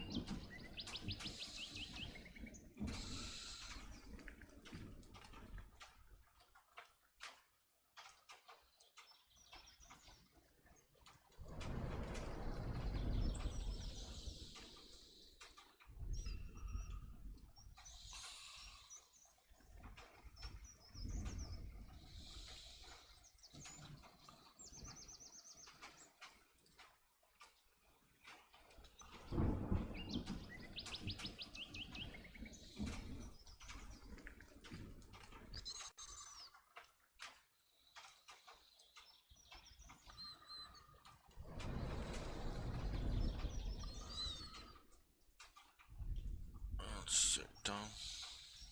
Okay. And now.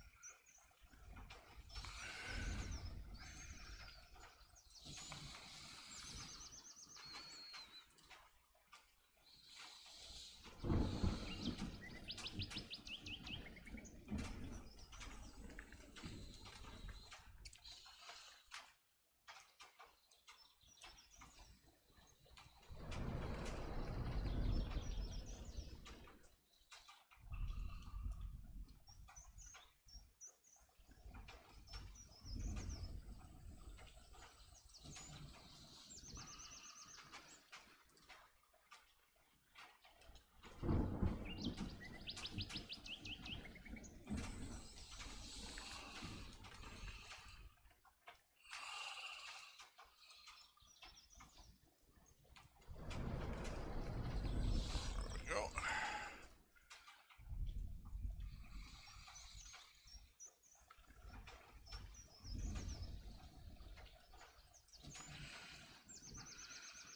And over to green. Drop it down a few notches, get a shot.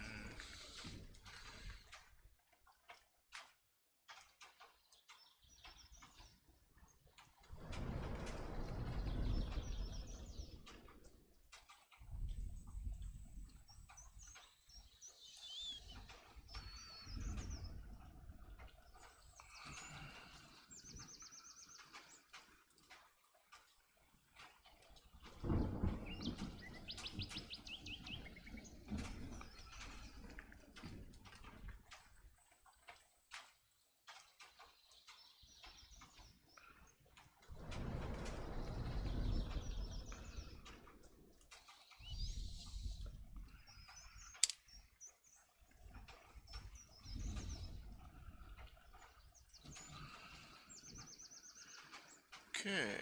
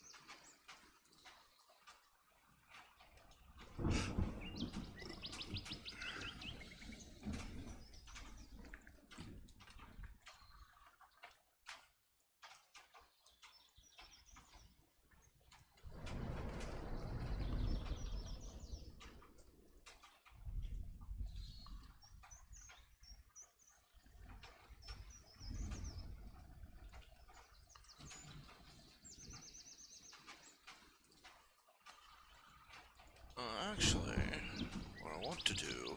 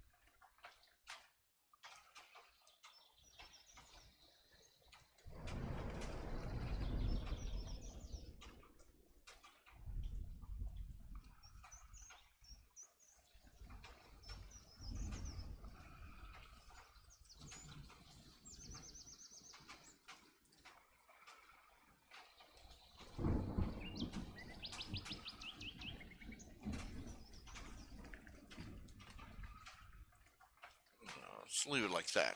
Okay.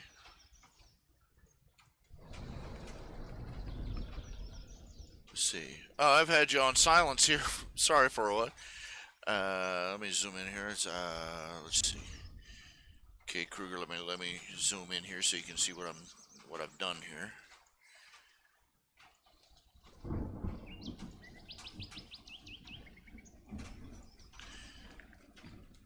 Add a little background audience.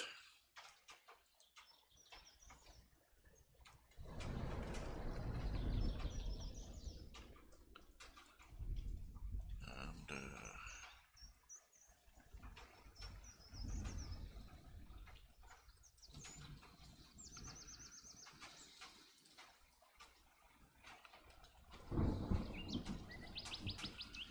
trying to decide how much blur to add.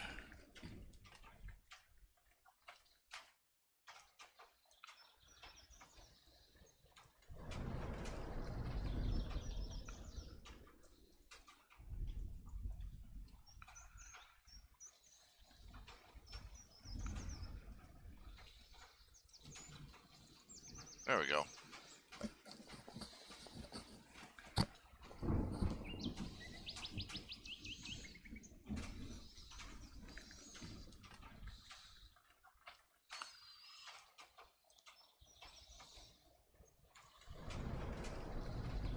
Forgot, didn't think this through here.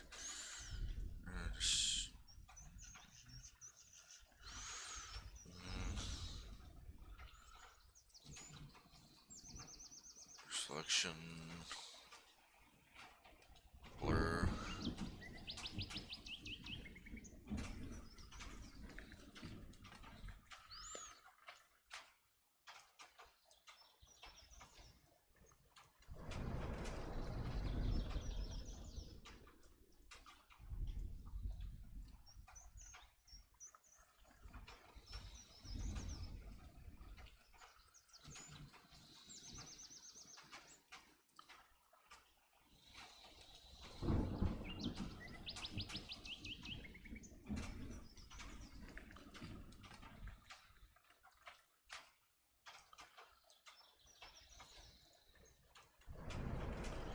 Okay.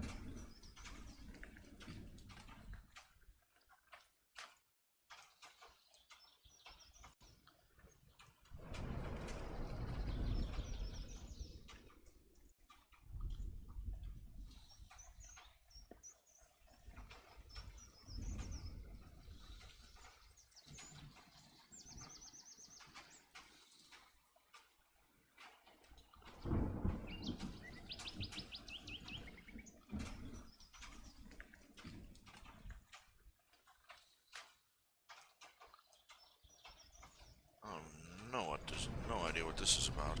Let's see here. Just checking an email here.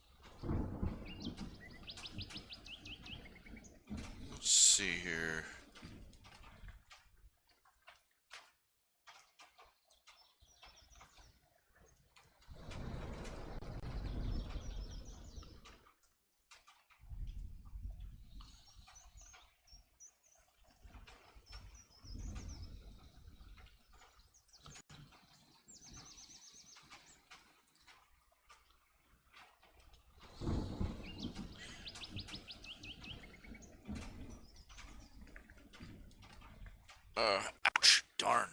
Pain. Foot. Son of a crumb bucket. Okay, transferring back over. Just taking a little break here. Yes. Okay, for those who not in the know, I am, this basically, I'm doing a straight run. I'm going to be running live feed.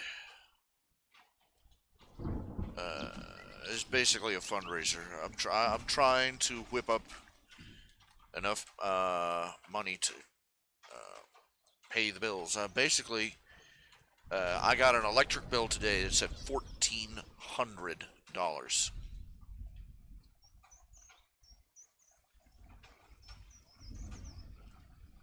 I currently do not have access to $14.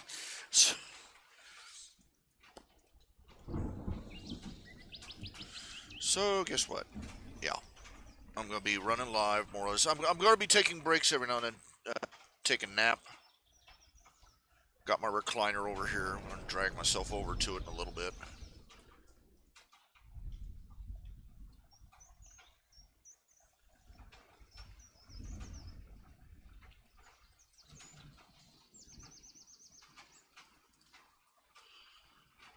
You know, I kind of wonder.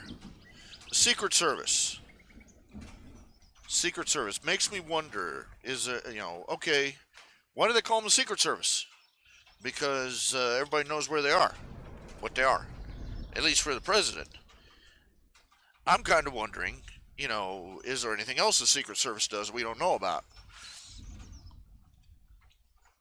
You know, just thinking, just wondering.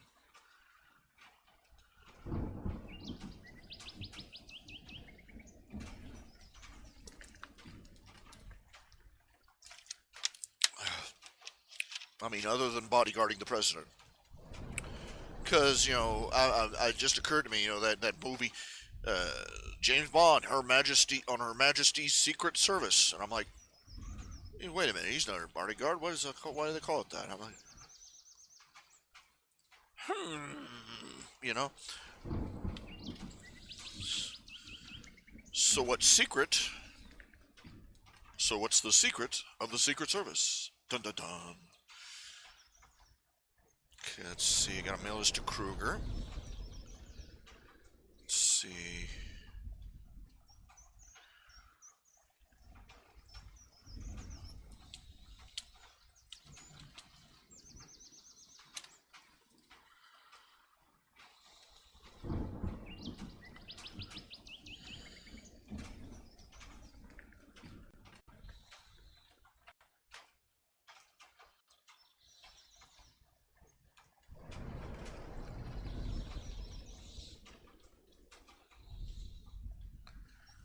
Jonathan Kruger. Soon.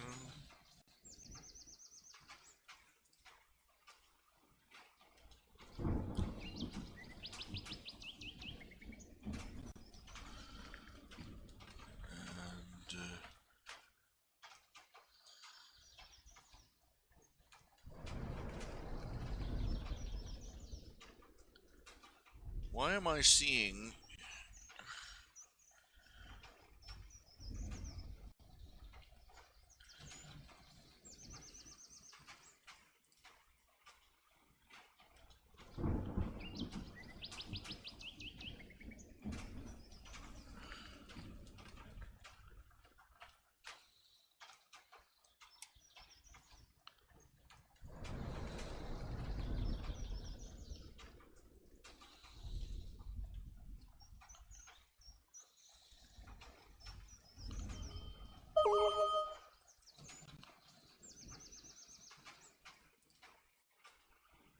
Okay.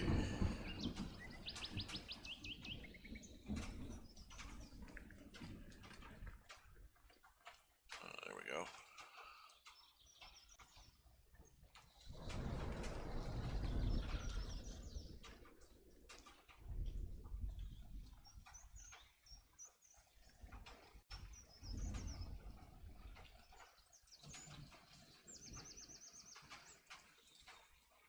Okay, Kruger, I just sent you your couple of your commissions there.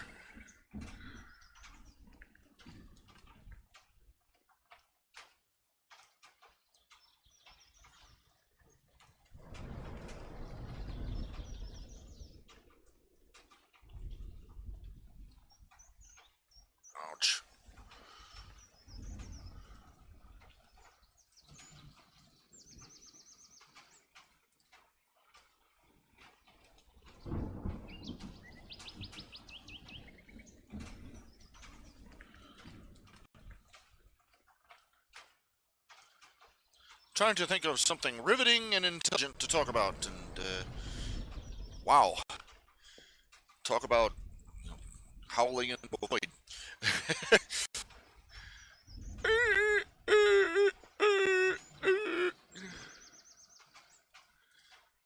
I have become a bitter old man, I think. I really, I just,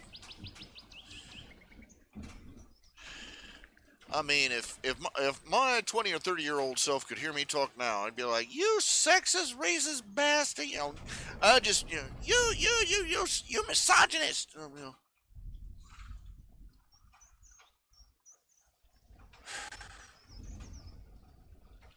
Of course, when I was 23 years old, we didn't have crazy people. We didn't have literal hordes of crazy women marching in the streets. Marching naked in the streets, no less.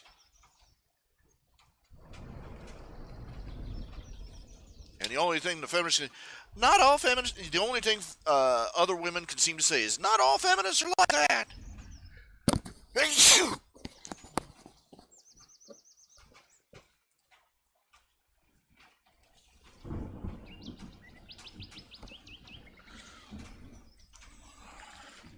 Look, we can read a dictionary, all right? We know what the written definition everybody gives for feminism is. We also know that it's crap. That the reality does not match the documentation.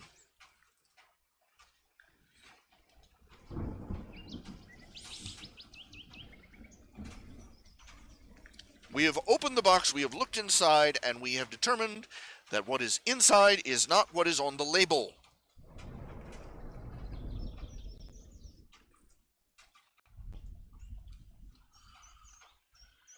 They're trying to push laws through right now to make it legal for illegal aliens to vote. They don't define things the same way we do. They don't define them by they're not they're reality impaired.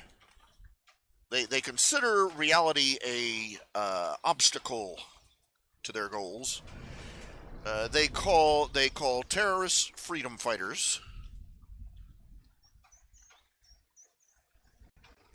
They call Muslims peaceful. The religion of Islam has never, in any of its iterations, been peaceful. Okay? Anybody who can read a history book knows that. They just don't want to believe it. They call, they're out there, they're calling a mutilated man Woman of the Year, a white woman a black leader, another white woman a Native American, and they're calling a Kenyan president. Just, ugh.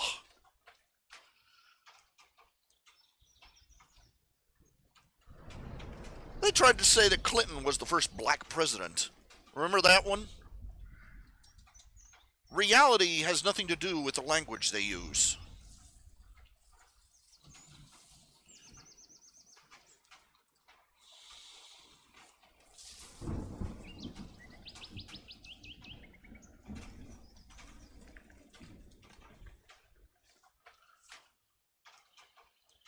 So what George Orwell predicted, newspeak, where they muddle the meaning of words, swap them back and forth until you cannot communicate ideas because you don't have the vocabulary for it anymore.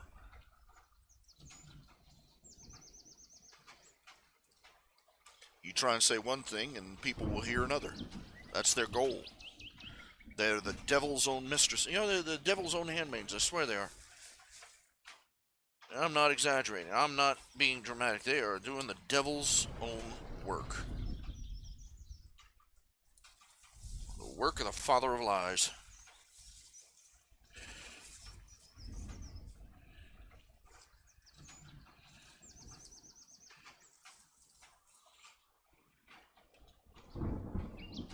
Change the meaning of words as it suits them. They're like Humpty Dumpty in Alice Through the Looking Glass. They can make a word mean whatever they want, and when they do it and they have it mean two different things, they'll pay it extra.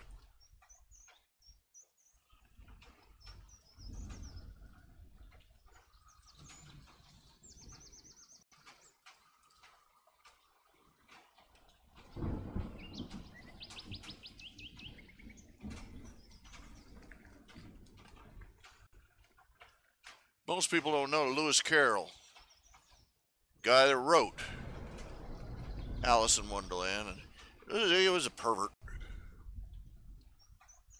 He had a hobby of photographing naked little girls. People that met him say he was the most boringest man. That's irony for you. He's a boring pervert. Could have had loser stapled across his forehead. He was a mathematician. And actually, they believe, there are people who argue that Alice in Wonderland and Alice Through the Looking Glass were actually him trying to satirize more modern math, where they used algebra, using letters and to stand in for numbers. And that's where he comes up with things like the numbers, making a letter stand in for, it's very abstract thinking. And apparently he did have real issue with it. He just couldn't seem to wrap his brain around it. The idea of using alphanumeric system in math and some of the more, I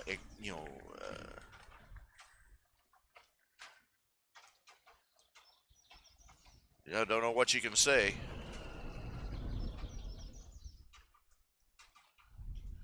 His idea of being an entertaining party guest was to show people nifty tricks with numbers. Yeah, he was that guy. A pervert and a Poindexter.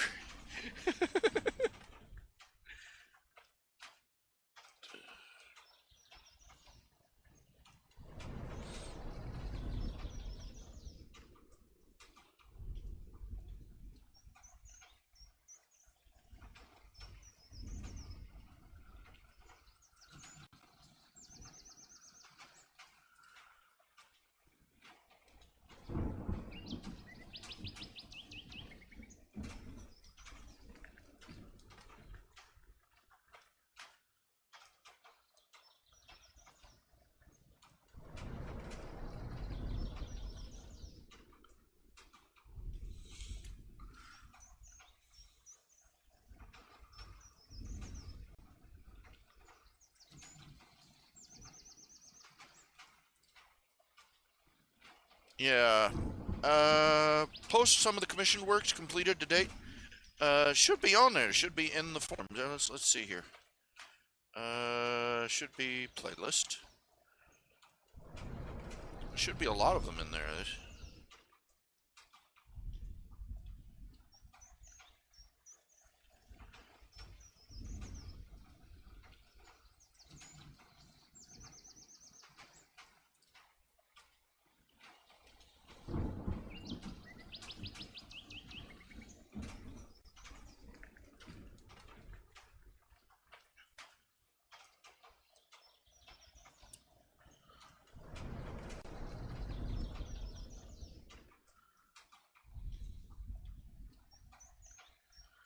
Let's see here. Commissions, page images, and this details.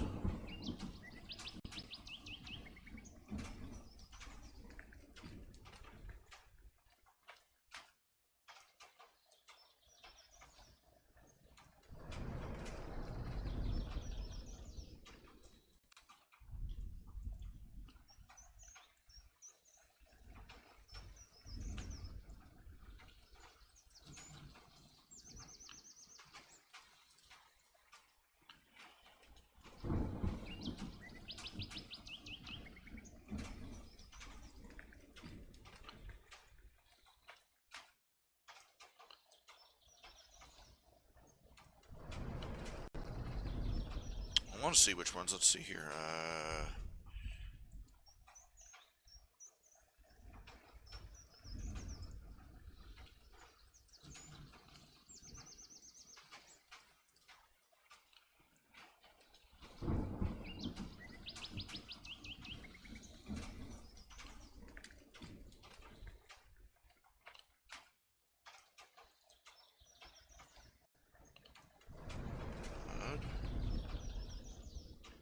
Media files.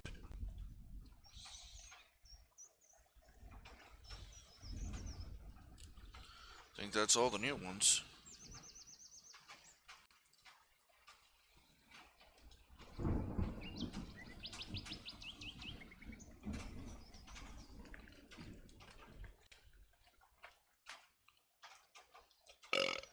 Pardon.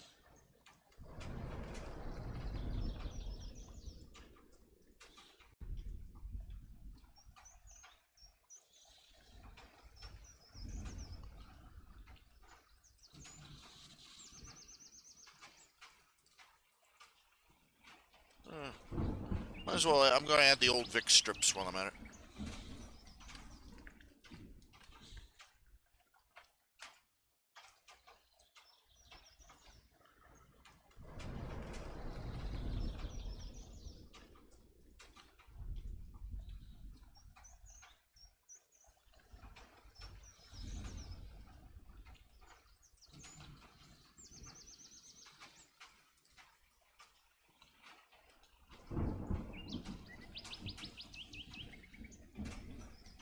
I love this animation. I just do.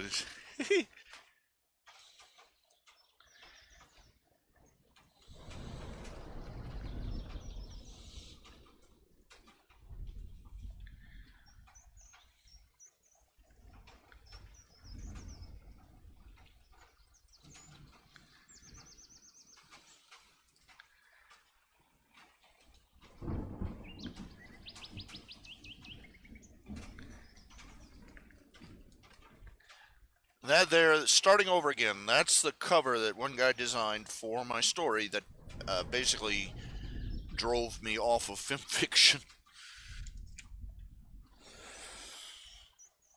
I mean, I was like, dang, they're doing this to me again. So, phooey on it. Phooey on them. Ugh. I ain't got time for that nonsense. I ain't got time for that drama.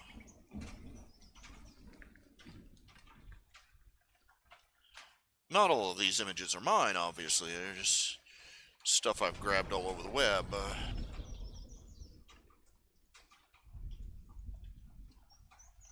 I want a house like that.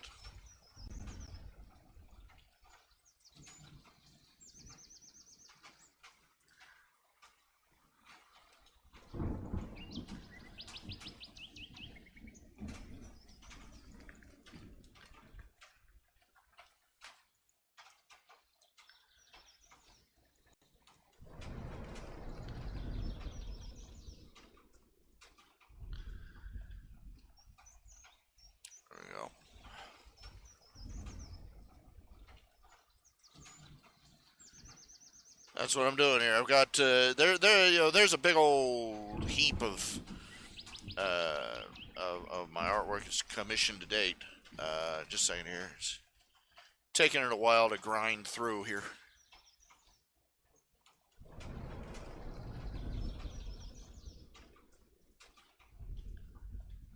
Oh, Riley King. Oh, you wanted to see? Just a second. Here.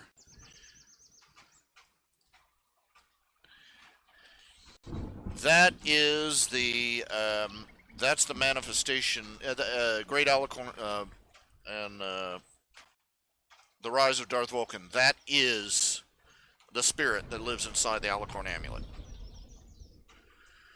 I'm not 100% happy with the coloration, with the. I was trying to get all the, because the Alicorn amulet, the magic is, you got your reds and blacks and blues and purples, and just look at King Sombra for the general colors. Now this here was a commission by Dr. Wolf, who wanted to do a reading of Yes, It Matters. And to do that, he needed reusable images.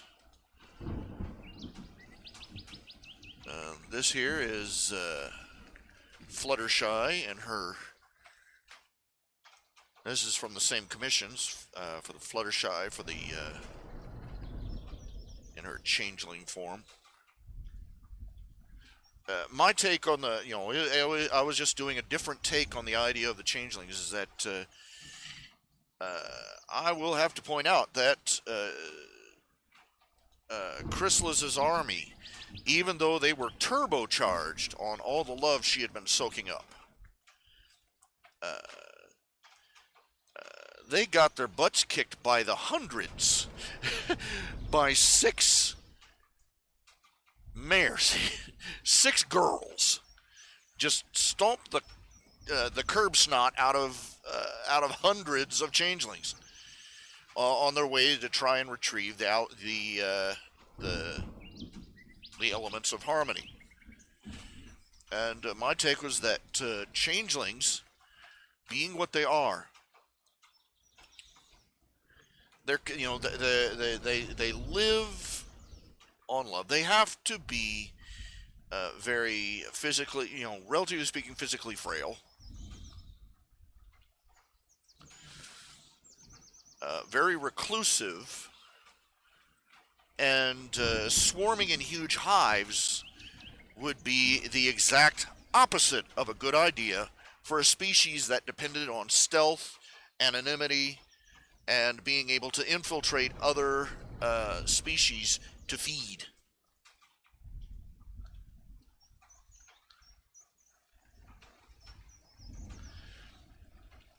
A changeling should be less like an ant or a honeybee and more like a robber fly. Disguising itself as something that is not, disguising itself as something that it has to move amongst.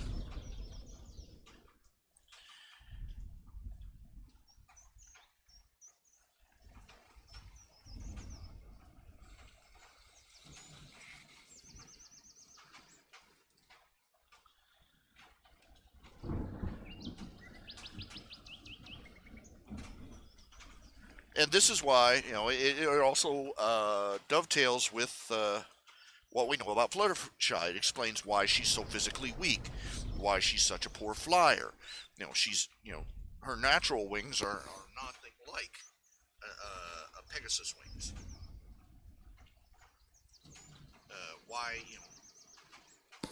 Why she surrounds herself with affectionate creatures, why she's able to relate to them so well, why she's able to literally put the whammy on them just by staring in their eyes.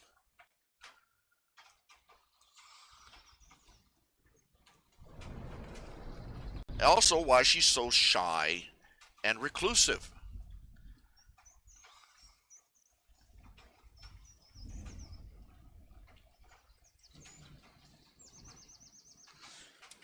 And it fits in quite nicely.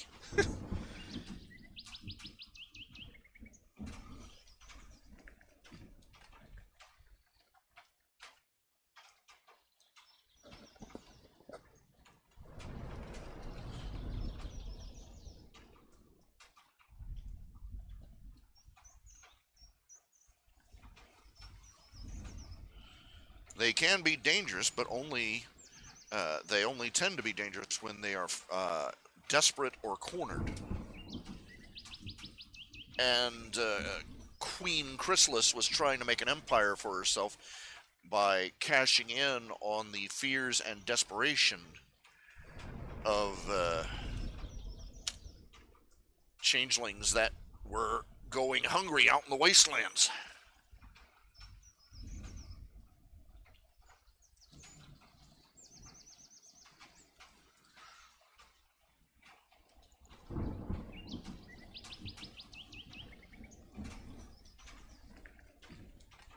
This is the drawing I did for Dr. Wolf of his character. Got a couple of repeats in here. This is the commission I just completed. Hooray! I smash your face!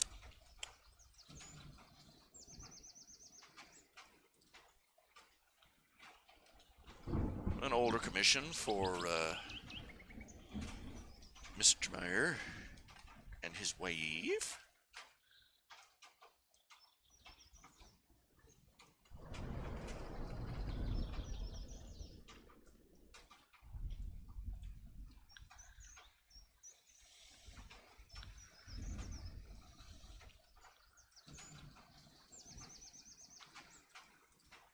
Ouch.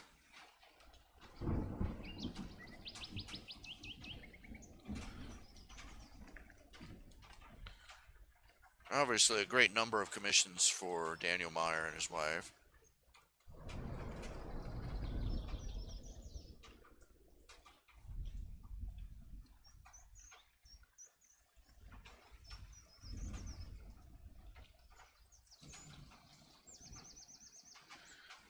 This is a drawing of his. This is as close as I'm ever going to get to an accurate architectural drawing of the old Vic. This is his actual, his actual house. Him and his wife. That they are rebuilding. It's a house that's over 100 years old. Old Victorian. He's got this thing for these old buildings. He's also got a storefront that he's rebuilding.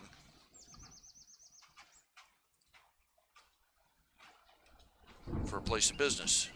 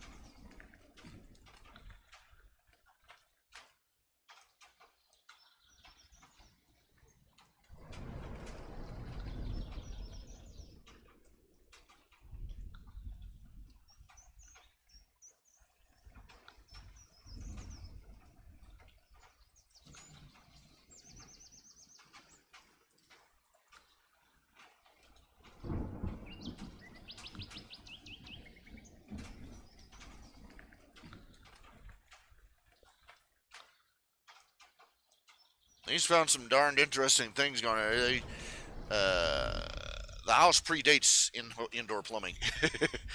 And when they added it in, they improvised in rather bizarre ways, such as they ran a pipe out through a wall, over one end and back down in. And he had to go out there and yank that booger out.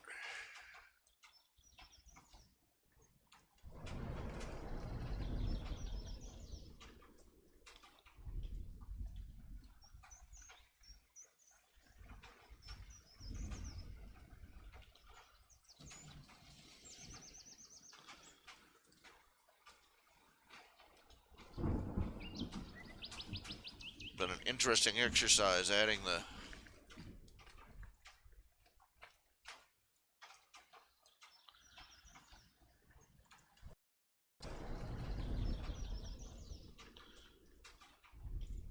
this one's been sitting for a while. Richard Berlin, so I've got to dig up the files on that.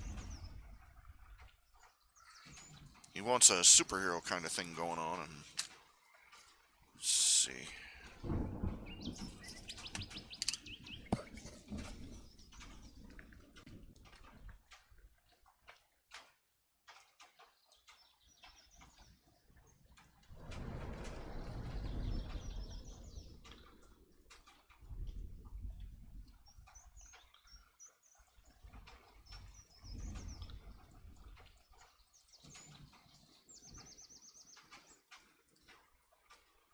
Oh, I sent you the wrong one, or maybe I did it the wrong way. I don't know.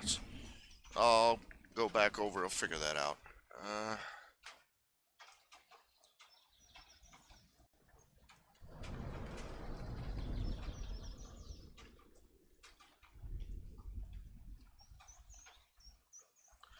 And you wanted,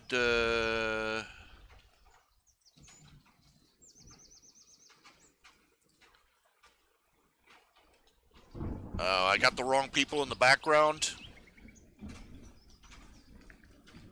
Ah.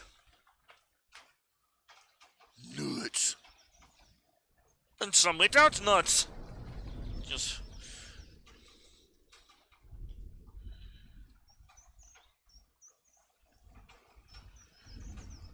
Ah, fudge. Picture of the Alicorn was supposed to... Yeah, that was supposed to be the Element of Justice Commission. Apparently, I thought you were asking what you thought well, basically the spirit of the Alicorn amulet is an Alicorn of Justice. Just doesn't have a physical body.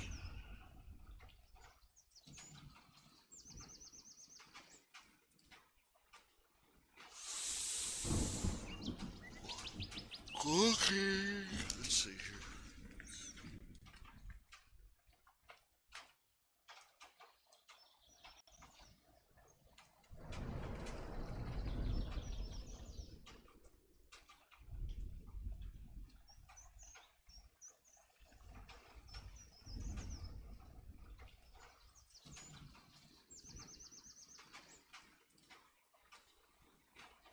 Here we go.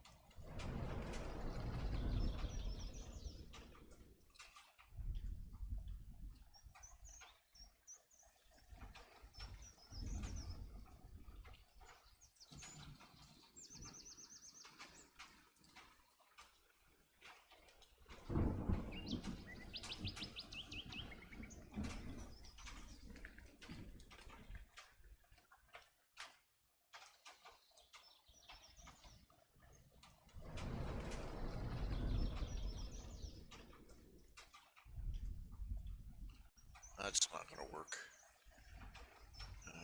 Let's see here. Let's look at the commission here. It says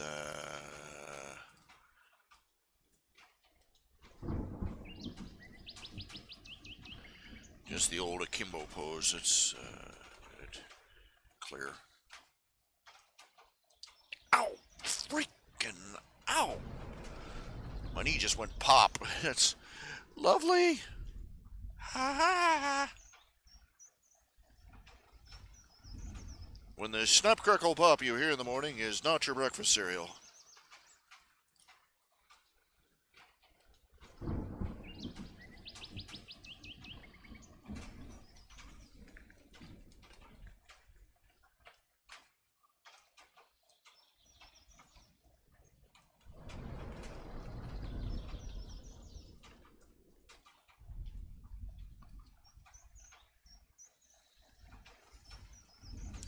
You just might be getting old.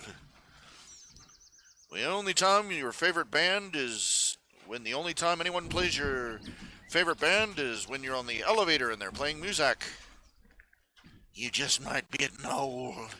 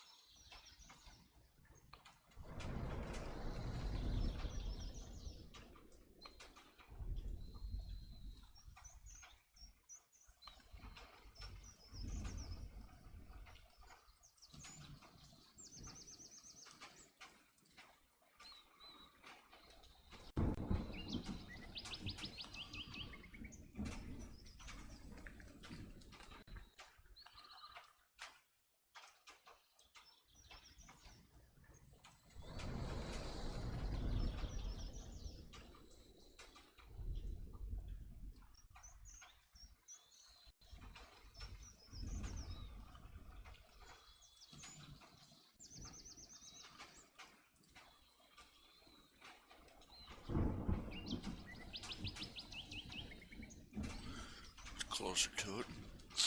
Oh, boy. Let's see here. Oh. And once again, I had you in the silence there. It's...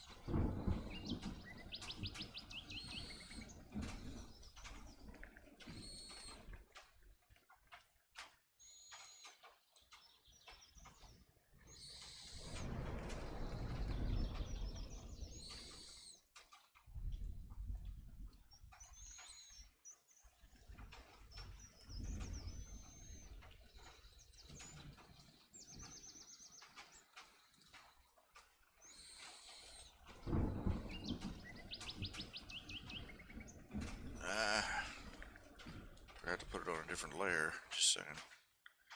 Typical.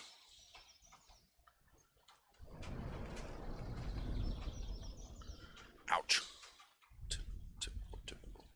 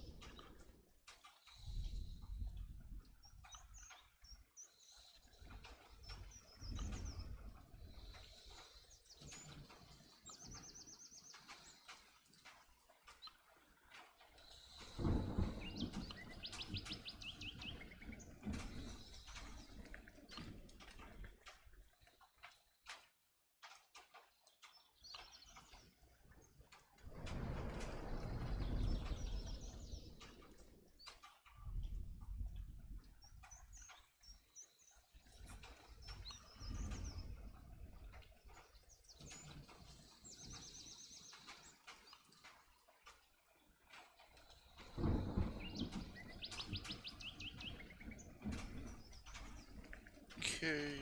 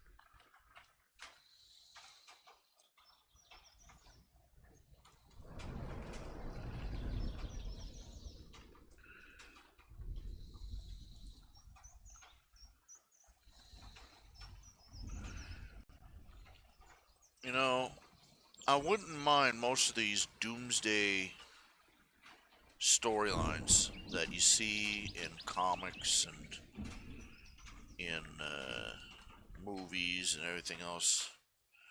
I'm just really tired of them blaming the storyline, always blaming the underworld on some greedy corporation.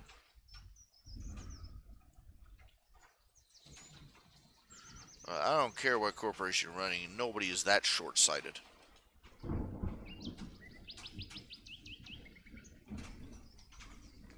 Of all the powers and principalities on the earth, the material ones on the earth, in the past 100 years, the one that has killed the most people are governments.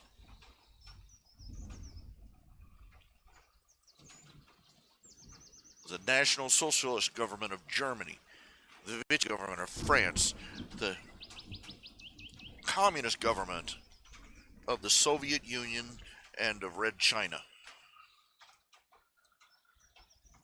The thousands of little socialist and statist governments scattered among the banana republics and third world countries. The theocracy of Islam. Those have slaughtered millions. It isn't. Corporations are not in the habit of killing their customers. I'm not denying. Look, you darn well know that there are crooked shenanigans going on in corporations here. They're just the same as there is in any other organization or business. I'm not claiming sainthood for them, not by a long shot. But, their motivation to be noble is sort of strained by the fact that no matter what they do, they are demonized for it.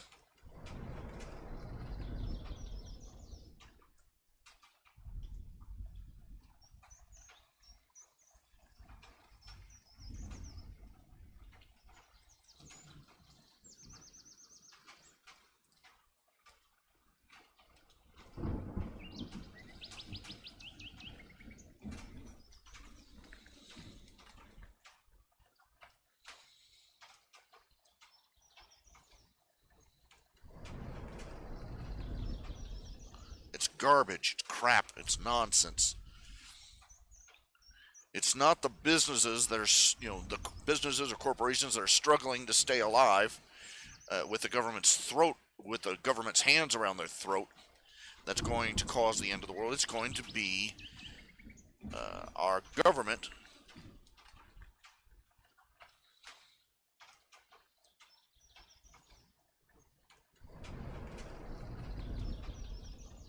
It's going to be the federal government and the federal banking system that does it. It's the reason the Federal Reserve even exists at all, is because crooked politicians figure that if this whole running the world thing stops panning out, they can leap on board with the banks, take the money, and run. There probably isn't a politician up on Capitol Hill that doesn't have a private jet in a constant state of readiness, sitting on a runway someplace to take them off to some little Honolulu, tropical hideaway where they can secure their Swiss bank accounts.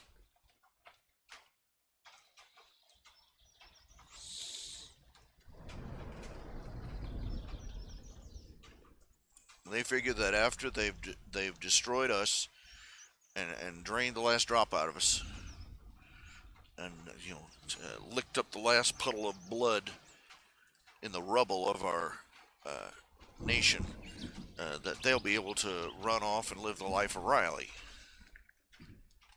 A great number of them are going to be extremely disappointed when the bullet finally hits the bone.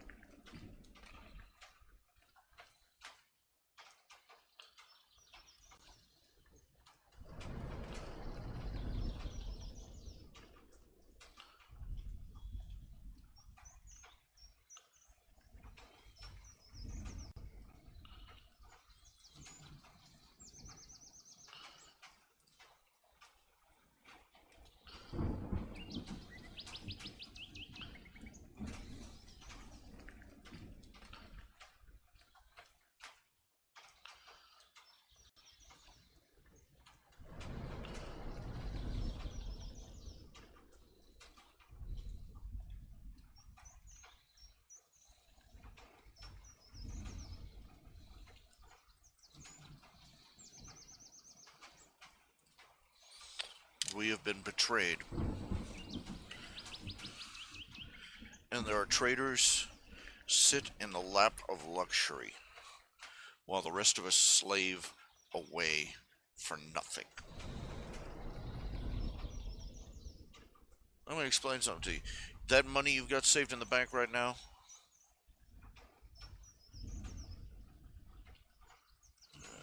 anywhere from, I give it an estimate, I'd say at maximum 10 years before the final collapse of the fiat dollar. Every you have maybe 1 to 10 years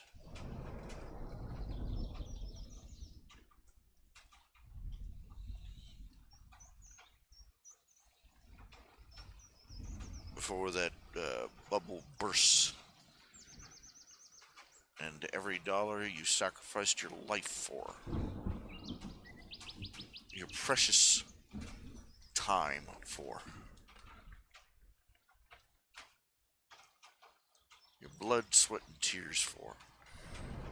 By the time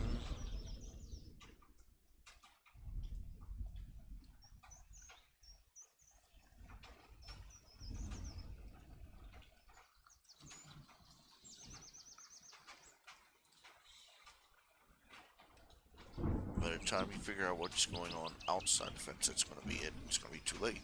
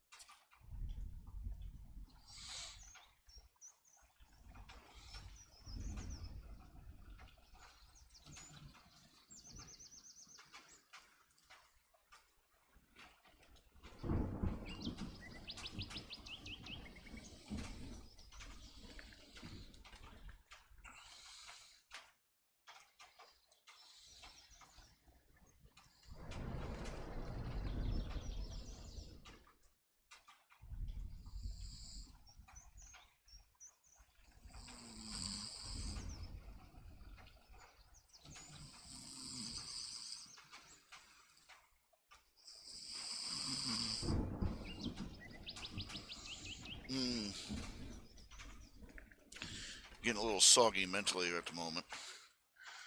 Gonna have to take one of my naps soon. Don't know how long I'll be asleep. Gonna be lying down on my recliner trying to doze for a little bit. Once I clear the crap off of it. Set up a footstool so my feet aren't dragging off the side.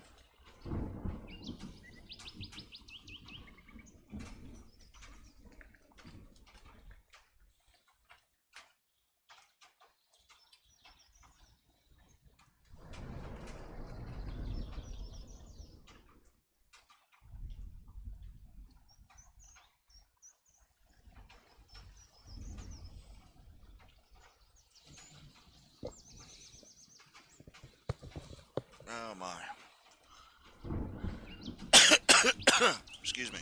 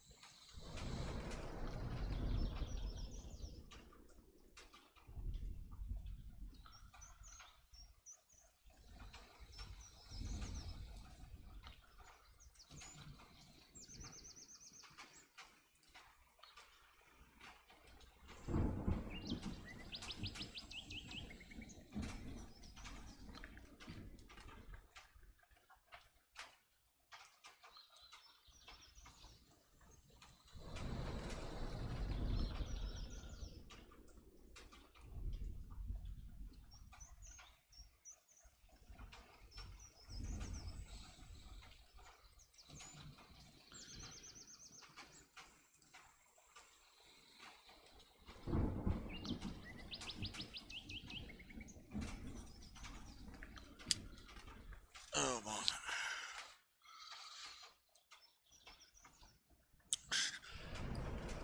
It's stretching for a minute. Oh my.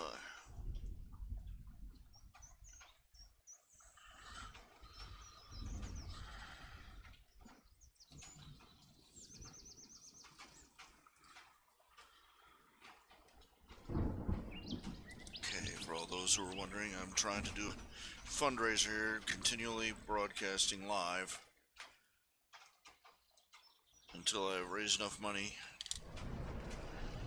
to pay primarily my electric bill, but also a couple other bills that are outstanding.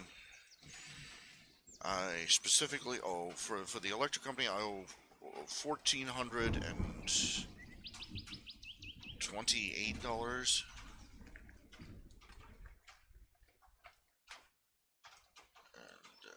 I am behind on my lot payments for my property, for my trailer, and also for another payment to the IRS. And then I do not really remember, because I remember something else that went off the rails.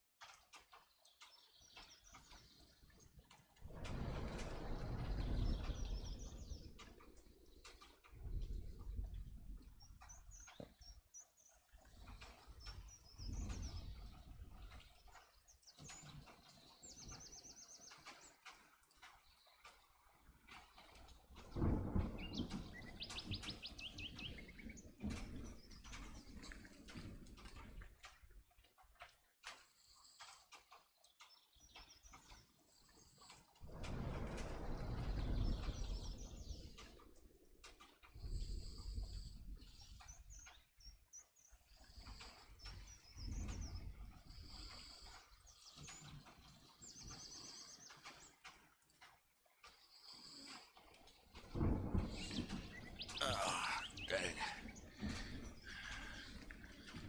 Getting up there, I'm getting to the point where I'm getting painful twitches in my hip joint.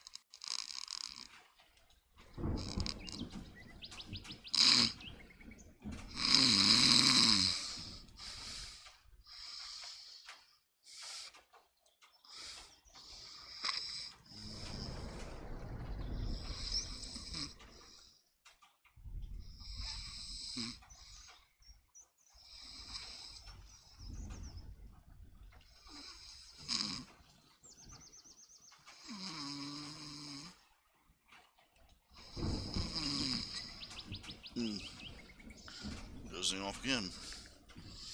Now.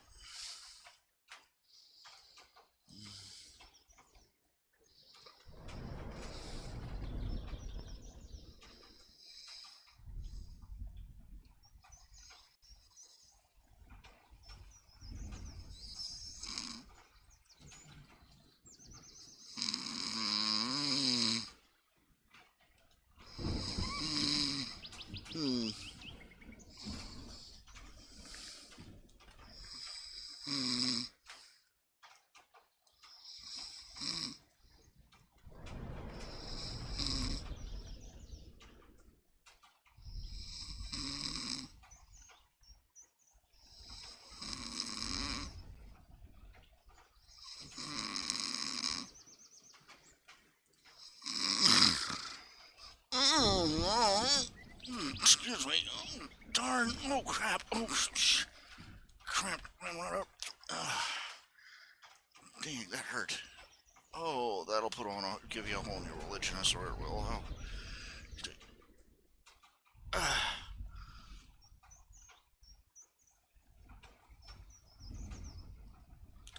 Oh, crap. See, now, because the way my legs are swollen, they're so swollen so bad they're too heavy for me to lift. Sometimes it's I have to hook my hand under my upper leg, lift my feet up onto the bed. Or it's a strain to climb into bed, or to climb into the shower, or to climb up into my van, and I have to strain all sorts of muscles just to lift my leg up. I basically got a butterball turkey in place on each of my legs. That's where all the weight's coming from. But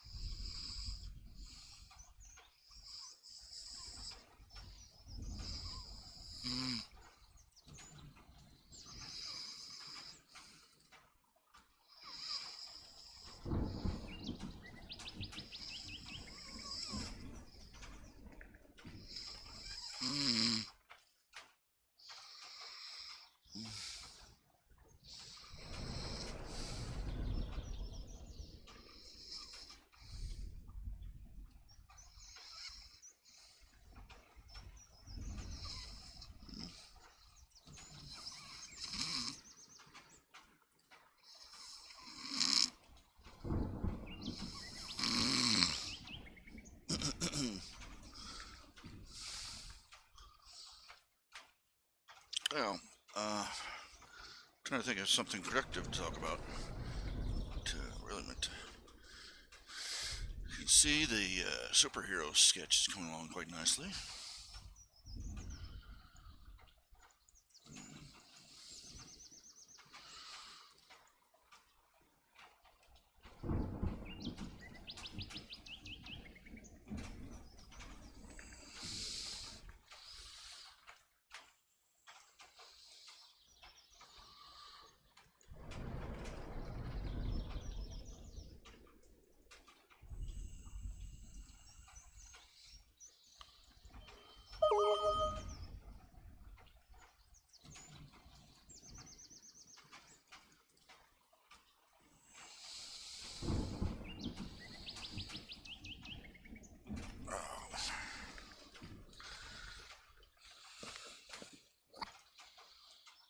have nothing deep or profound to say, nothing vaguely entertaining even.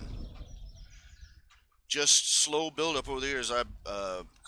One hard winter and being only able to pay a part of the bill at a time.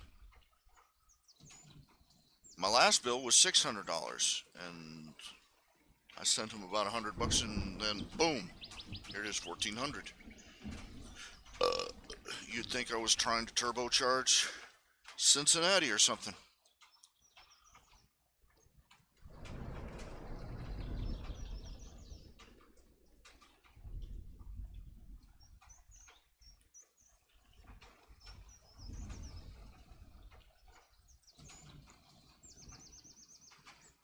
Oh, let's see, Jay Enfield.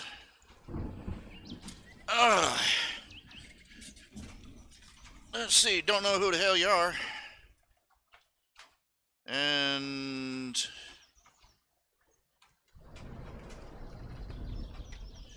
let's see, Jay Enfield. Don't know who you are, and wow, I never suddenly cared so little about somebody.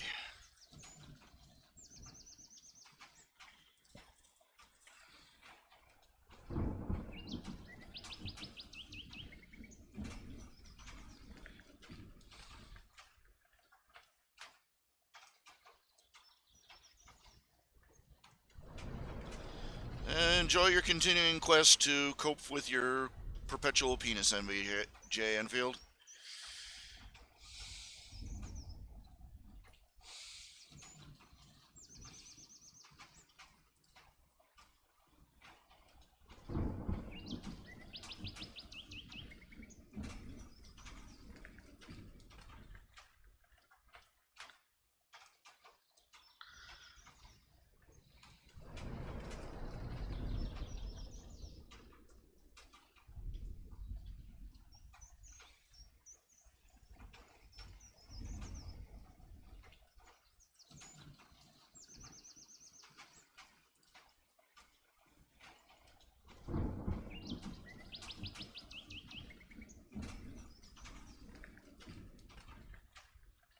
Let's see here.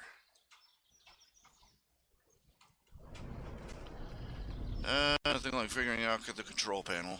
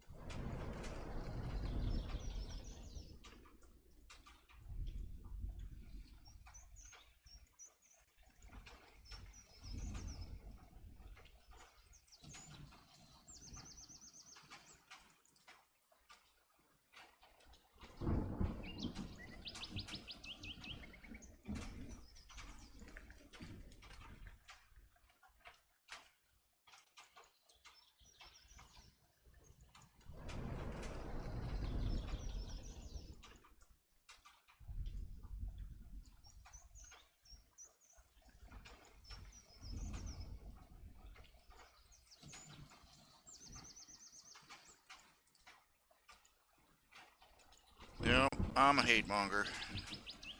And that's why I roam around other people's websites and tell them I hope they die. You know? Oh, no, wait, that's Jay's thing. Yeah. Charming, isn't it? You know, this Jay Enfield guy, he's just totally brought me around, woken the milk of human kindness in me. I think I'll go out and join a gay pride march. Yeah.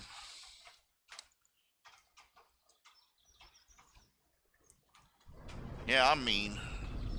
I'm ugly, I'm fat, and my mama dresses me funny. Come up with some original.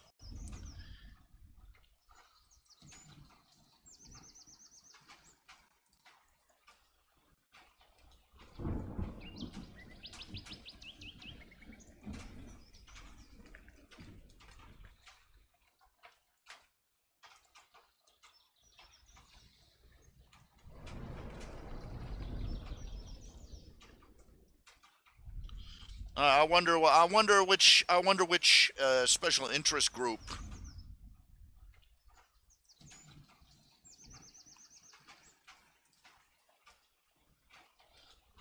It is that I've offended with this J fellow that he decides that you know that he deserves.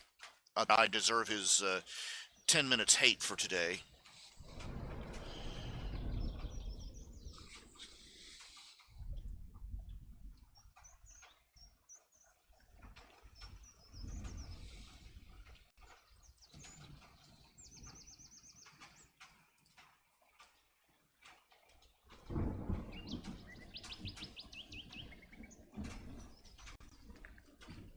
Well, I can make another. I still have the original foreground for that. For I still have the foreground, and uh, I can make another version with the correct background.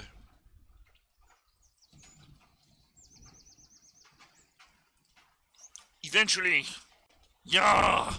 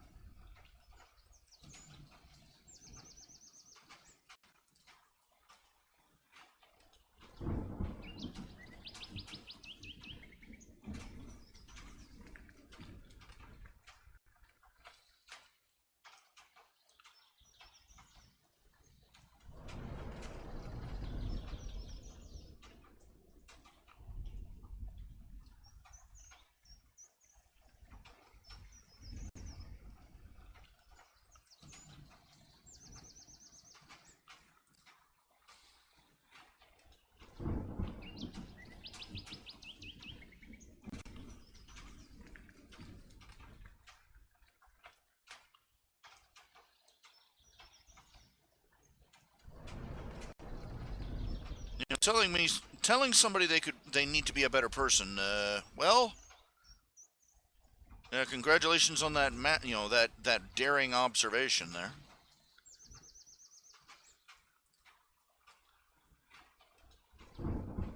You're not exactly pressing new thresholds. You know what I'm saying?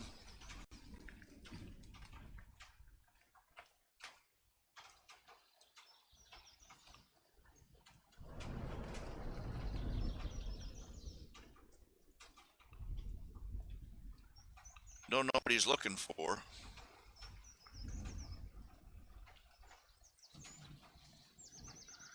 A slobbering confessional. I've done those. Been there, done that. See, I don't even need to do drunk. I just need sleep deprivation.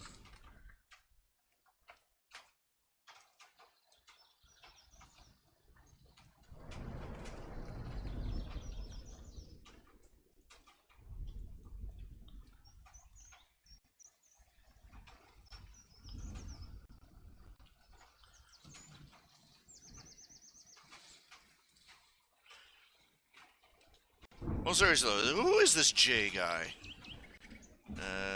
Let's see here.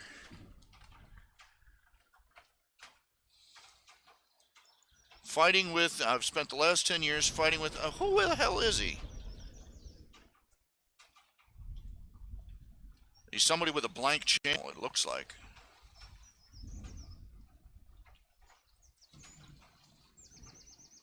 No, no, no, no. I keep forgetting. I keep hitting the wrong button.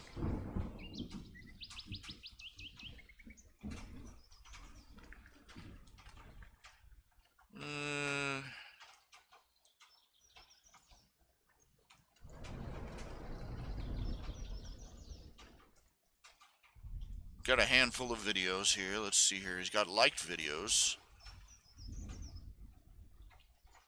Got 4 videos. One for the Democratic debate, the salt mines of Saskatchewan, the medal ceremony, and Call Me Lion.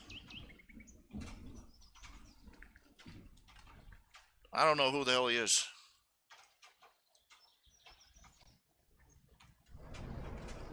But apparently at some point in his life, liberal, I figure liberal. He's got that Democrat thing there on his website. He's got to be, but hyper racist. Let's see, hyper racist. God knows. You see, because you can't explain to a liberal that Islam is not a race. Neither is illegal immigrant. You will never get them to understand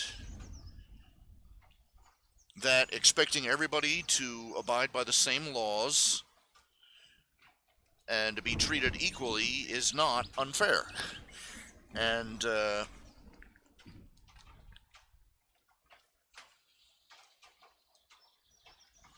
I have been aggressive and mean, and I won't deny it. I won't deny it. I could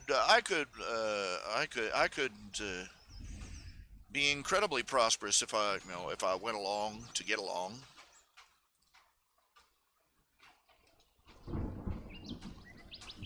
I would probably rupture something.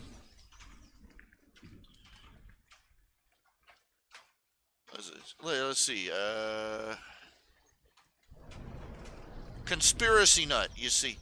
Let's see. Conspiracy nut. Hyper racist. Let's see. Conspiracy nut. Oh, that's where I pointed out that the Federal Reserve, that fiat currency is going to collapse. That's not conspiracy nut.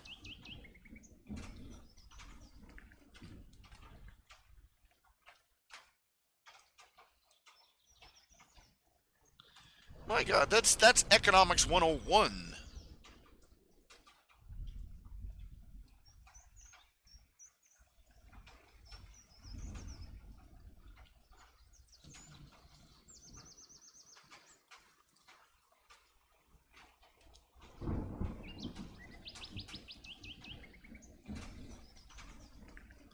Oh, maybe he's talking about the fact I'm talking about, Justice Scalia, conservative Supreme Court justice was found recently. He apparently had a clean bill of health, but he was found dead in his bed. His pajamas weren't even wrinkled. He's just laid out and with a pillow over his face. It was declared natural death by natural causes over the telephone, and no autopsy was performed.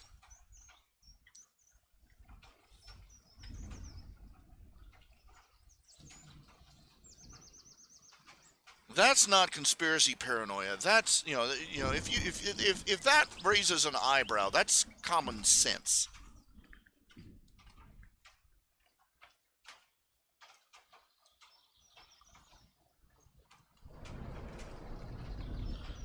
Oh, if he thinks I'm a birther, I believe it. I am. Surprise. You see, because let's see. The legitimacy of Obama's birth certificate was brought up. His first action was not to go down to Hawaii, pull the thing out of its folder and wave it in front of a camera. See? What did he do? He lied. He stonewalled. He sent out lawyers to seal all his information from the time of his birth up until he graduated from college.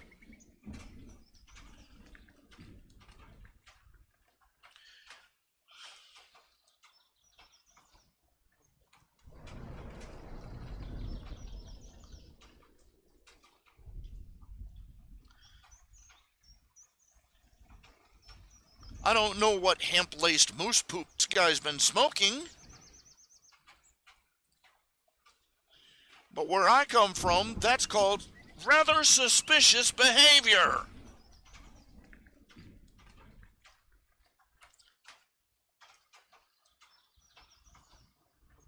His father, and also think he was. I also think that he is. He may not be practicing Muslim, but he is profoundly influenced by. He was raised by Muslims. His father was a Muslim. His stepfather was a Muslim. He was raised in a Muslim school in a Muslim country.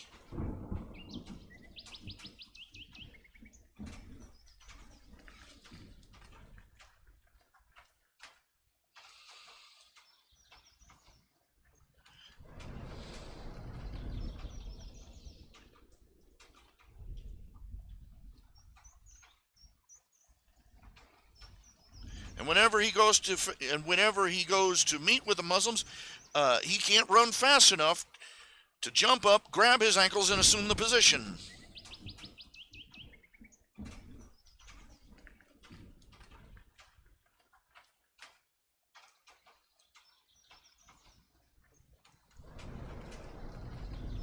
If he's not a Muslim, he's doing a darn good imitation of a useful idiot working for him.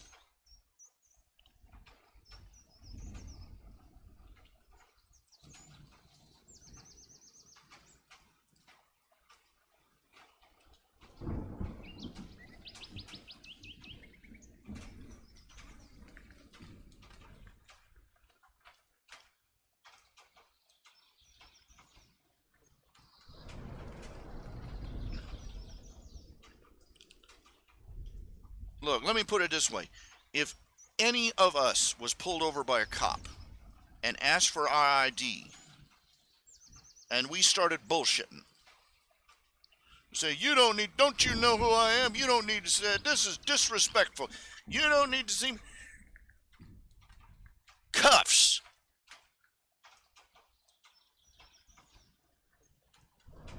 Backseat of the squad car and a quick ride downtown. A man running for president of the United States is a question comes up as whether he is actually a natural-born citizen. He claims to have been born in Honolulu. His own family says otherwise. And he starts, and people ask him, bring out your birth certificate, the original. No, not the Xerox. Come on, bring out the original.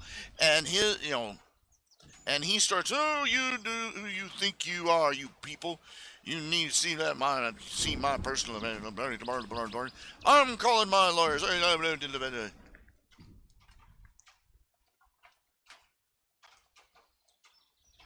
And the fact that anybody asks a question or he keeps asking a question, keeps wanting to know what he was up to in all those months, he was BSing everybody and sending out those lawyers to lock up every file on record about him.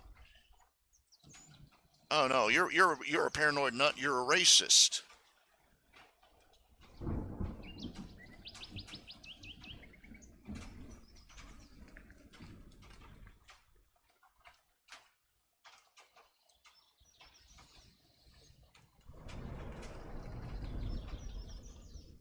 Yeah, but I'm a conspiracy nut. I'm a hyper racist because I think a man should be elected for the content of his character, not the color of his skin. The only reason that man is still in office is because he's half black. If he'd have been a white man, he'd been arrested. If he'd have been a white Republican, he'd have been thrown in jail.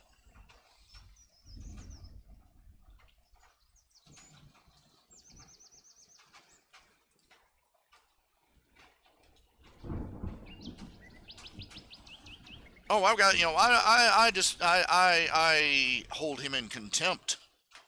Hating him, I would have to respect him to hate him. There are times I profoundly pity the man.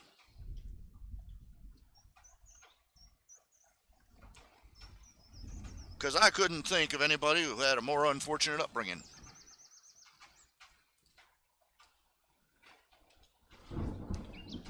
Raised by Muslims, educated by Marxists.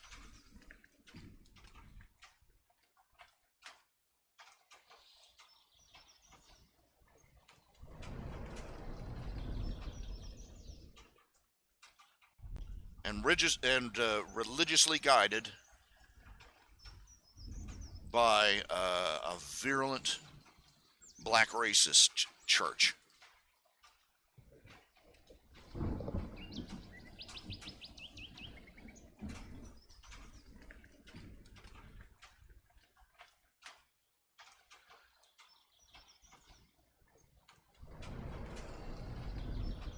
Nobody in America, the people that should have cared the most about the content of his character, could only see the color of his skin.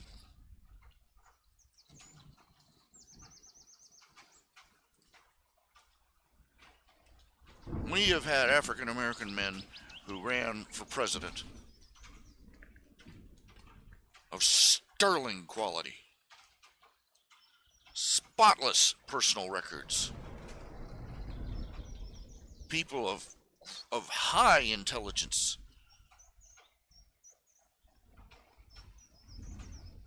and of strong moral character, but they can't get the time of day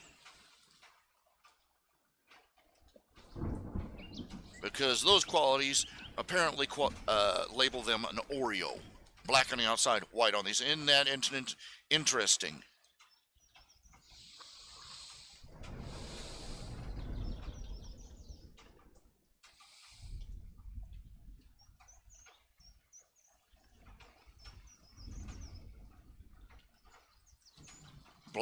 Black comes out as a conservative,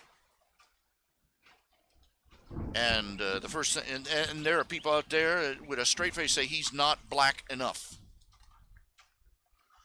But I'm the racist.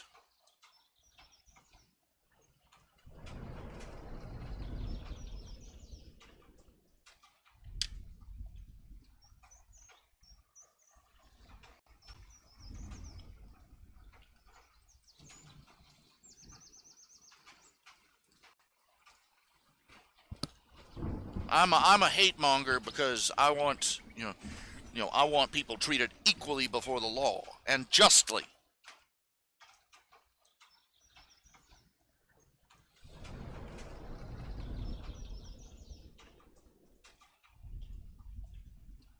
This guy comes on my channel talking about how he's going to sit there and jerk off watching me crash and burn. Because he wants to see me, go broke and starve and freeze and everything else. Because I'm not a noble, golden, enlightened, anointed, self-anointed, ascended, liberal person like he is. But I'm the hate monger.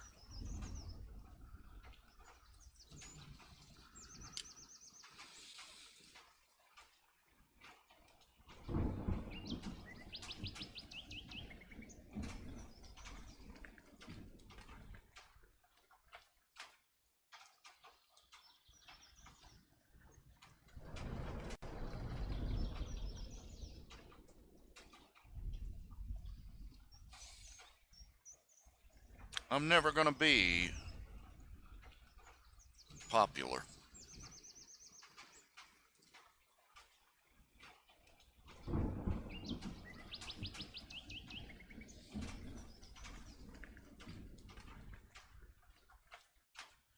You know how easy it would be for me to be popular?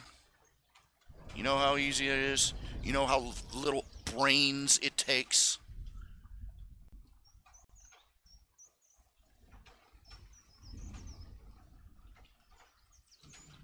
Oh, you can be a snorting success.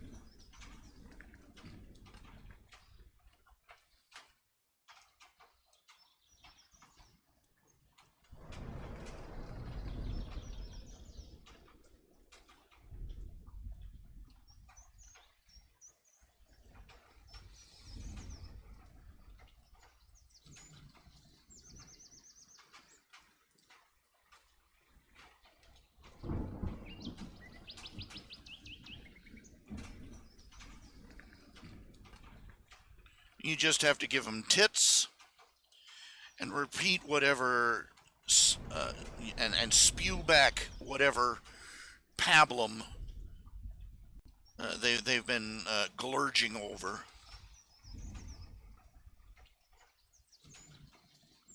Here. Let's increase my popularity. Here.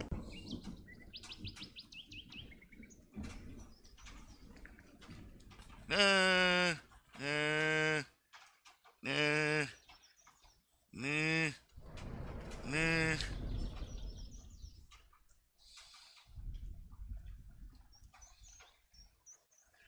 Oh yeah.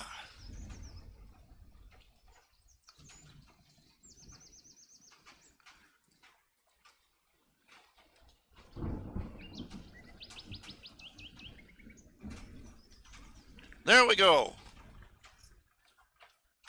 I can feel the show rating going up already.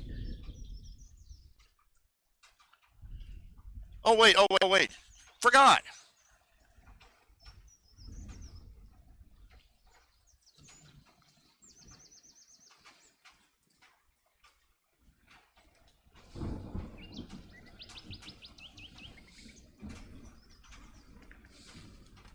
There we go. Let's leave that up for 5 minutes and watch the rates go up.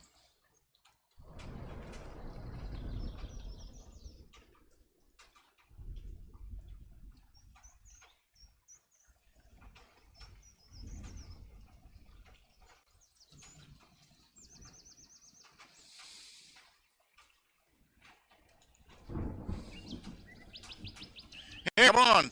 Let's get in close to the important parts.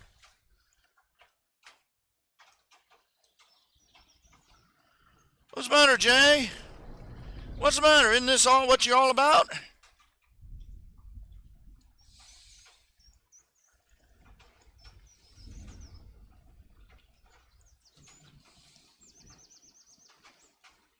Oh, no, wait. Here's the important part for him.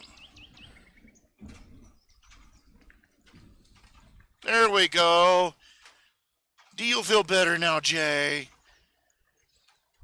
Are your cockles warmed? Are you getting a nice tingle down the leg?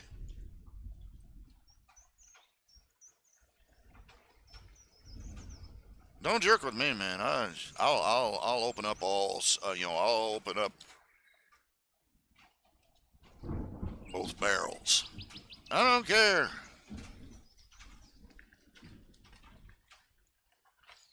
Yay, boobies! Yay, Hillary! Yay, boobies! Yay, Hillary!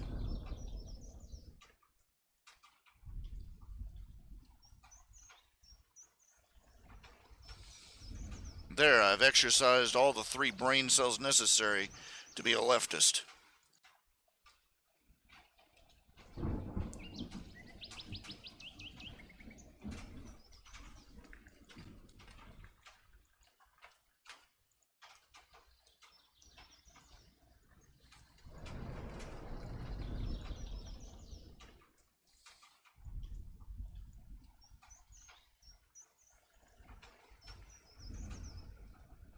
They say I should be more like Jesus. First of all, I love the fact that people who don't know anything about Jesus are always telling me how I should be more like him. Second of all, they keep forgetting that flipping tables and chasing people with a whip is on the list of options. And third, I know I'm not going to be like Jesus, and I'm not going to fake being all sweetness and light. That'd be more dishonest than anything I'd ever done.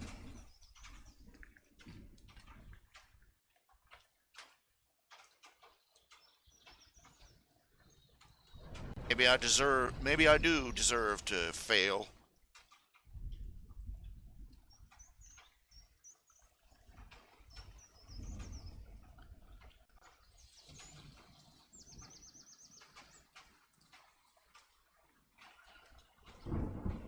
But it'll be up to God to decide that.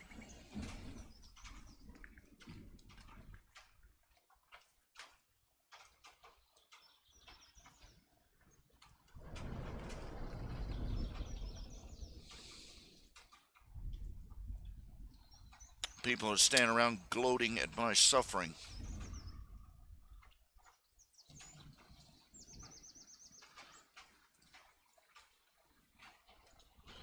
I'd better remember that God is watching what they're doing too.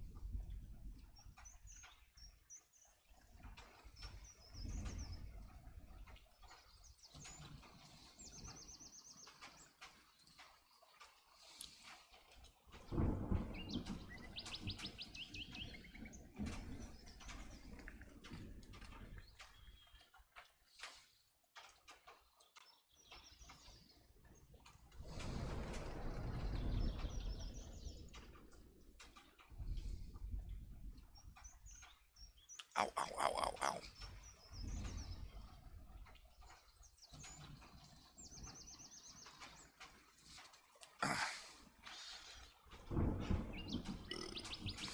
Boots and gloves, okay.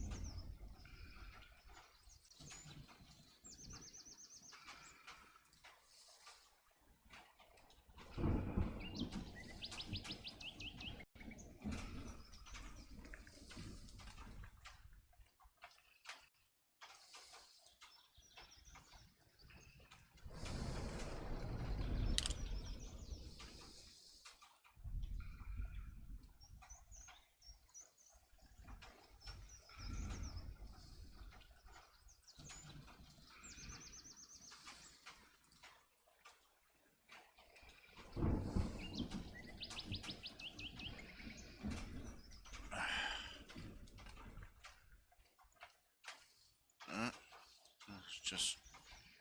It's here somewhere. There we go.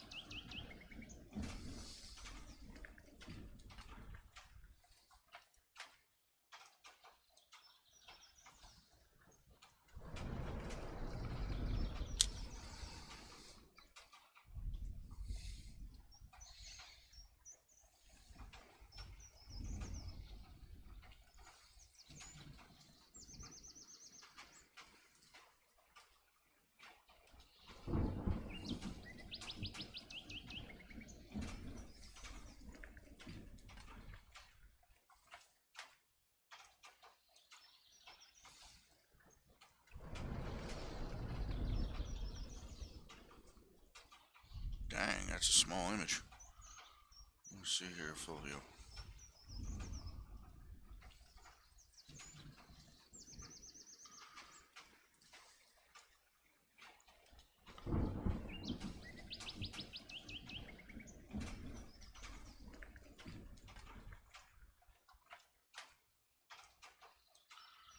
Okay. It's a little better.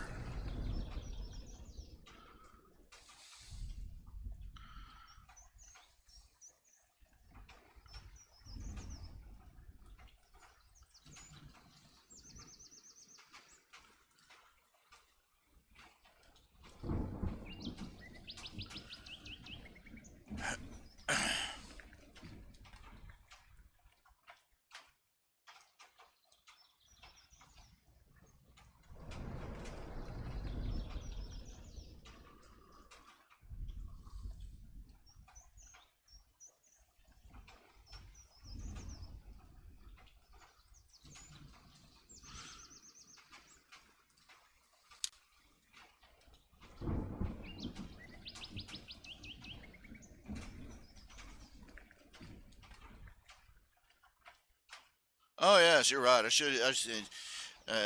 Booby stick woman should have been cheering on Bernie Sanders. Yeah, of course, Bernie Sanders. Even Bernie Sanders, as leftist and feminist, and as much a feminist icon as Hillary has become, by virtue of by virtue of being technically female. Bernie Sanders, he's always going to, there's no way that Bernie Sanders is going to really lose to Hillary without cheating, because in politics, in a nation of children,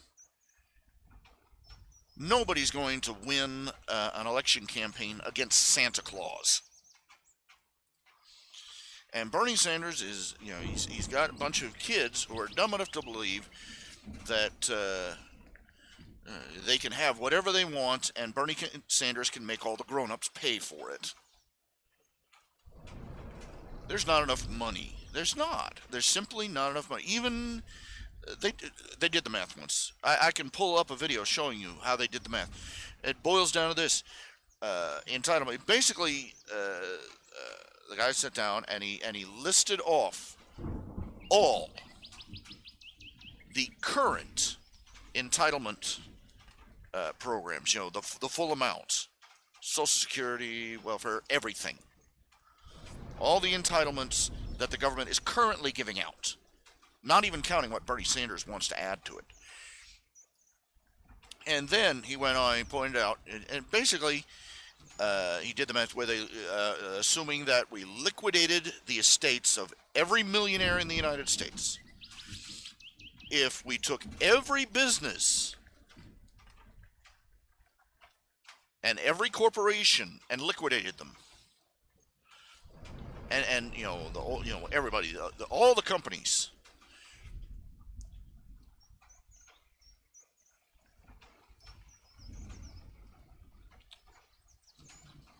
it basically boiled down to, if we liquidated everything in the United States, every business, every corporation, every piece of property anybody owns, everything, we would not have enough money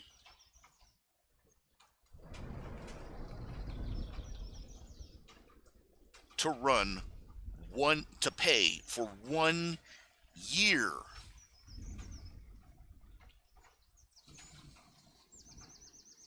Of the entitlement programs that are already on the books.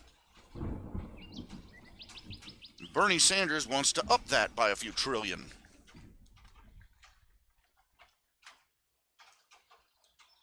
Free this, free that, free everything else. And no explanation where the money's going to come from. Because we are out of money. We are in debt. We are in deficit. We are a deficit. All a deficit means for all you people who you hear these new debt. What's the difference between the debt and the deficit? The debt is how much money you owe. The deficit is the difference between how much money you made this year and how much money you spent.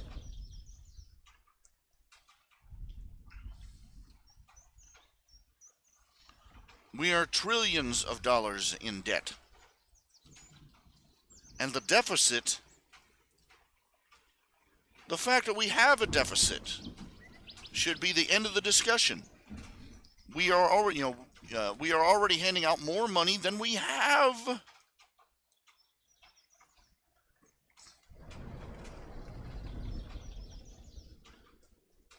And Bernie Sanders, just his solution, or his campaign, is spend more.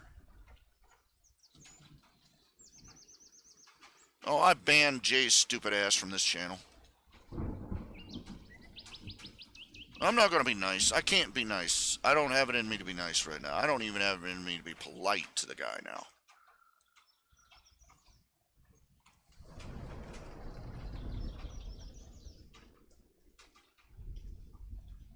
I'm an unpleasant person. I know that much because I'm told it all the time. But it takes a special kind of jackwankery to hop into a channel where somebody's trying to do a fundraiser to pay his bills and say, I hope you die and I hope you fail and die.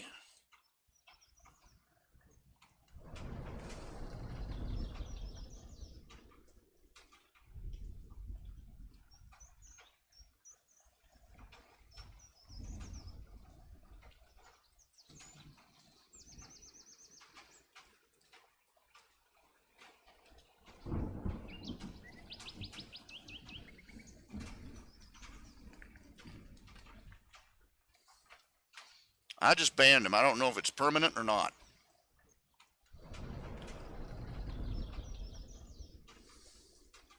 Don't really care. I'm probably going to have, they'll probably come back with an alt sooner or later. Is that what all the kids are calling them these days? Alts?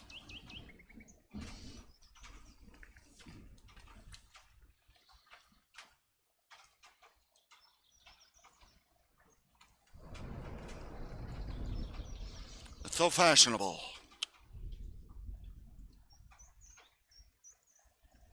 Oh, I forgot his tail. I was forgetting something.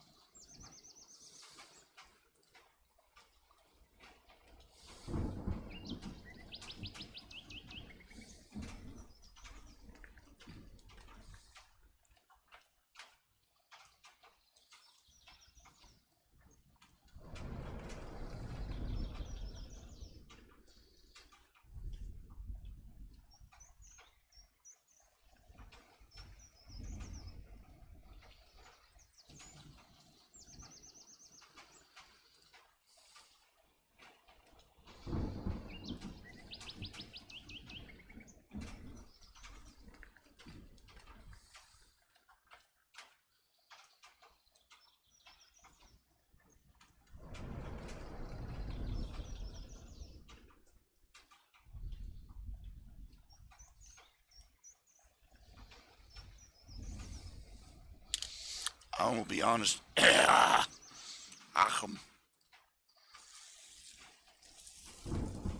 I didn't drink that all, did I? Yes, I did. Guess I'm a guzzler. I don't know. Just do this. Drinking stuff. Drinky. I'll admit that when some horrible person gets their comeuppance, yeah, Schadenfreude.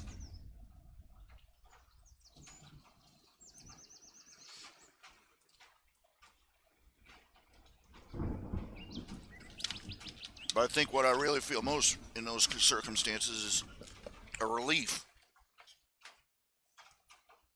that somebody who has been out and about wreaking wickedness has been taken off the playing field. Do you understand what I'm saying?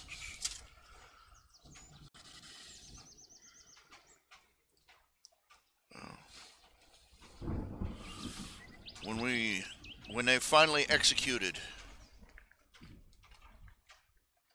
Saddam Hussein, I wasn't out dancing in the street that the man was dead. My attitude was, and this is straight honesty. Thank God it's over. He's finally been dealt with. When Osama bin Laden was finally caught and shot, that was my same attitude.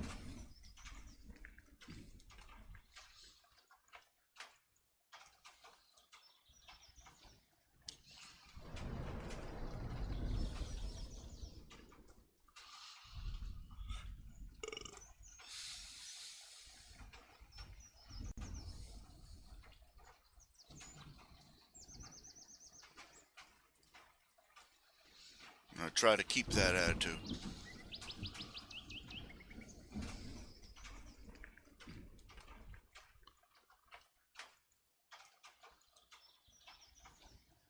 Why? Because the Bible flat out says that when your enemies falter and fail, do not gloat.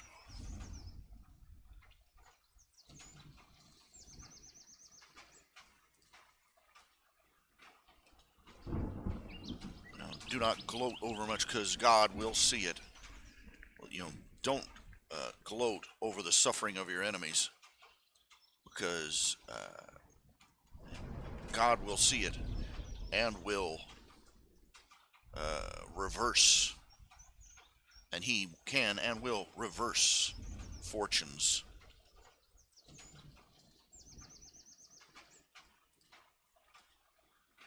To put an end to it.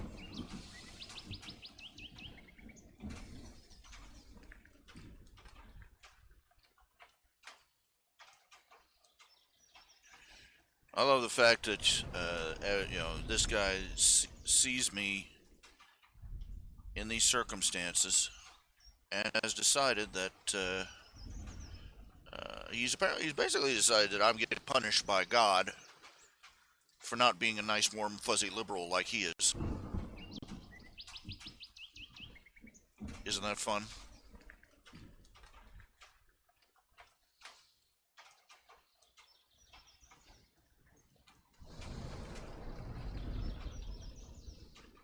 Or, well, he could have all sorts of reasons. He could say that I'm being, getting my comeuppance.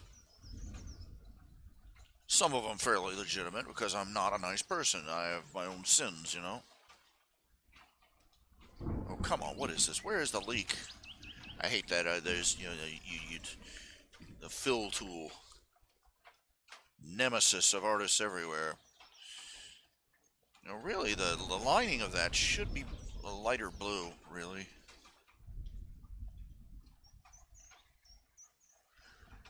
Make it easier to see the character against the... Yeah, there we go. The outside lining, anyway. So where is the...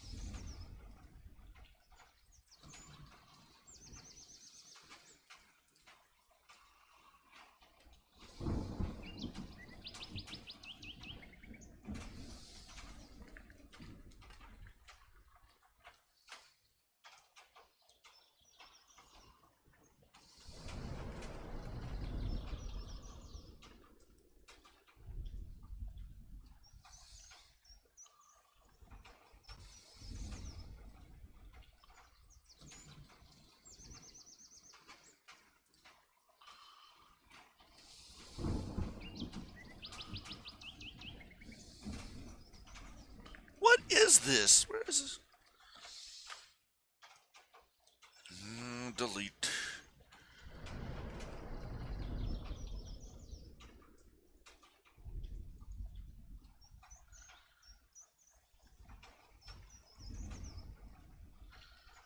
Finally. Don't know what.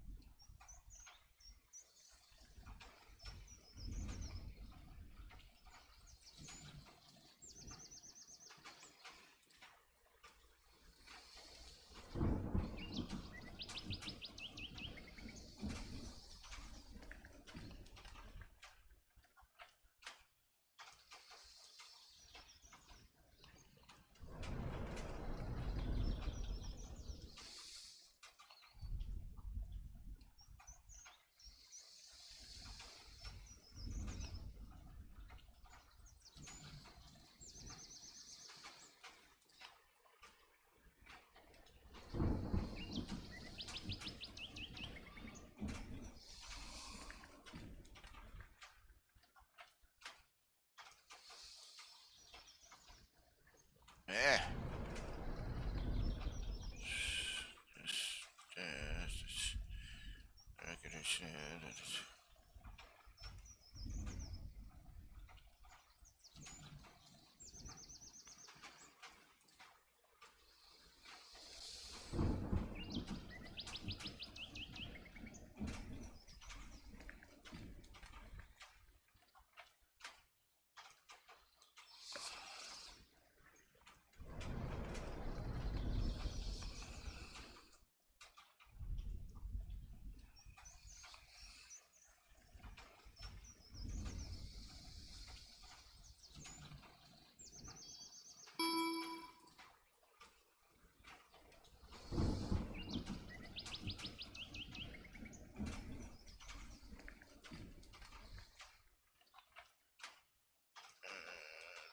go.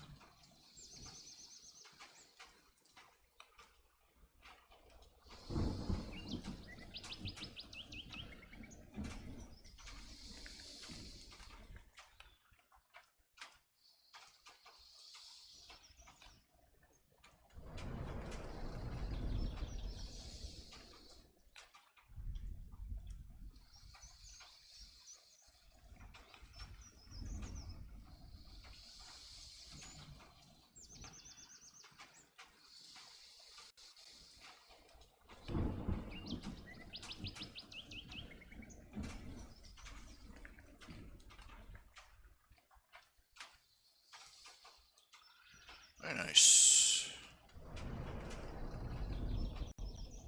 Let's do that, and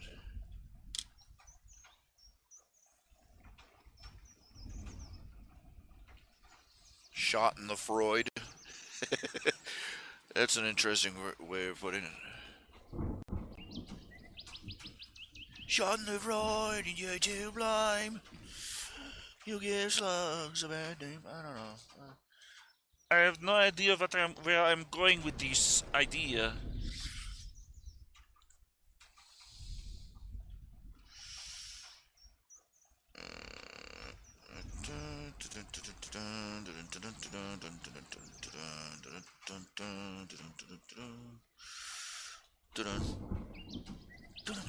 There we go.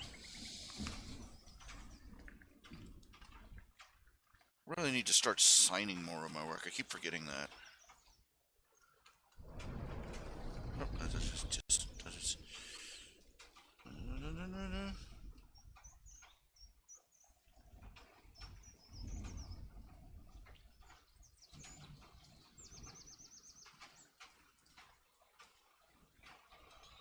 Oh yeah, that's distinctive.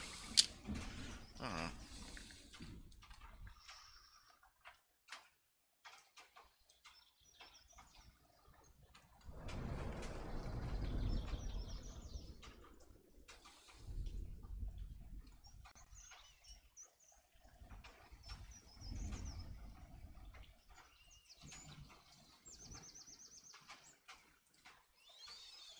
Oops.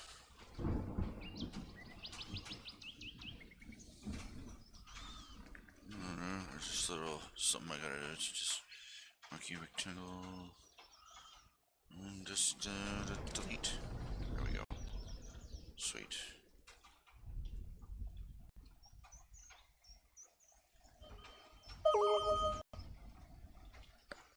Yes, I want to do that. Very much so.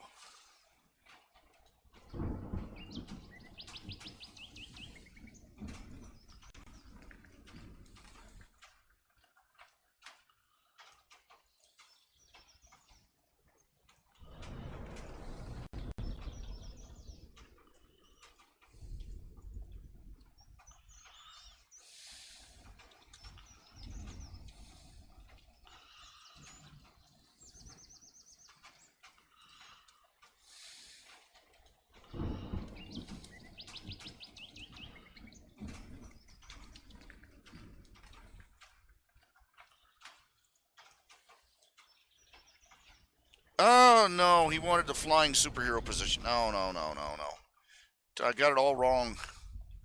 I got the whole thing wrong.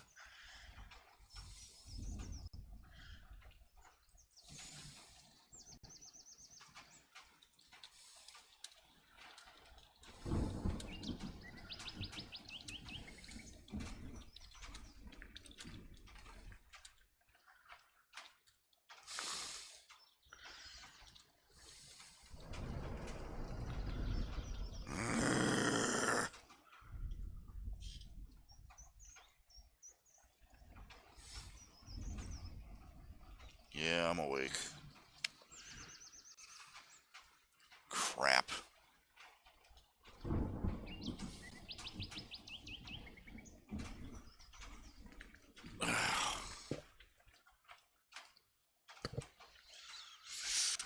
Okay, on that note, I think I'm gonna go to the restroom. I'll be right back. Crap. Just... oh well.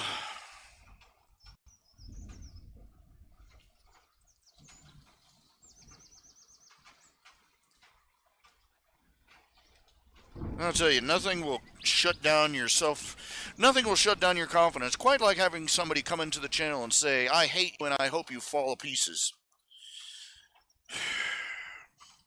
Well, I'll be back in a minute.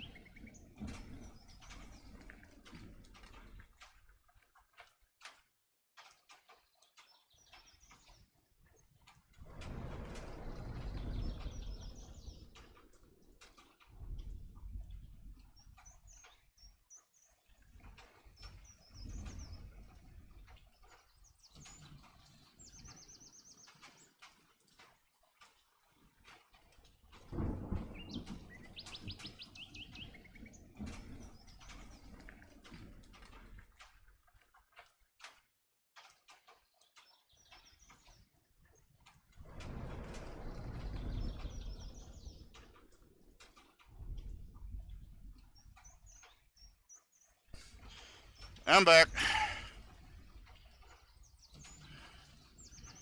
Now I'm wondering who it is, what it is, who it is. Let's see, 10 years. He specifically says I've been a hate monger and hate mongering and hating and stuff and attacking people and stuff for 10 years. 10 years. I would have said 15. That's how long I've been on the internet since since the late 90s.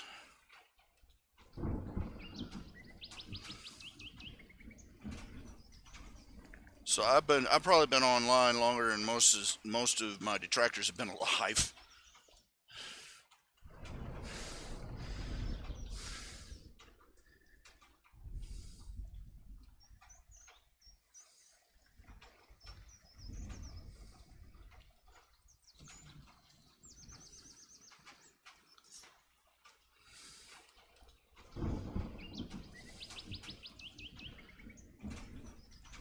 But I wonder whose cornflakes I peed in his case.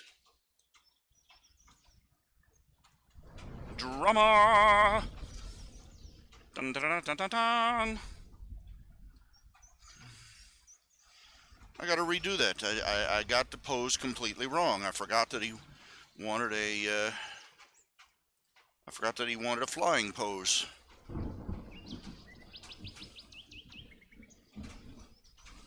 Oh, let's do it sideways. It's probably easier.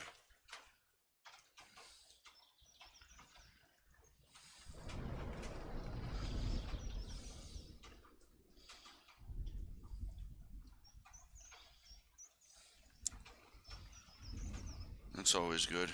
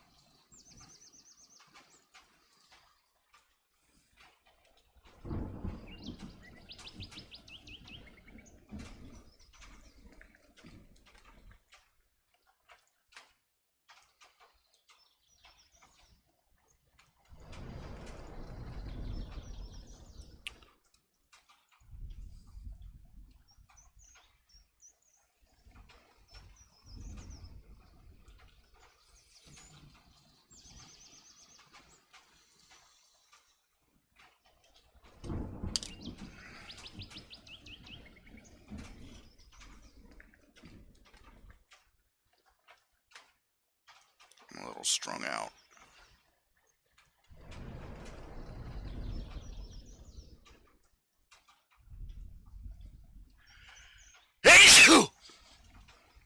I think you all should know.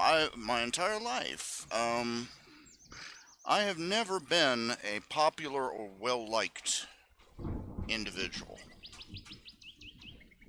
Ever.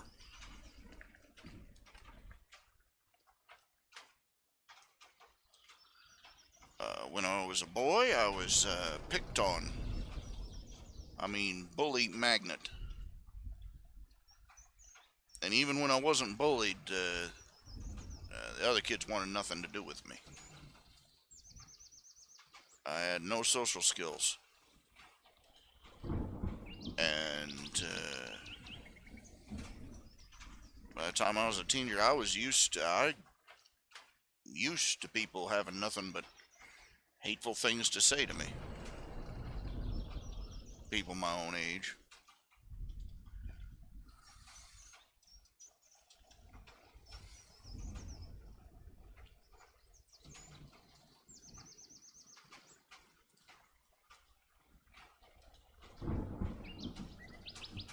I got to the point rather quick where I quit listening.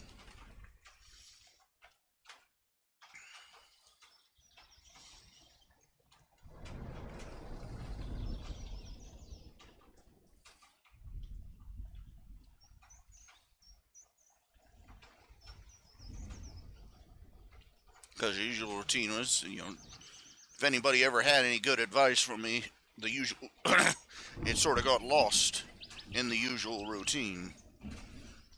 And somebody comes up to you and stomps on you, and then, says, now here's how you should be a nicer person. You tell me how likely you are to have any regard for what they have to say.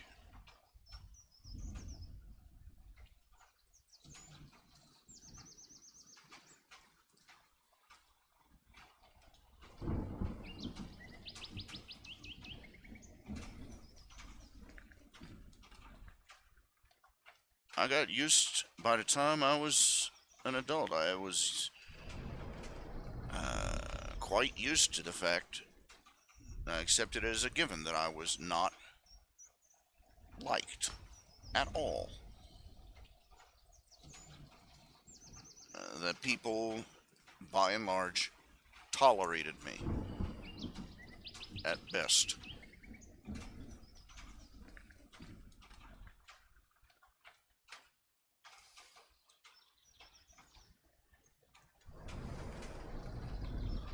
When you spend your childhood, we moved a lot when I was a boy. I mean, we moved from state to state on occasion, and every time you move, you start over from the beginning. You start over from scratch.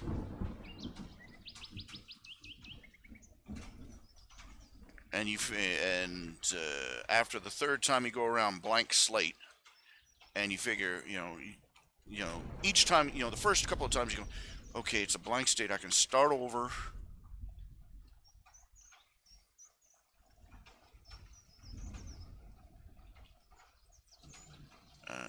It'll be.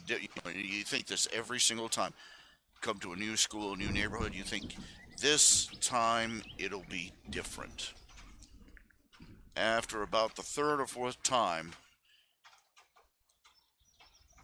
you finally decide, yeah, no, it's never going to be different.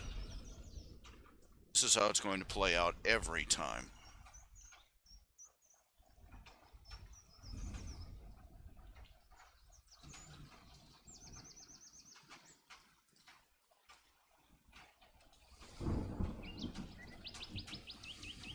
And even if you do make an effort to, you try to, be, more likable, whatever that means, it eventually falls apart. Because you can only fake, you can only fake it so long.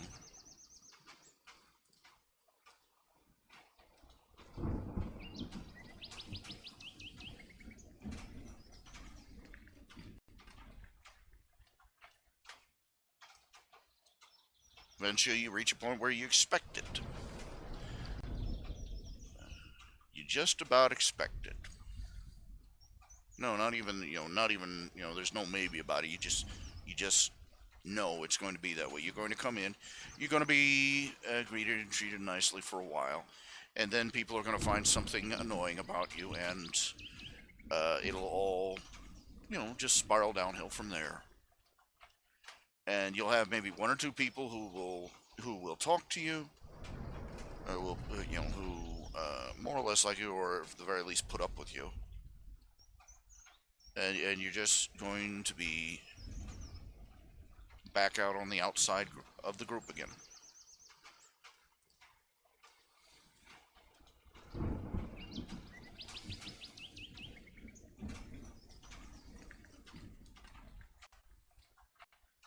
And you accept it as, it's a way of life. It's, you know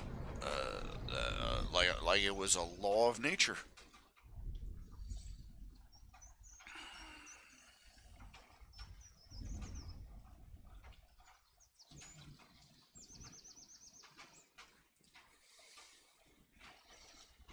And about my 20s, I decided I was going to quit putting up with everybody's bullshit.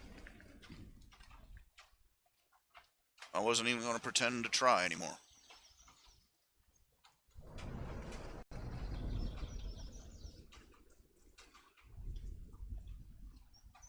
Anybody wanted to talk smack with me, they could, talk to the hand. And I quit listening to people.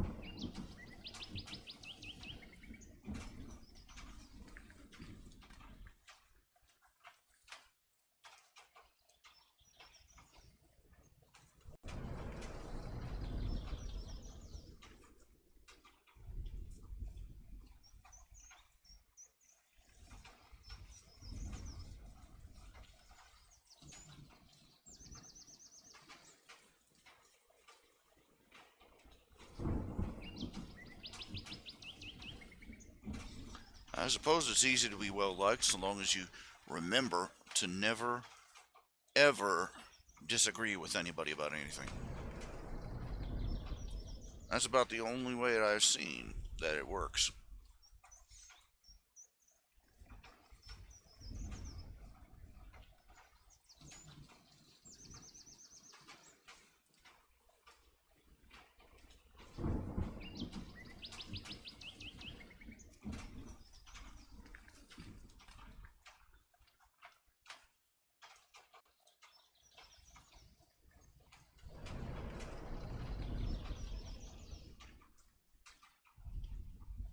Am I saying all this as a defense of myself? I don't know.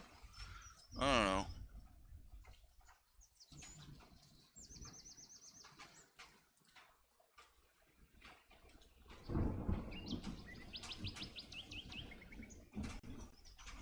If it is a defense of myself, it's a poor one, because I stopped listening to people that said mean or hurtful things to me. I stopped listening to everybody.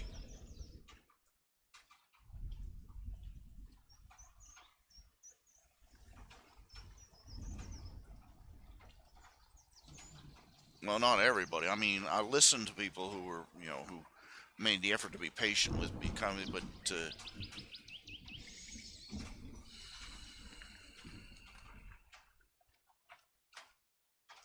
even if they were assholes, I should have listened to even if they were jackasses, I should have listened to what people who were getting mad at me had to say.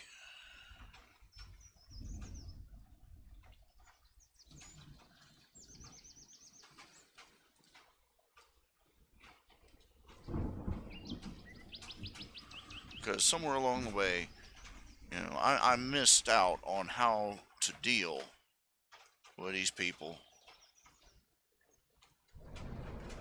and still managed to keep from burning all my bridges behind me.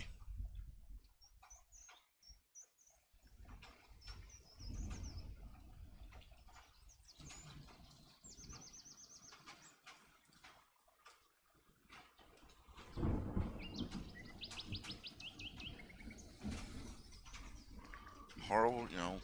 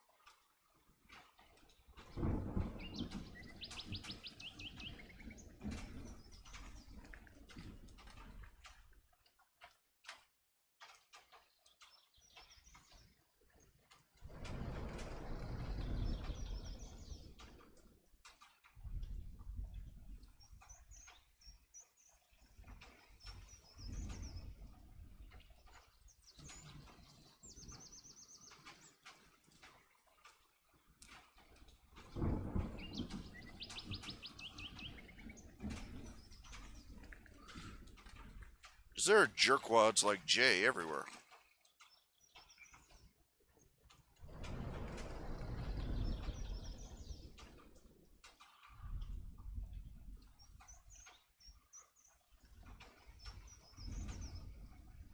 If you can't figure out how to deal with them, if you can't learn the art of jackass wrangling,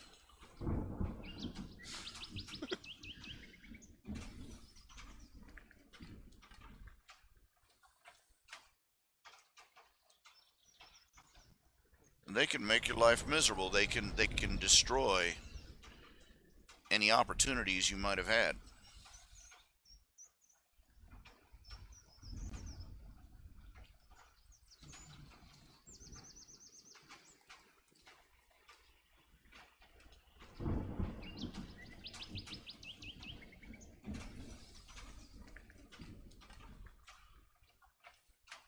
You know for a fact that that particular knob, he's going out, he's telling everybody he meets, "Oh, stay away from that Ralph guy. He's getting a racist and a, you know, just basically, going from obvious distortions to outright lies about me, and there goes who knows how many opportunities for me to make a sale, to make a commission, to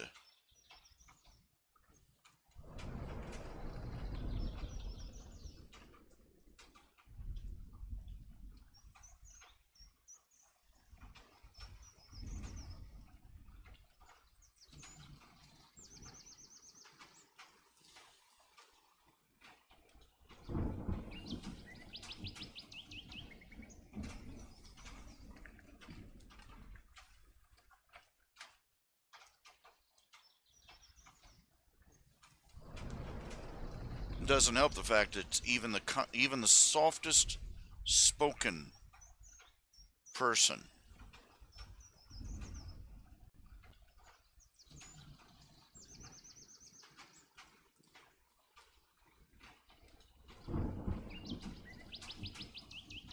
is a target for people like that.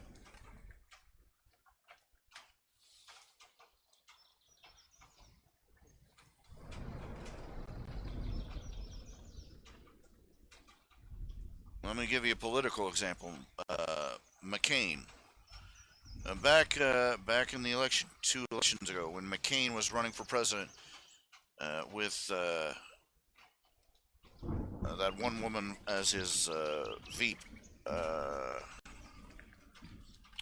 Anyway, up until he became the nominee, the press couldn't say enough nice things about McCain. McCain was a rhino. He's a Democrat in everything but name. The only reason he hangs out with the Republicans is because he figures they know where all the good parties are at, I guess. But up until he became the presidential candidate, they had nothing but good to say. Oh, he's so moderate. Oh, so middle of the aisle. He's the one who can reach out to the Democrats. This is the candidate they should run. Oh, he's wonderful. He's so wonderful. McCain's so wonderful. He's so special.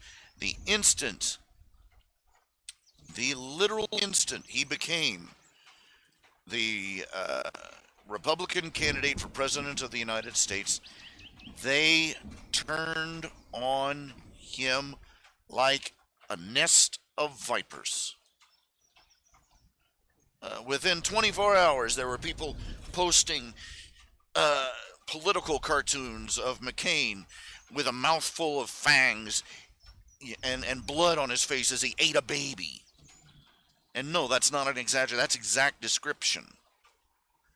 You know, there's a warmonger, vicious, evil,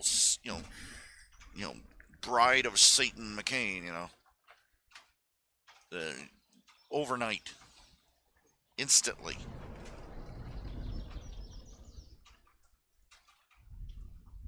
So being nice to them and giving them what they want, that just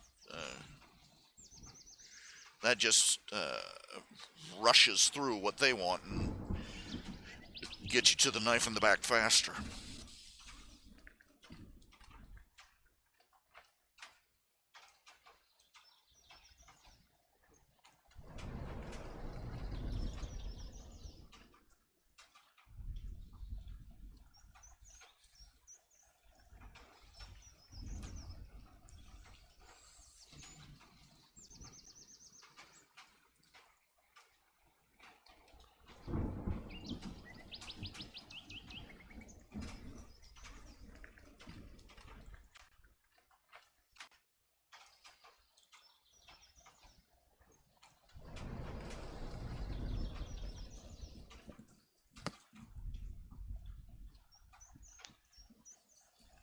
Got an itchy face.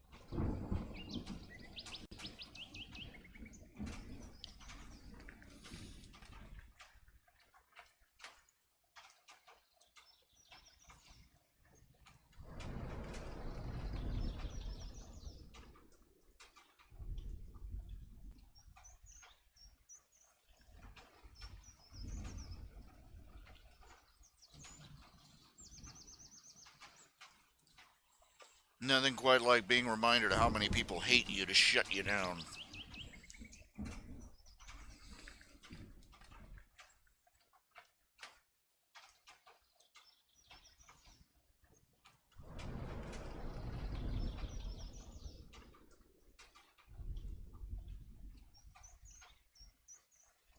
You try not to care about this kind of stuff.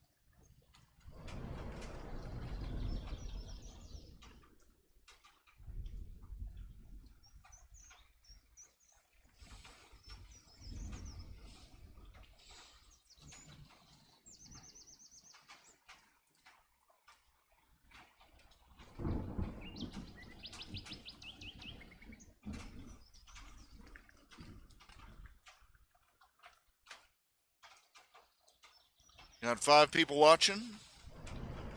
God have pity on you.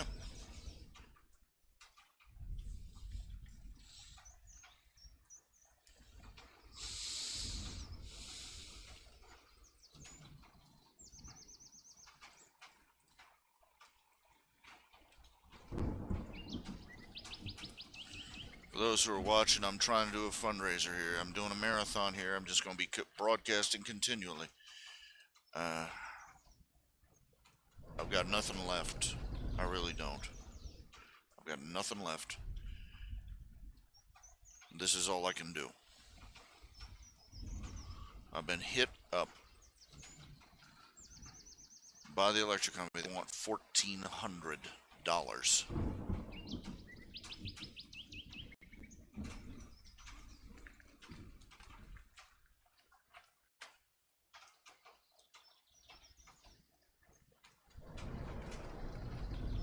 I would have to shut off all my electricity for a year.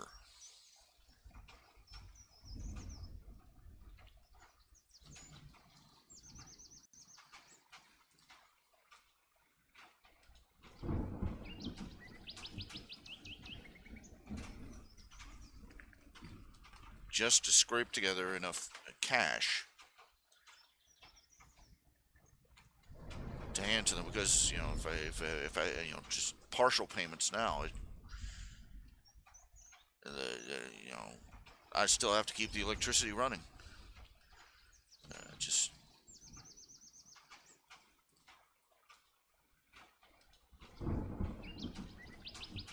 I'm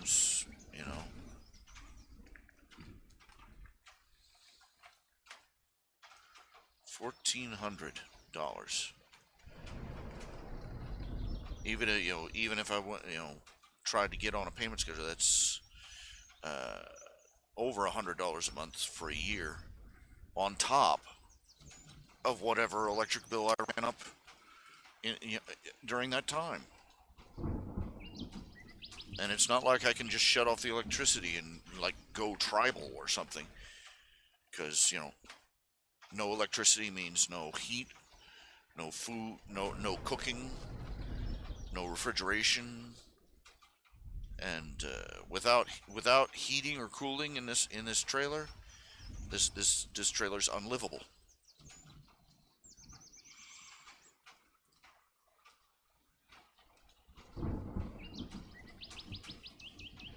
please. I am in a bind, and all I can do is beg for help from people who have helped me more than more than I can measure already. Can't ask my parents or my relatives for it. They don't have it. They just don't.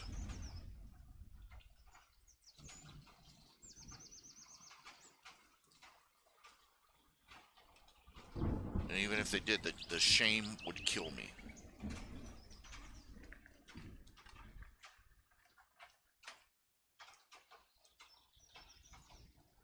So I'm trying to do this. I'm trying to take commissions on, and do pledges and everything else. Just trying to scratch it together.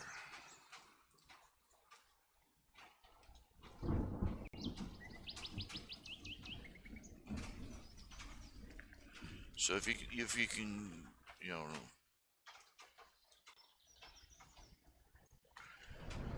drop a couple of bucks in the PayPal till, that's something. That's a start. It's a chance.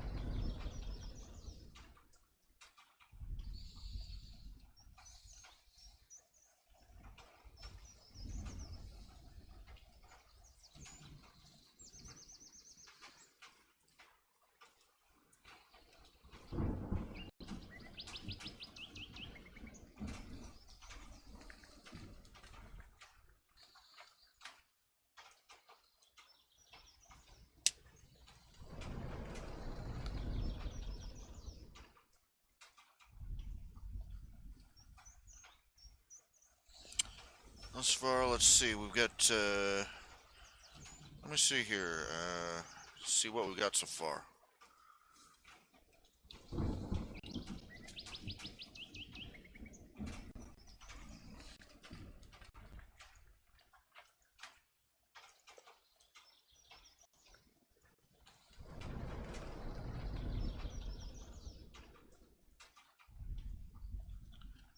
Oh, that's a start. It's $98.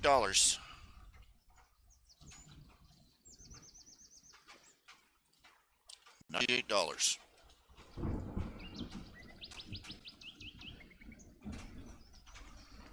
Well, 98 down.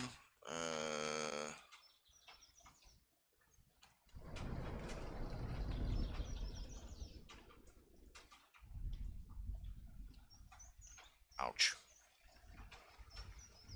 1,300 to go. 1,300 and about $30. 1,330, something like that, to go.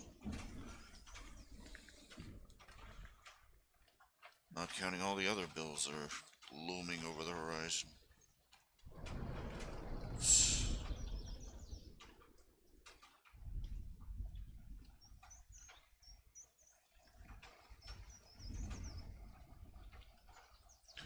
Thank you all, whatever you've done. You know, even if it's just a small donation or a purchase or a pledge, it's something. It's more than I could have expected.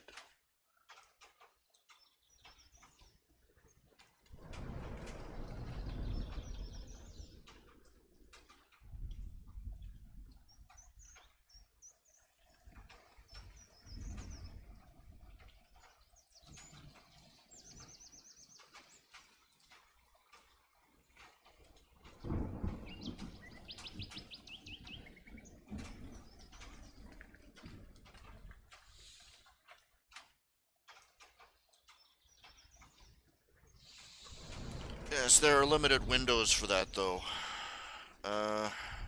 Yes, Ohio has financial aid for keeping the heat on, heat and the like. They have a limited window of opportunity for that.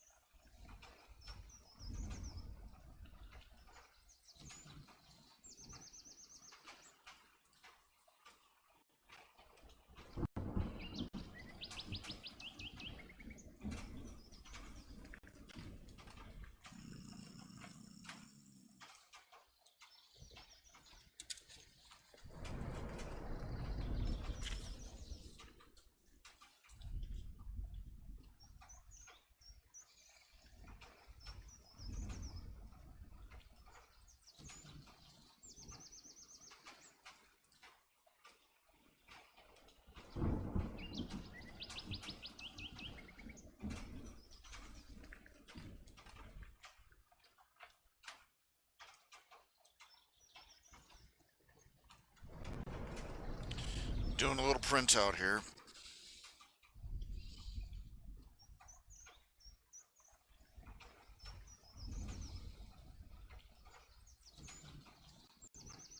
I'm always surprised when the printer works out of hitch.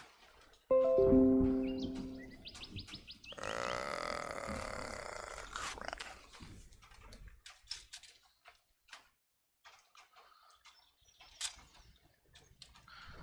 Just saying.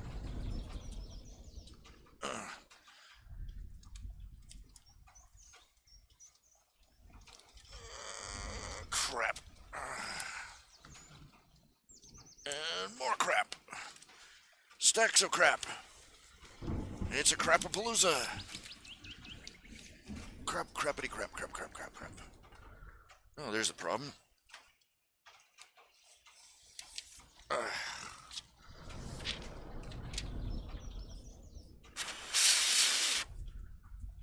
Paper. Flipping thing.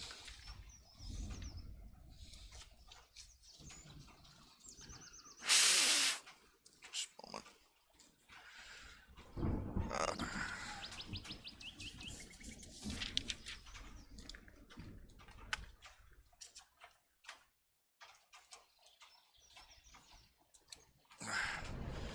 If I can just manage to stand up.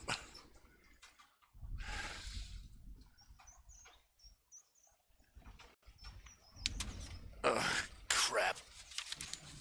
There we go.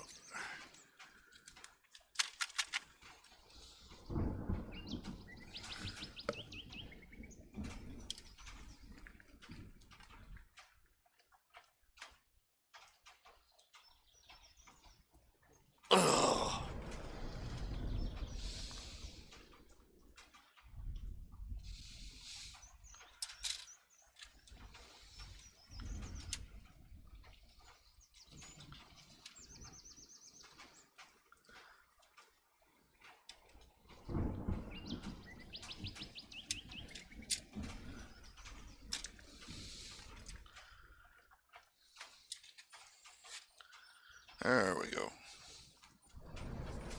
Croaking like a bullfrog at this point. Acham.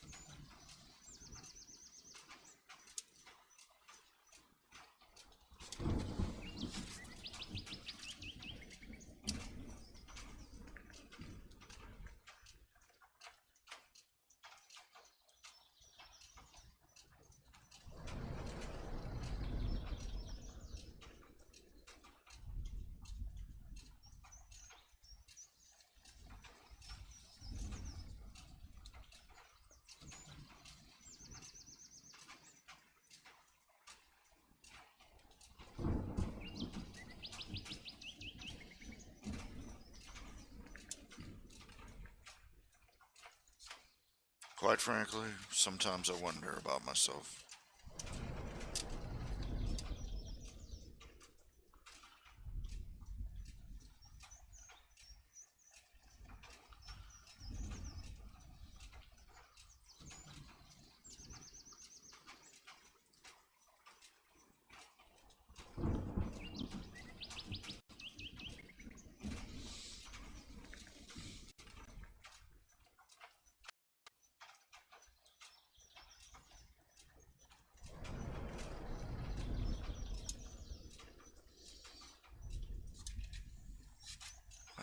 to thank my listeners.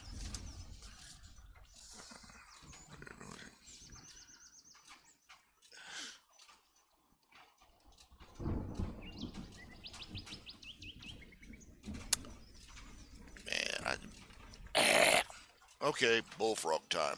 Ribbit, rip.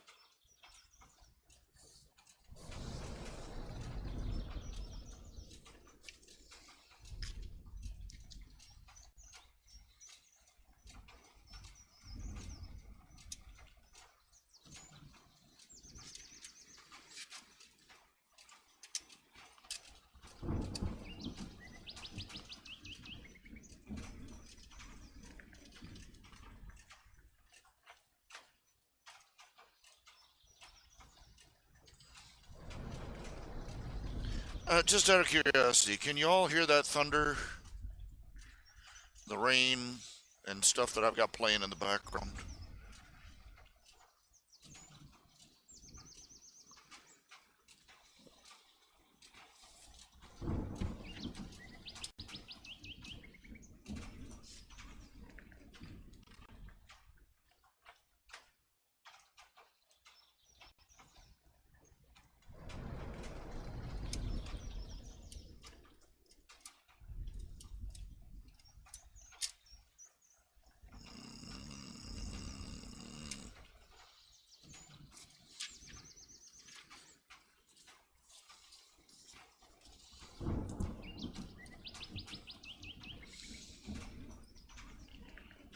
Who the hell decided I was supposed to be an adult?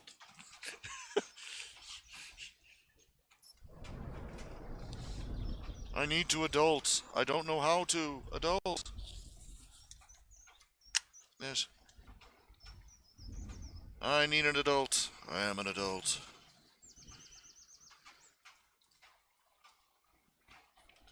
Take care, Kruger. Sleep tight. Good luck, good fortune, and God bless you.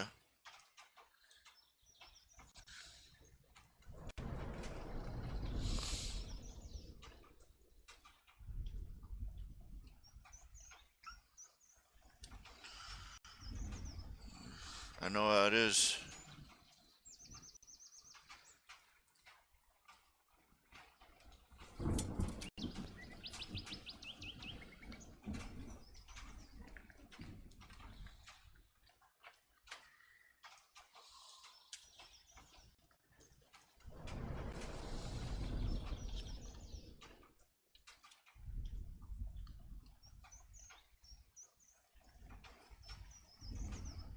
Take care of yourself out there. You know?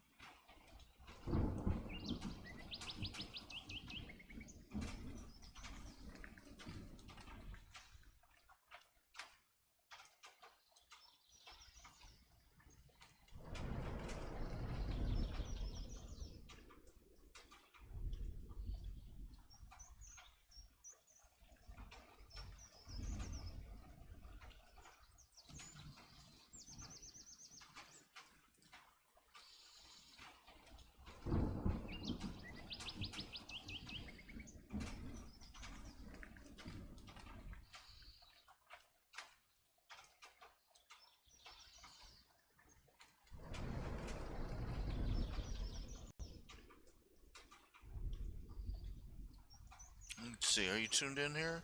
You see what I'm doing? No, I got you on the wrong channel again. Sorry about that. I do that all the time. I forget to switch the camera over to what I'm doing. You're all sitting there watching these things, are you? Waiting for me to talk.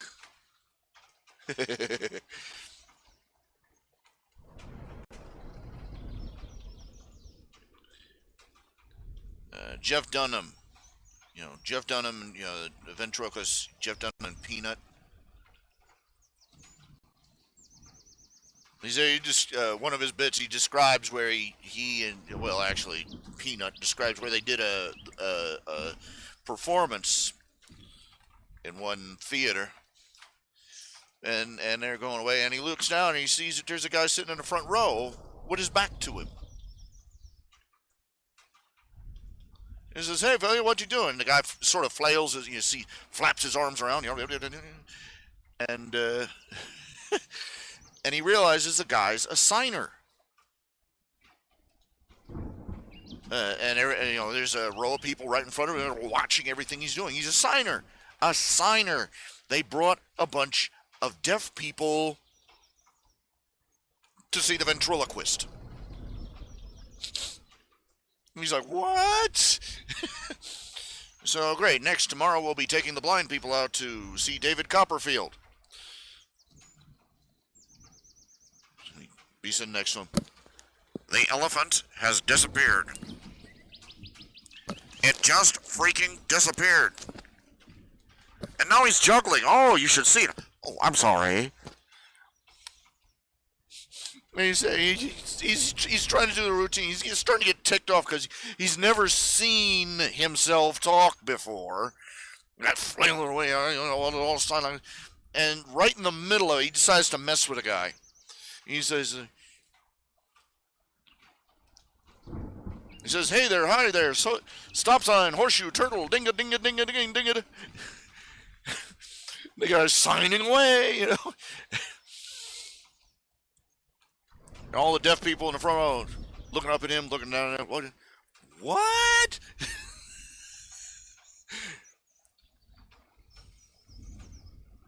Then to really mess with the guy, he just stands there, doesn't say anything, just has Peanut move his mouth without saying anything. The signer's just sitting there.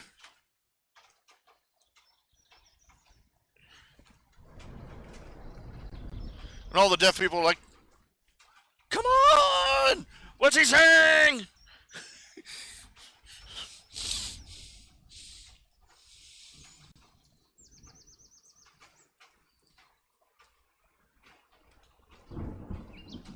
He's like, "I'm going to hell for that one."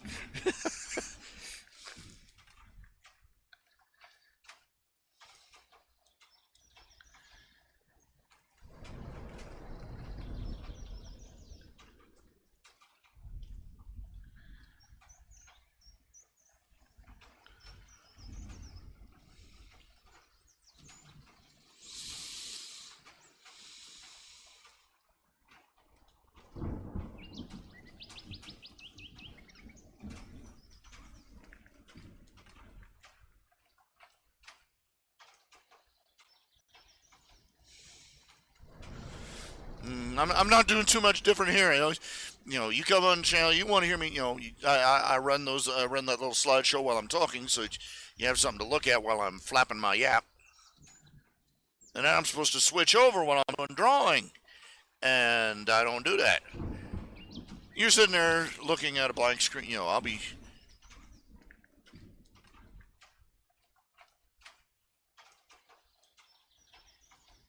Either I'll be talking and I'll forget to switch over, and you'll be sitting there watching the screen fill up with like repeated views. You see where it does that infinite vanishing point thing.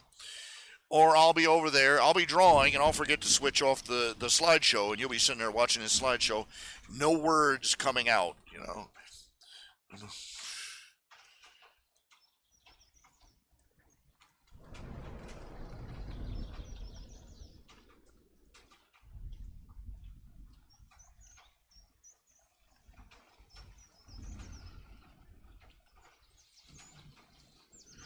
I do that all the time on this thing, on these broadcasts.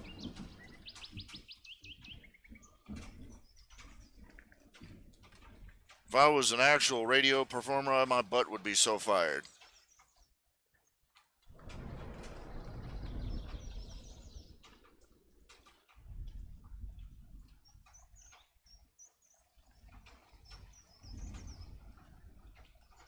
I gotta tell you, I don't know. Because around here, the DJs are terrible. The only thing that keeps them alive is there's one in particular. He will pause. He will just stop talking. Like 2, 3, 4, 5 seconds. And then he'll pick back up where he left off. And the only thing to keep him from saving his butt from dead air is the fact that they never stop the music sting, that goes between, the bumper music. They never stop that. They play it in the background while he's yammering.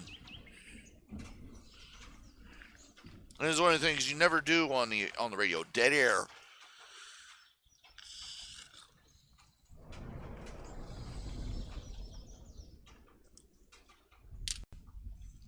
Dead stone silence. Don't do that. Don't do that crap. They will not forgive you.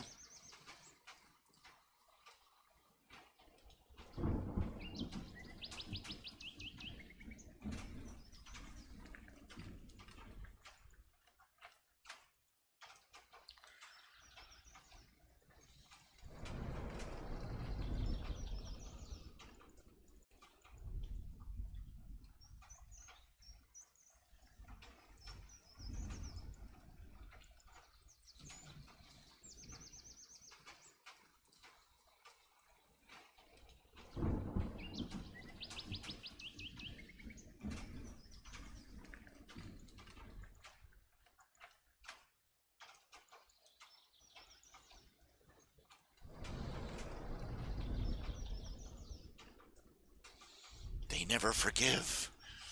They never forget. Ah.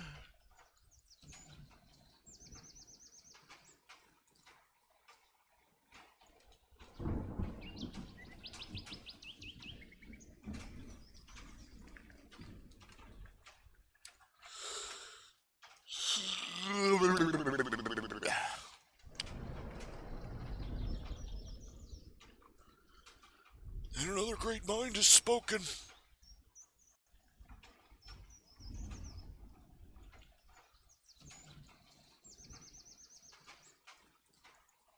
That'll gag you. Another great mind has spoken. That's supposed to be, you were supposed to wait until somebody cuts the cheese and then you say that.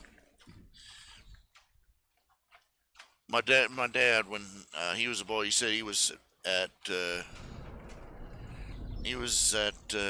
my granddad's workshop, helping him out, doing some stuff. They had to lift. They had to lift some big heavy crate, and they got it either end. Granddad grabbed one end, Dad grabbed the other, and Granddad lifted and ripped a tooter. Dad didn't even blink. He said, and another great mind has spoken. He said he caught Granddad completely off guard. He said he was lucky he didn't get a hernia. He just about busted a gut right there, trying to lift that big refrigerator box.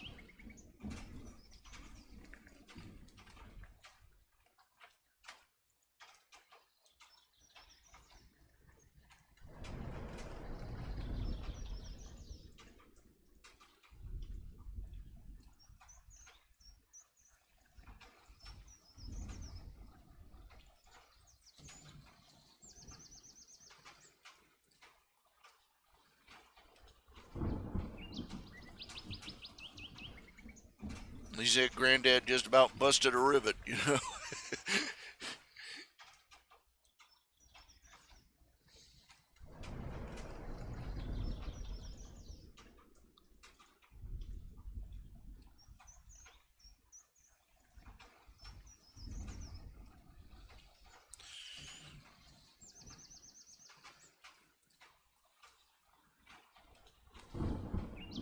And he probably never laughed so hard.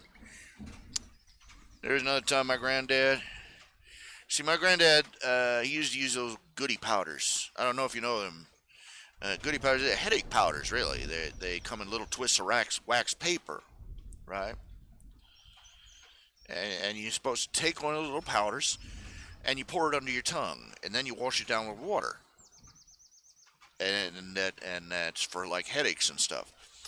And well, the thing was, my granddad, he also, you know, he had a foot odor problem. He used to also carry it around alum.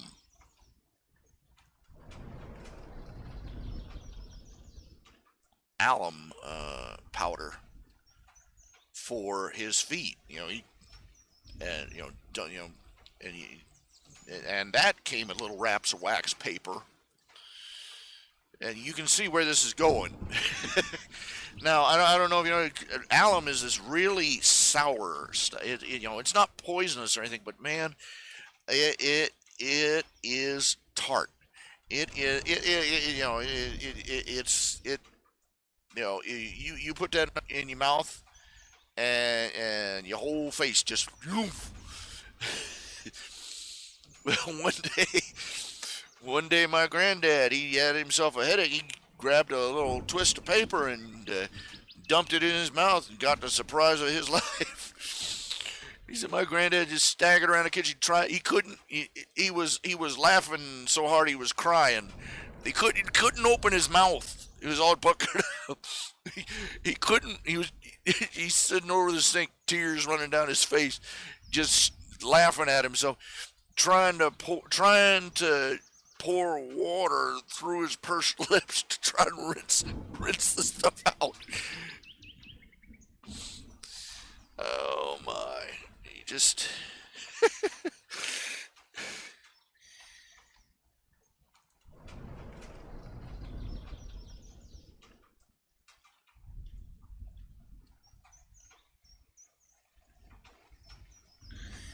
He didn't die easy. My granddad. He had a deathbed conversion, basically. Came to accept the Lord as his Savior while he was bedridden.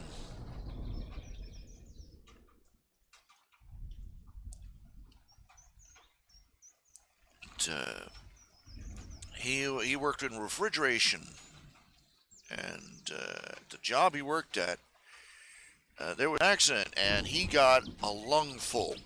And I do mean a literal lungful of refrigerant. It just absolutely ruined his lungs, and they had to let him go. The insurance and everything, it made sure that he and Grammy had a comfortable living from then on. But it was a terrible cost because he spent every minute of his life from then on an oxygen tank. And by the time he just shrank away, he was a man who spent his whole life hard working man. He wasn't a tall man, but he was built like a fire plug. That last year or so, though, he was just shrunk. And his lung condition never got better. It deteriorated over time until eventually he was bedridden with an oxygen machine just churning away next to him. Him just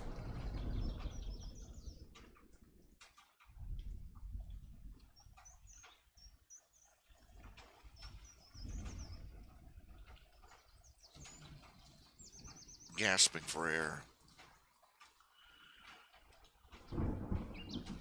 and it was so hard on my father.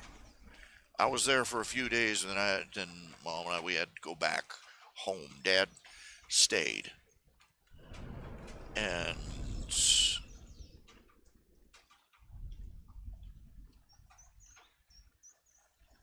it was so hard on him.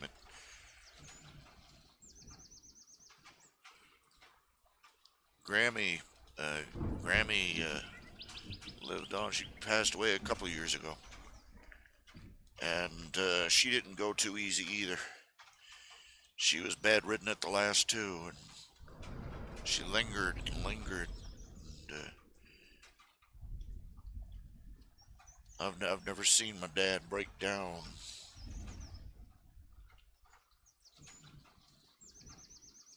Oh, he did it. He just.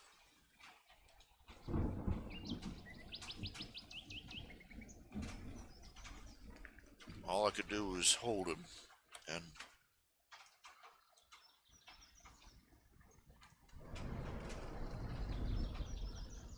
I've maybe seen my dad truly, sincerely cry 3 times in my life.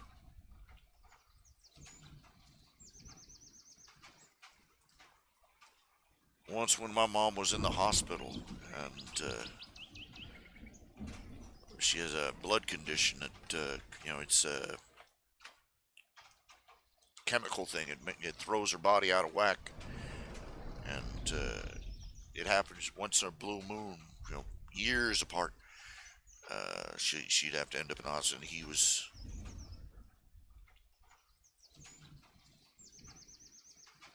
And he was just wrecked from the strain, and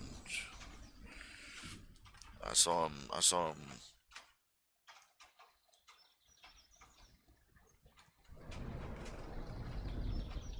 cry again when my granddaddy passed away, and then at my grandmother's funeral. And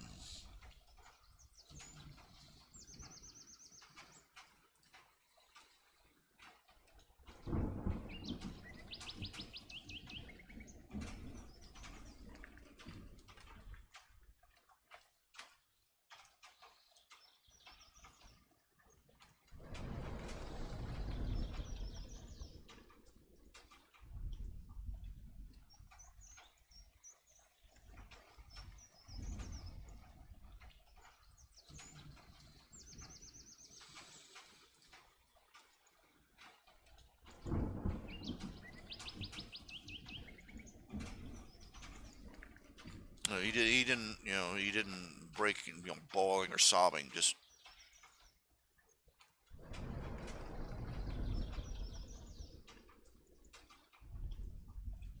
he's never been a very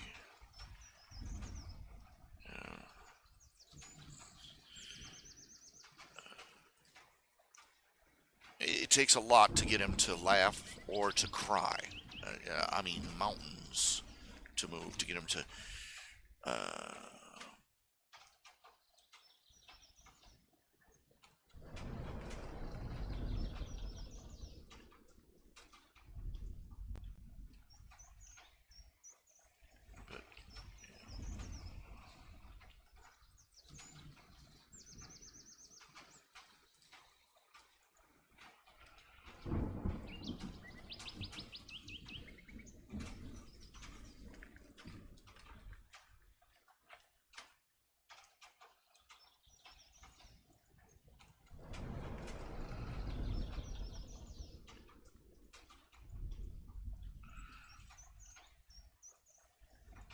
But he gets angry. You see, it's one of the things he confesses to a lot. He has a short temper. Makes me look mellow. You know what I'm saying? Didn't exactly make things very easy in our household when I was growing up.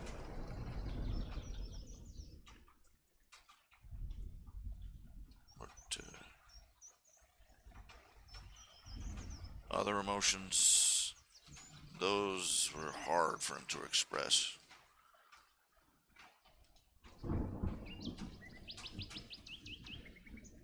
sometimes I wonder if he, when I was young, I wondered if he even found any, I wondered if he ever laughed at anything sometimes.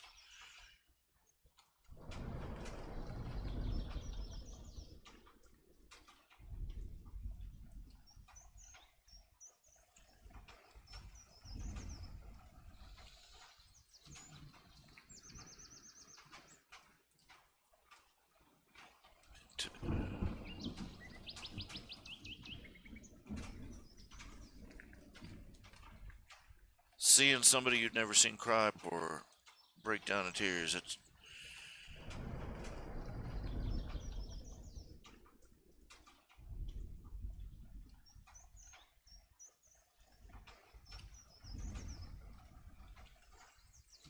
that'll shake the pillars of your world,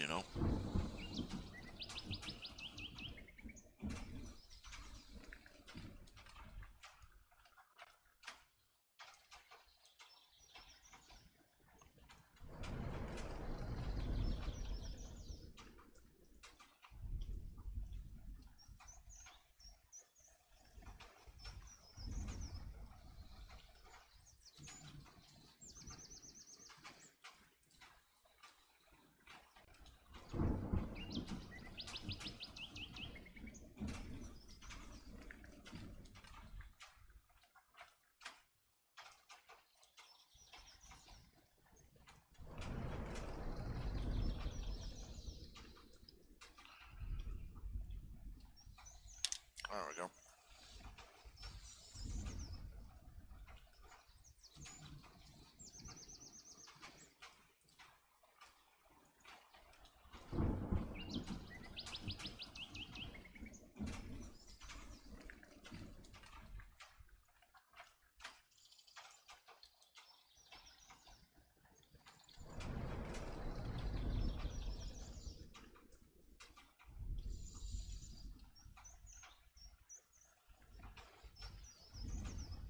You want to know how old I am?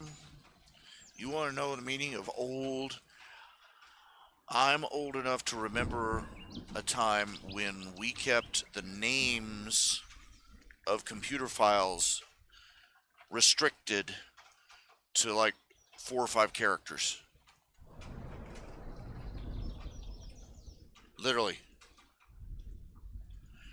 Because we needed to save memory space on the computer. That's how old I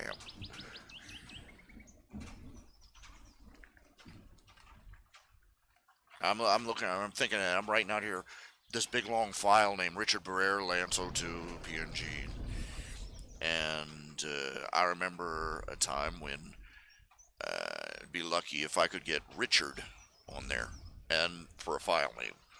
Because literally, I mean, can you imagine working on a computer so small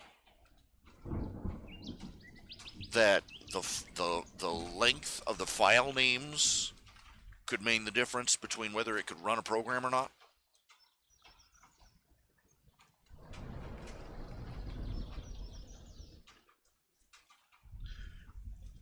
And that was what I grew up with. That was back in the 80s when home computers were first starting to kick out.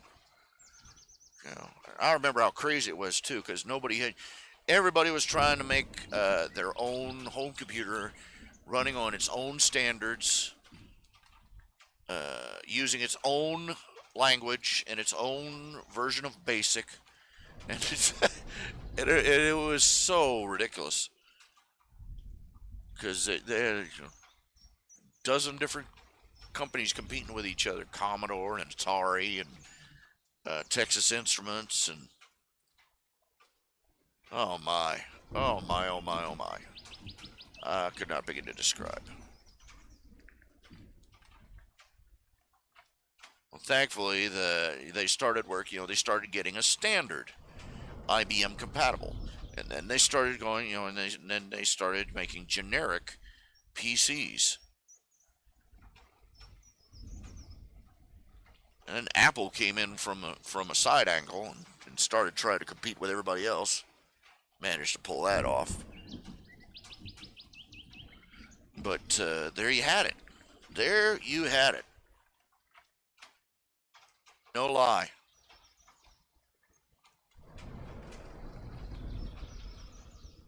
No, oh, what a nightmare that was. You had no idea which rabbit to chase, you know? And everybody had their own software for sale at the store. And you never knew whether you had to go hunting to determine if a program would work with your brand of computer or not. Oh, mercy.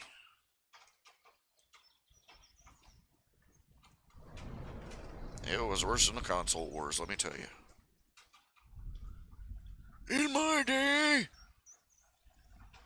oh, you think the console wars were tough? I remember the cola wars. Blood and guts, let me tell you.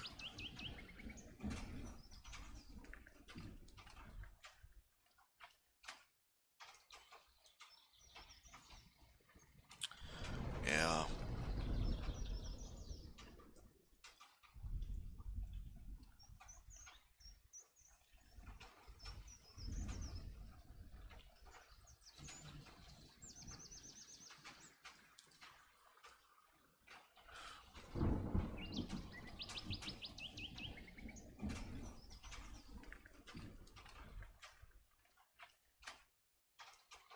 In a little bit, I'm going to go over and try and take a nap in my recliner. Can't really recline in it properly. The little flip-up footrest thing doesn't work right. It won't lift my legs. My legs are literally, because they're so big and swollen, it won't lift them up. I have to make a makeshift footstool and use that. That's no fun.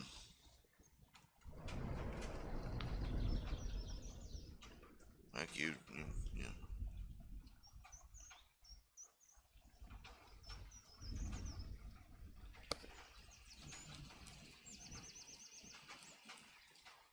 Got to agree with Dark Helmet from Spaceballs, man. Crap. Even in the future, nothing works.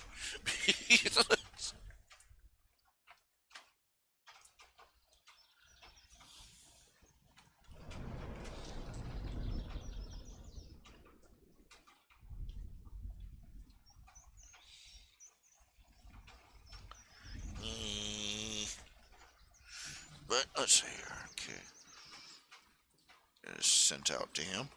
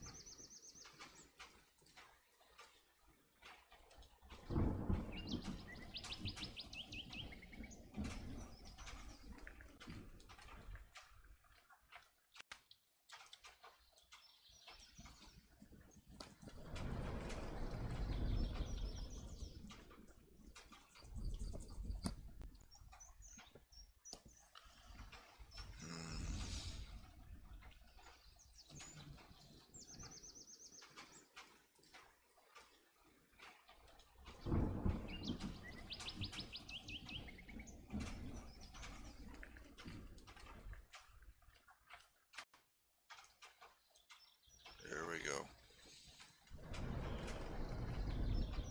Someone keeps trying to validate my Blizzard.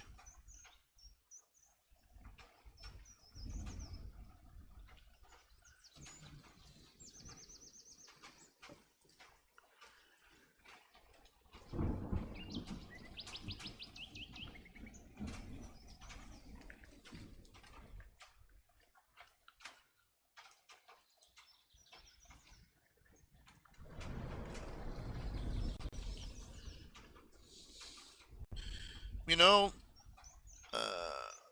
what's going to keep us bound to this planet and at most this near solar system until God returns It's not going to be anything less than the fact our astronomers and our scientists are working under, everything they develop, all their theories about the universe and time and space and how to reach it. It's based on the presumption that the Big Bang theory and their models of the universe, they're based on an evolutionary. Their entire theory is on a fundament of stellar evolution.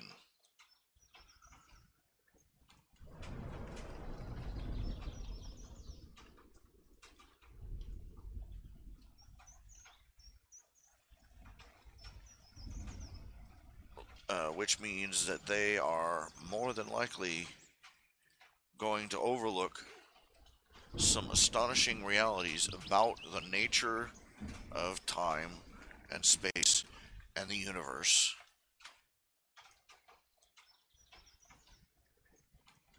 Because they will be looking in the wrong direction.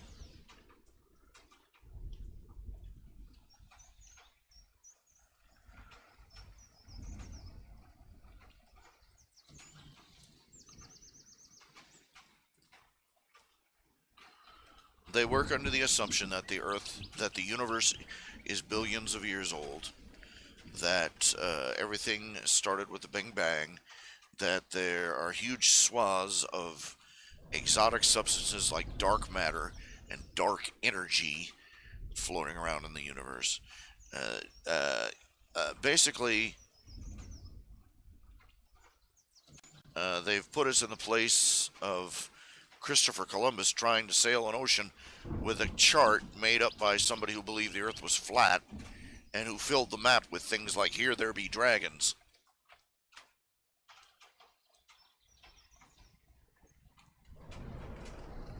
There were things about the ocean that Western civilization overlooked to its detriment. Primitive tribes have used, for instance, the ocean currents. There are primitive, so-called primitives, who have mapped out the ocean currents where they live, and they use those maps and they use that information to ride from island to island with minimal effort.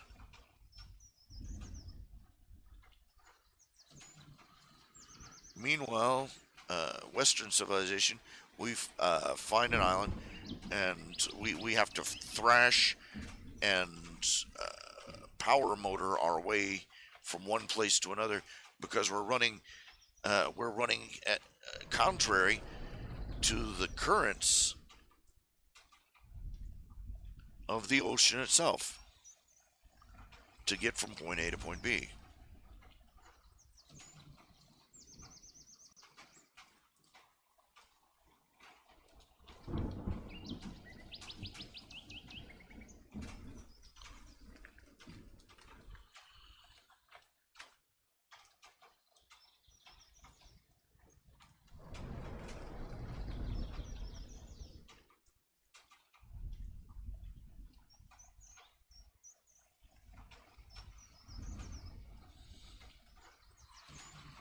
They are never going to. The people who are trying to map out the universe are using a map that's skewed by evolutionary and atheistic biases. And much like the explorers of the oceans, they are not going to see things like they're going to overlook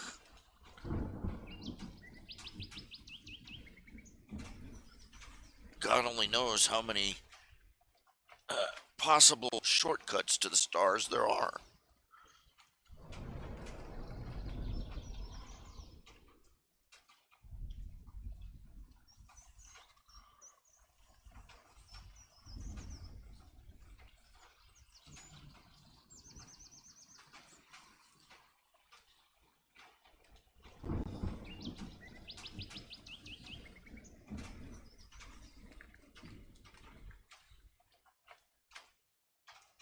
I am of the belief that when kingdom comes, when Christ finally returns and claims his throne, when the new heaven and the new earth are finally born at the end of time, we are going to, as a race, discover how embarrassingly easy it would have been to get from point A to point B in anywhere in the universe.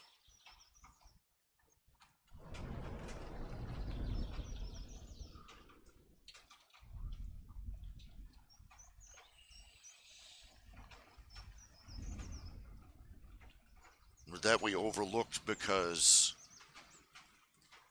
the implications for evolution, the implications for the beliefs of evolutionists were too much to stomach. Beyond that, details, don't know them. I just get this feeling, this inkling, you know.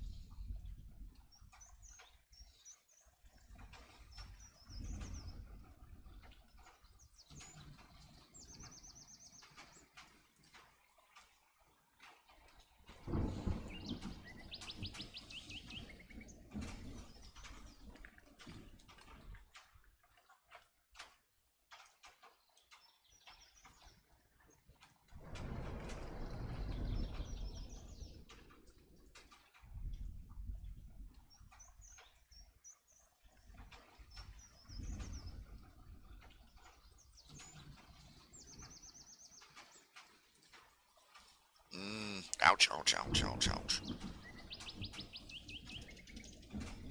Excuse me a minute. I just got a bandage off.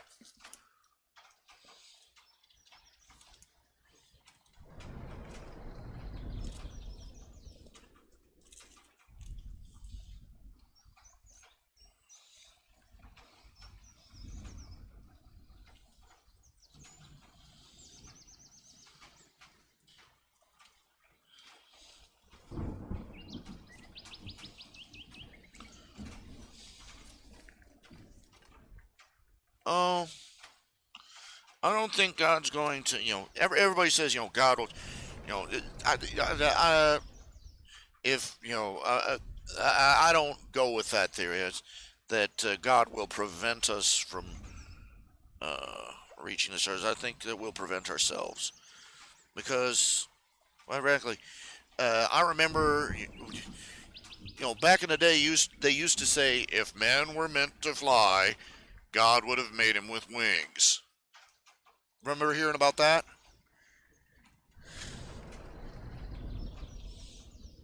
How'd that turn out?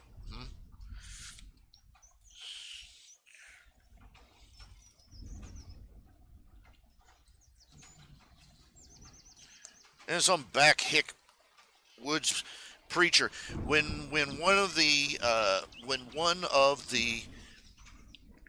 flights, one of the early space missions, orbital, they experienced trouble. The capsule started flipping over and over, and it took them a struggle to figure out how to fix it and set it right.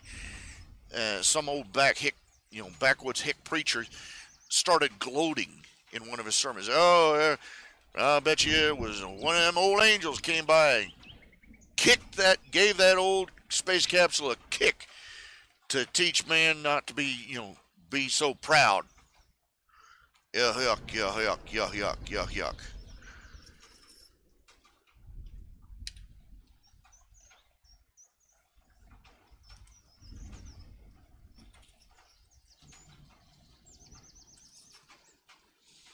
God never forbade us to fly.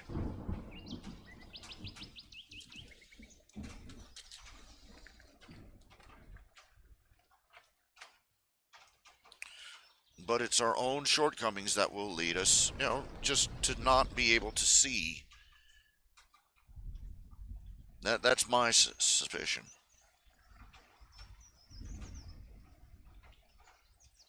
He doesn't need to do anything. We handicap ourselves.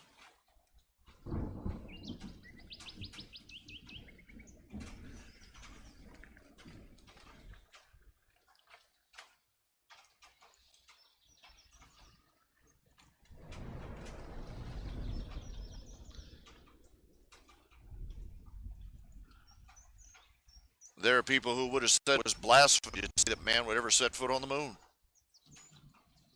Guess what? We've been there and back. We put boot prints, we put tire tracks on the moon, bud. That's how you know an American was there. Boot prints, we'll put out some four-wheelers, baby. We'll leave some tire tracks on there. Kick up some skid marks.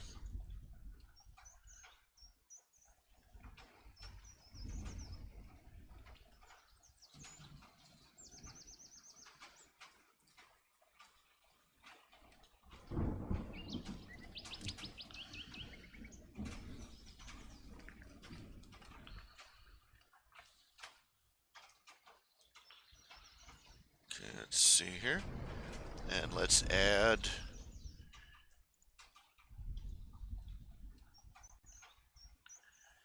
media files.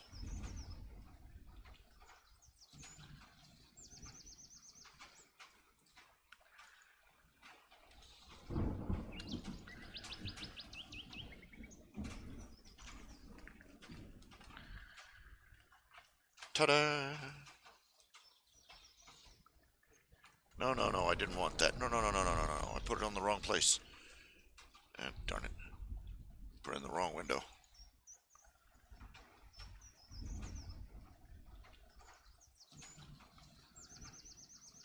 There we go.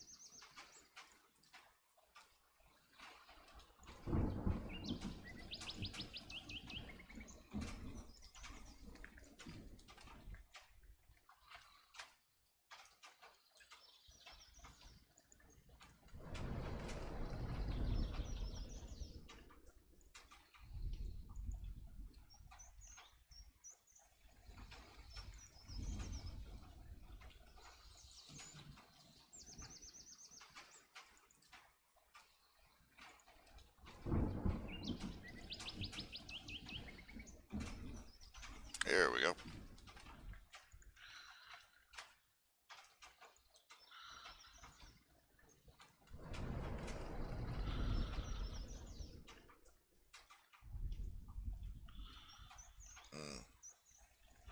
Probably going to tinker with that image for ages.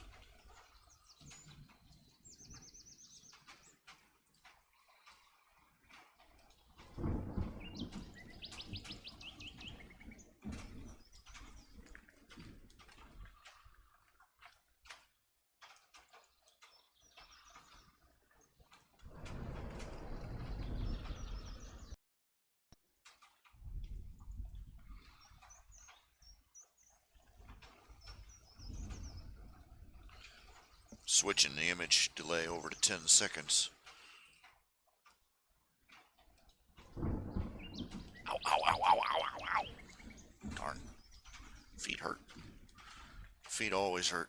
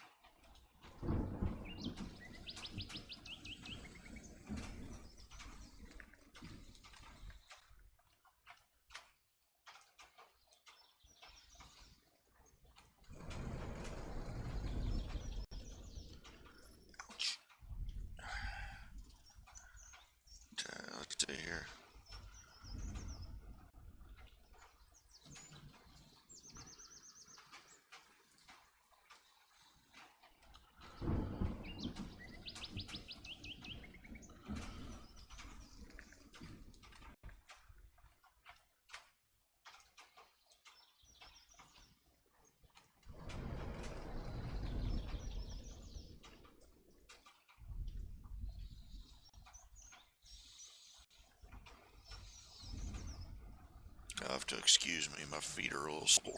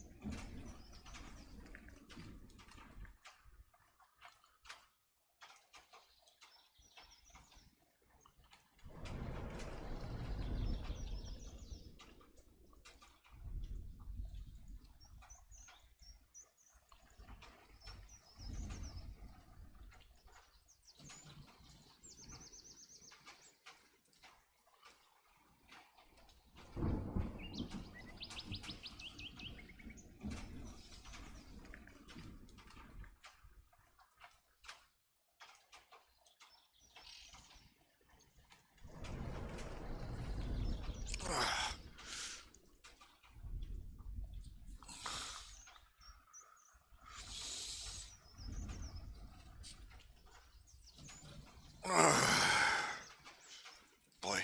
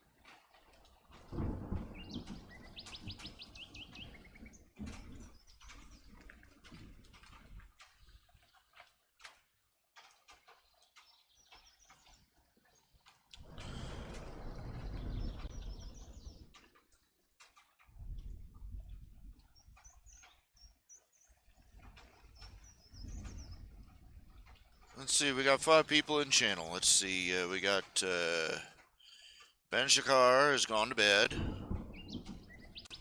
And, exactly. Gotta remember, whatever happens, I don't know. But, let's see here, we got, NOUOKF, I can't remember who you are. But,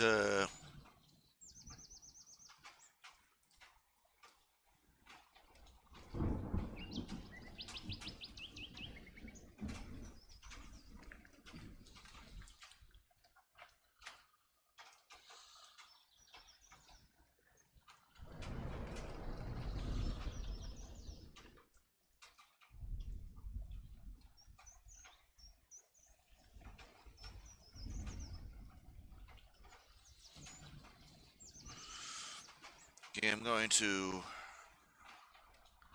Okay, it is 3 in the morning. I have been online since 6 o'clock yesterday afternoon.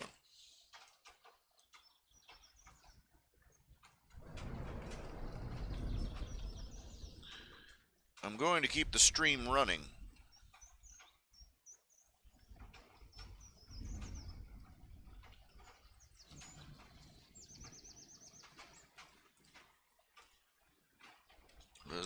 This is a desperation fundraiser drive.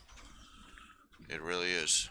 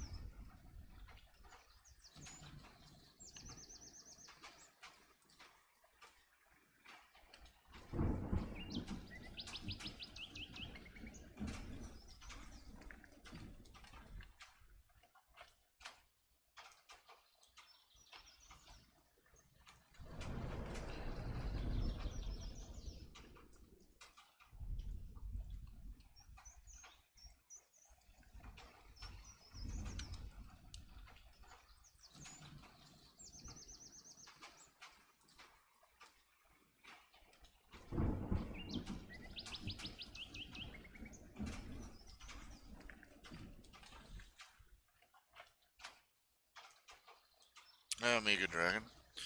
Well, in that case, okay, I got one person. Let's see, a Mega Dragon and 4 others.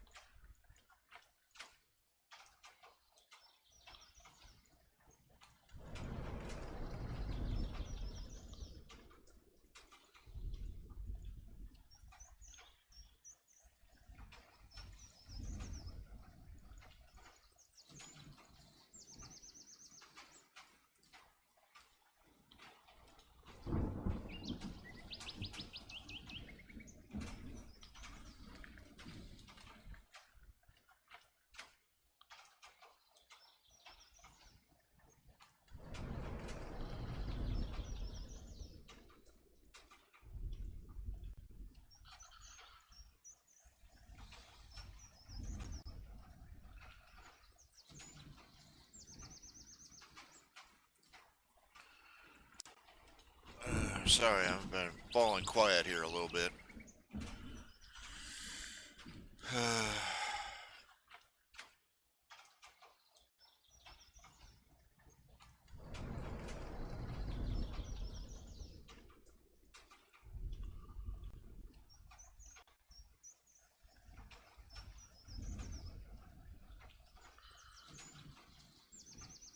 N0UKF, huh? It's your call sign. 10-4, good buddy.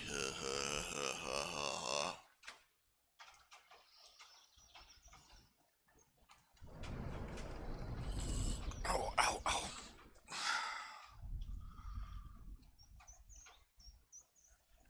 Okay, I have got to lie down for a little bit.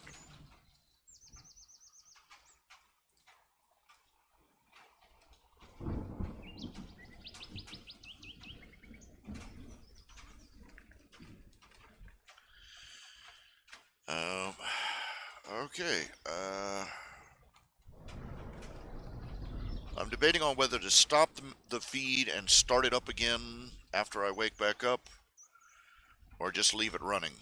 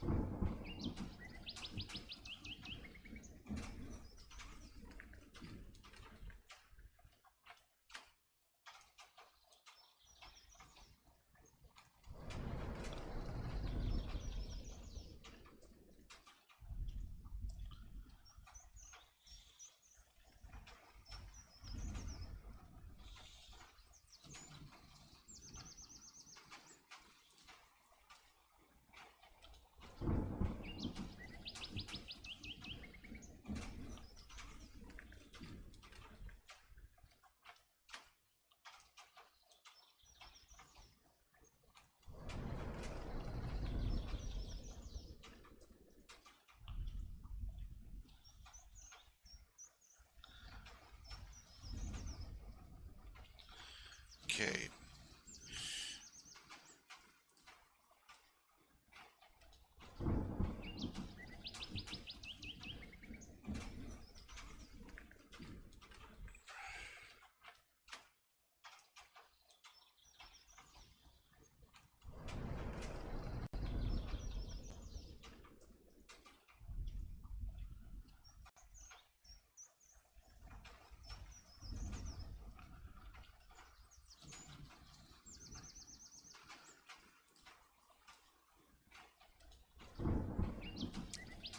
Ow, ow, ow, ow, ow. Dang, my feet. Okay, I'm going to have to lie down. What I'm going to do, I'm going to lie down. Don't know when I'm going to wake up, get back up. But I've tried to do a non-stop multi-day marathon before. But that does not go well. What I'm going to do is I'm going to stop the feed for now. Then I will go get a couple hours of sleep, and then I will reboot. And I'll start the feed back up once I get back up.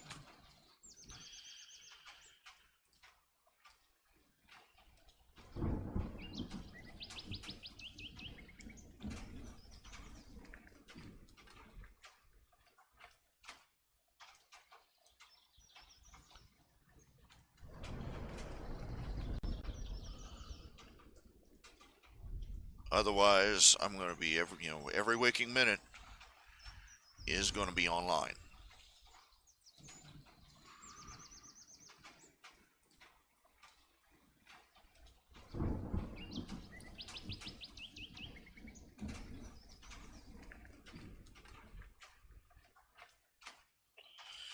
So, I will see you in a few hours. Probably about, well, I've been sleeping about 4 or 5 hours at a pop lately, so probably about 9 a.m. and I'll reboot. But thank you for pass on the word, because taking pledges, taking commissions, doing sales, whatever it takes.